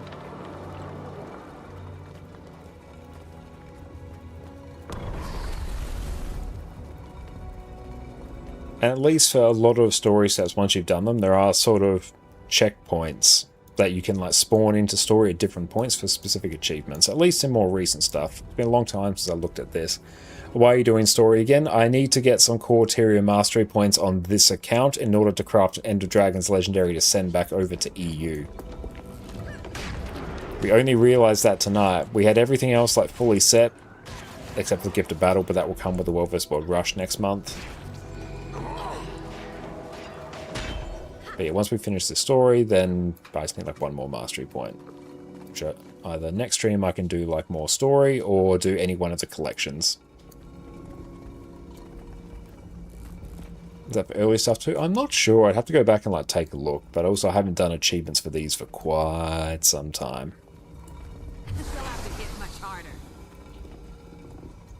But yeah, I need Scholar of Secrets.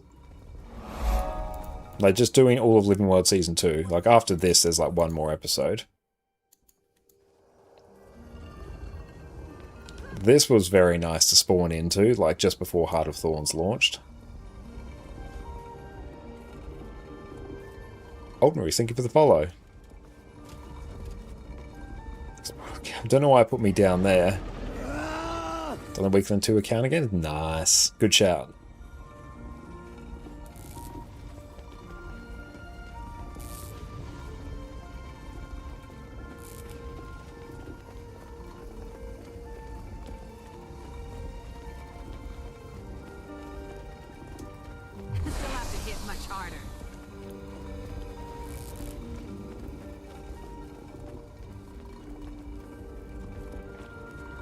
For sure, you're getting some of that Auric Basin music as well. One more Fractal and done with the Weekland 2 accounts. Excellent. Oh, what is this place? Boss, didn't you say there was a golden location in your vision? Does it feel like this is the place to plant the final seed? What's your intuition telling you?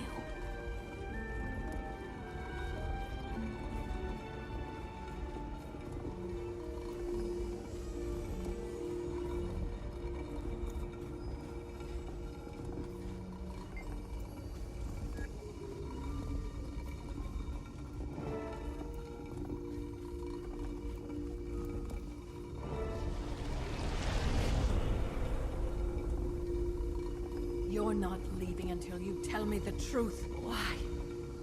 Why are you doing this? Because I did last week's weekly this morning, 2 hours for reset. Very good. Mother were talking about that day. Fowlin. This isn't necessary. Please, Fallon. Stop. Stormcrow, thank you for the follow. Please. I promised our mother I wouldn't tell anyone. Please.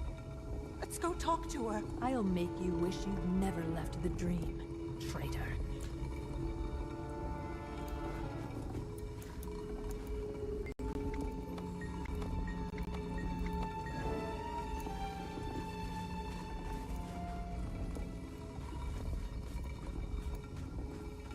I can't tell her what she's asking for, Keith. You've seen what Fallon's capable of. She massacred those centaurs. They attacked first. She had to defend herself. She struck first. He was unarmed. No, I don't think she'd... She'll torture me until I tell my secret. That will be the end. And Stormcrow, thank you so much for the sub as well. Really appreciate that, mate. Thank you. We come from the jungle, dragon. We belong to it. We're meant to serve it. You're lying! I saw it in my dream. And if Fallon knew, she wouldn't keep it a secret. She'd use it against me. That was a big old lore drop in the lead up to Heart of Thorns. See us as monsters. You know her. All she wants is power. Think. She will break me unless you kill me first. Fallon must never learn. Please, kill me now. She's coming. I will bear your pain, sister. Hurry.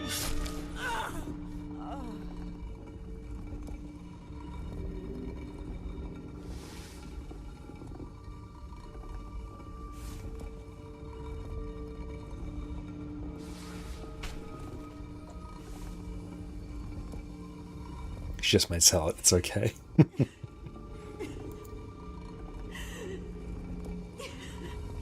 what have you done?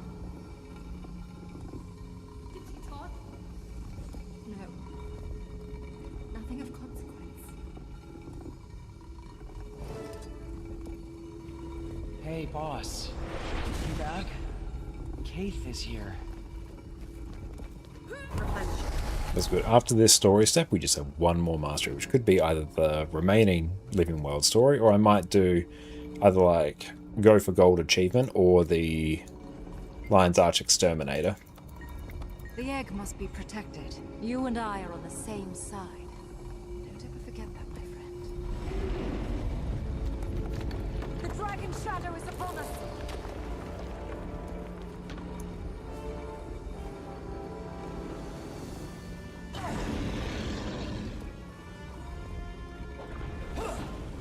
And it's a cool sort of lore callback that in the Sylvari starting like tutorial mission, you're basically fighting one of Mordremoth's minions.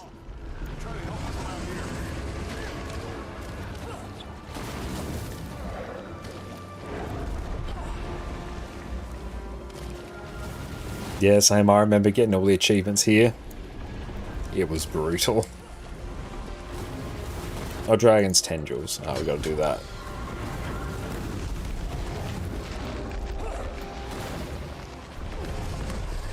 Oof. Oof.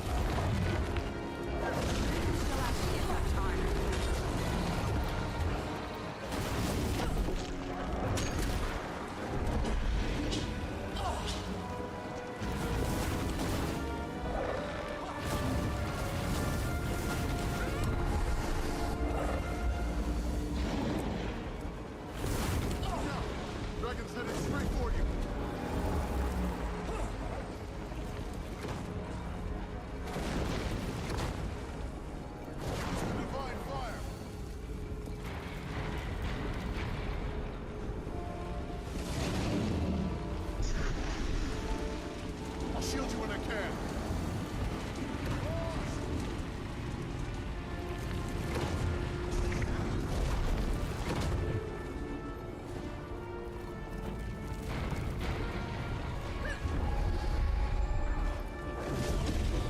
I need to go get more of that. Oof.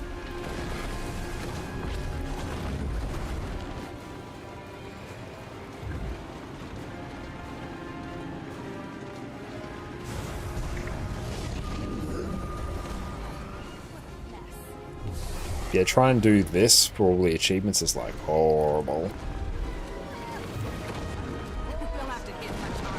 Thanks, Bram.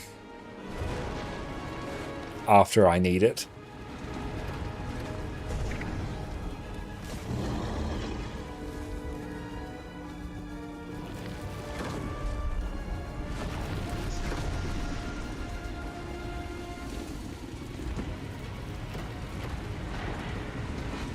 There we go. Oh, Bram, your shield didn't even do anything.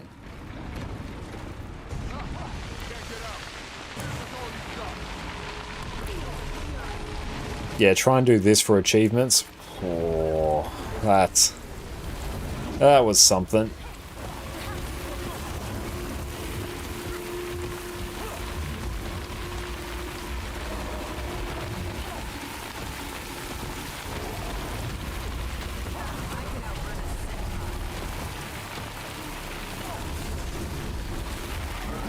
Oh, hang on, they can't do anything.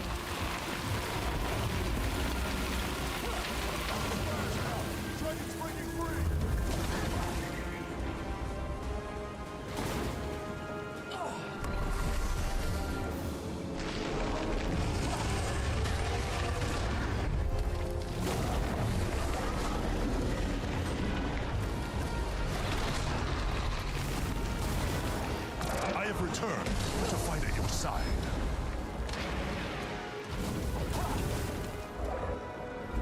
We must rise and return to the fight. It's heading back underground.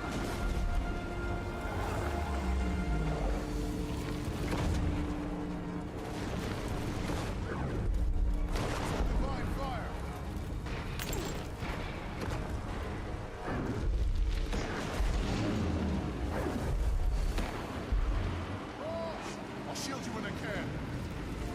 Please help, Bram.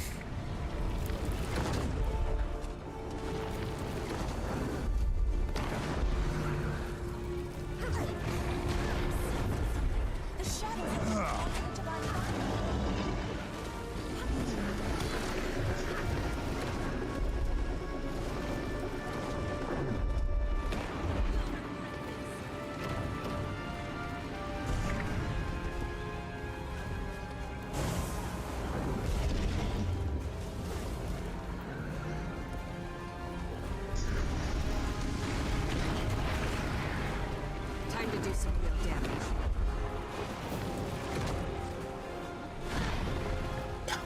It didn't do anything, Bram. Don't know why his shield does. Why his shield's there at all.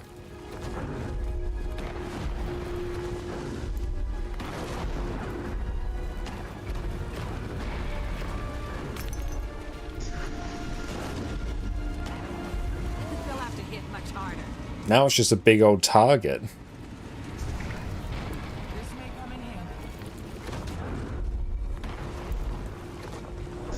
And what I'm doing there is actually using About Face, which basically turns my character around. So I'm using that to quickly use my riposting shadows to move around.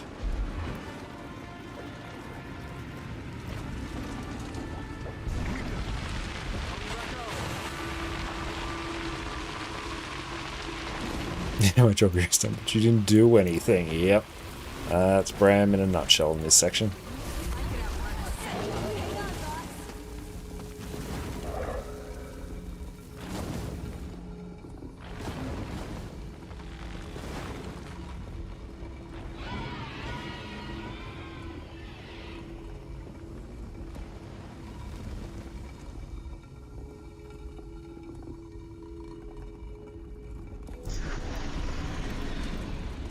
Bunch of AP in this.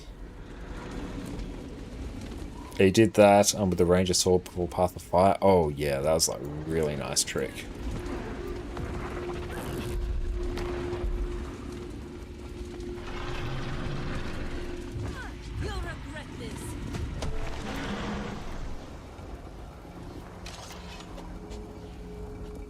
that was the same dragon that attacked the grove. You brought it down for good. You were amazing. And now Tyria has one less dragon minion to worry about. The perfect warm-up to take down Mordremoth.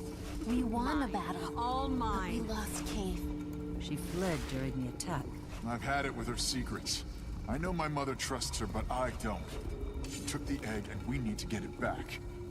We're out of memory seeds. Her guild knows her better than anyone. Destiny's Edge may have an idea of where she's gone. We should hurry back to Camp Resolve. With everything we had to deal with here, the Pact fleet may have already launched.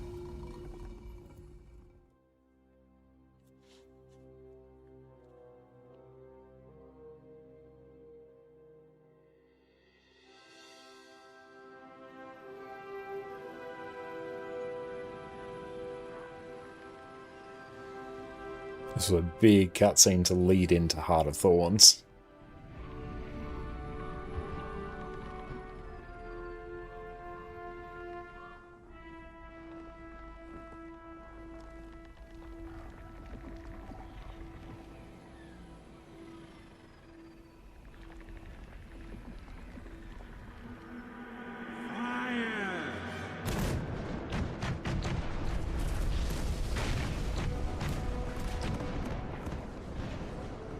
I love them just indiscriminately shooting into the jungle.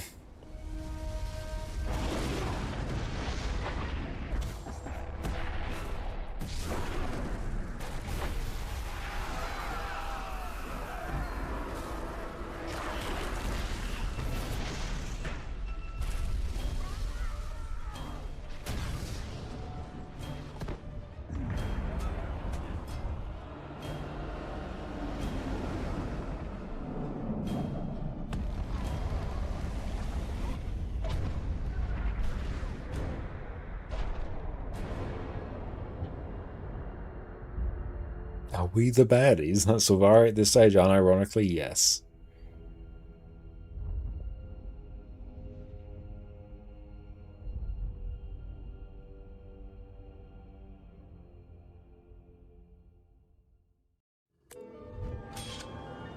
And we're just vibing in the cave.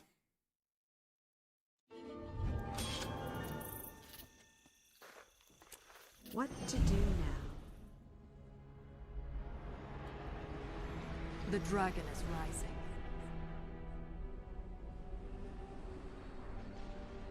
And no one in Tyria is safe from its deadly reach. I really like what they did with sort of the art style for these cutscenes.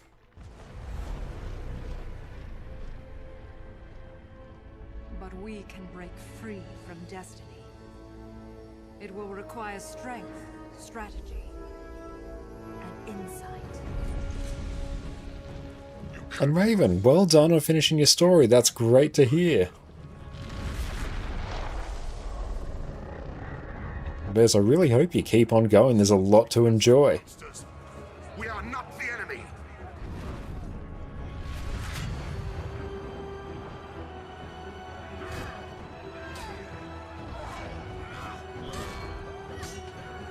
I think Mordremoth was awake before this. He was starting to like terrorize parts of Tyria. Basically, when we beat Zaitan at the end of the core story, his magic basically got gobbled up by Mordremoth and woke him up.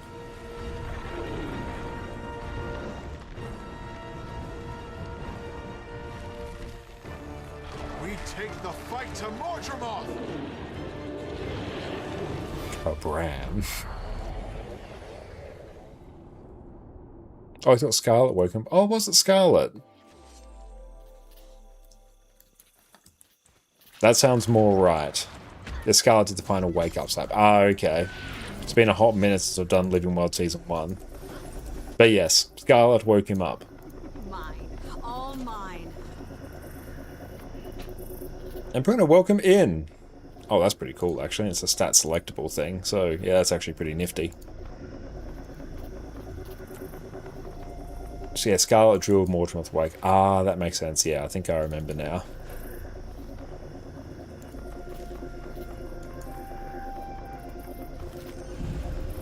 Luck. Honestly, the rewards for Living World Season 2 are surprisingly good. Let's just salvage everything here. Sweet, sweet. Much more ectos. Are you playing from Australia? Yes, I am. What's that? Oh, Midnight Red. How much? Probably goes for like nothing, honestly. Yep. Yep, Aurenes.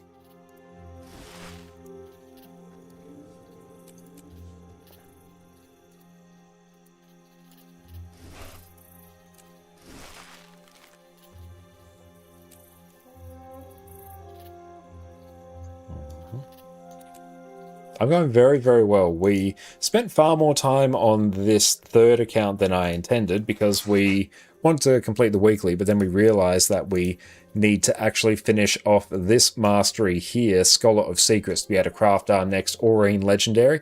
Is this a new account? It's my third account. Like, new-ish. It's old, but I haven't played on it a lot. But yeah, so I had everything else needed to craft the Aurene Legendary, except this mastery, so it turned into, originally what I was going to be doing the weeklies on multiple accounts for like a bajillion gold, turned into, okay, we desperately need more mastery points. But fortunately we have like a lot of room. We just need like one more, and then I've got like so many that I can actually do. What I'll probably end up doing on our next stream will be finishing... I'm feeling the Go for Gold achievement. That's the one that's kind of sticking out to me as one to do, unless I can very quickly... I'll see if there's something nice on the timers. No. Oh, what you ping? I think I'm going to jump it back in, but I haven't played in like 6 years. On NA, 230, 240. On EU, about 250.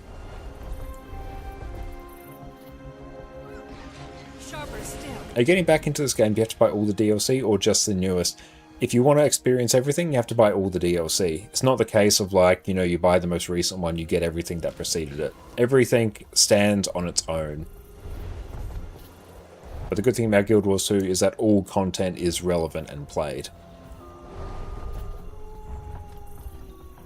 So you don't have to like get everything on the outset, you can always like wait for a sale, but you know, if you do enjoy Guild Wars 2, picking up the expansions is the single best thing you can do for your enjoyment for it. It's just more content, more features, more areas of the game, more areas of endgame. Like, there's so much there. I'm just doing a quick loop through the Silverway, seeing if a legendary pops up. I have to realistically spend much more time here to be able to find one. They spawn at each camp randomly.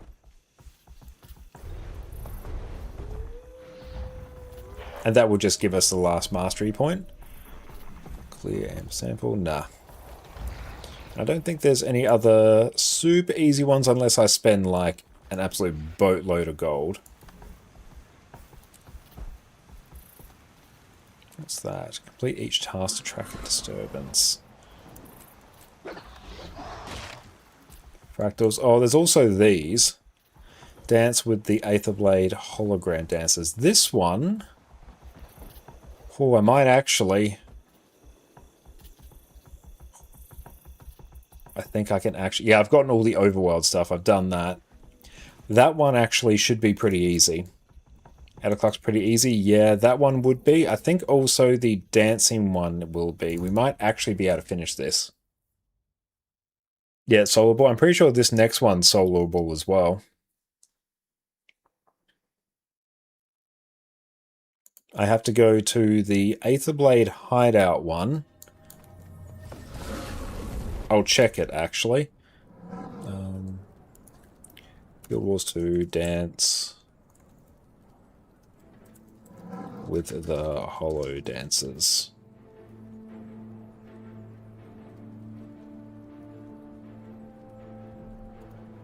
And the Aetherblade. Oh. Where's the wiki for it? Hollow Hornpipe. I'm not going to trust an IGN guide for that. Give me the wiki. What server should you play on for Australia? If you want the best ping, typically NA. If you play in the evenings, EU will be a better time zone. I tend to play mostly on EU, but I know a very large portion of Australians play on NA, particularly for the better ping, especially if you're on the East Coast. I think that actually works out to be a noticeable chunk better. But my personal recommendation is EU. The population is just much bigger because it's not like 4 AM in EU. It's like 10 or 11 in the morning when you're playing in the evening. Hello? Can you hear me? I'm reading a large cavern beyond the water. That should be your starting point. Feel the fury.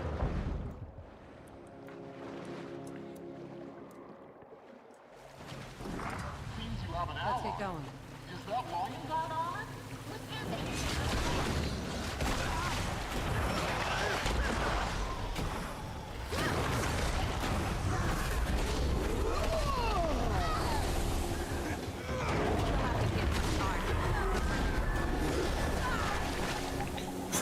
That stings.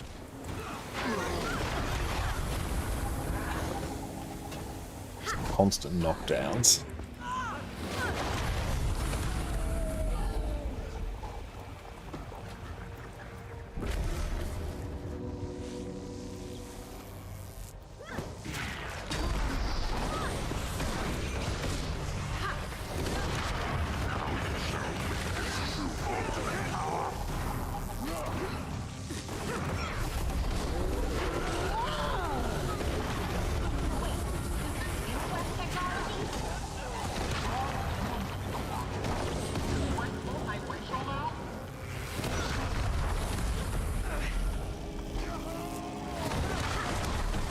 I don't know if I can cheese this with Shiro.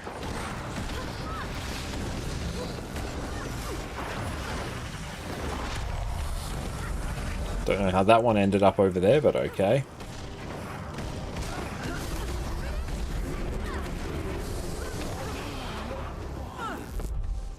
Good, didn't die.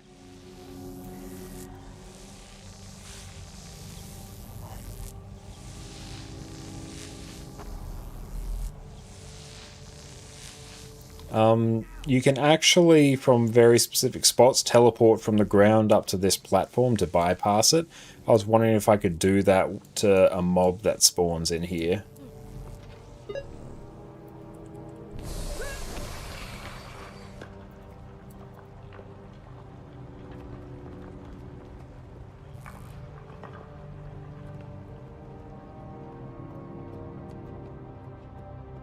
There's a few different classes you can do it on, but yeah, it's basically a way to bypass all of this.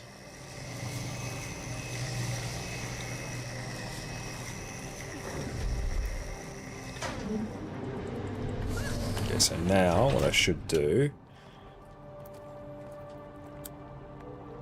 That's it. That's all I needed. Great. That is all the masteries we need. So now I can do that. And we can craft our Aurene Legendary. Nice. Came in hot just at the end with that. Because yeah, I need this because specifically, it says additionally, you can purchase Mystic Runestones from Miyani and Mystic Forge Attendants. That is what I need.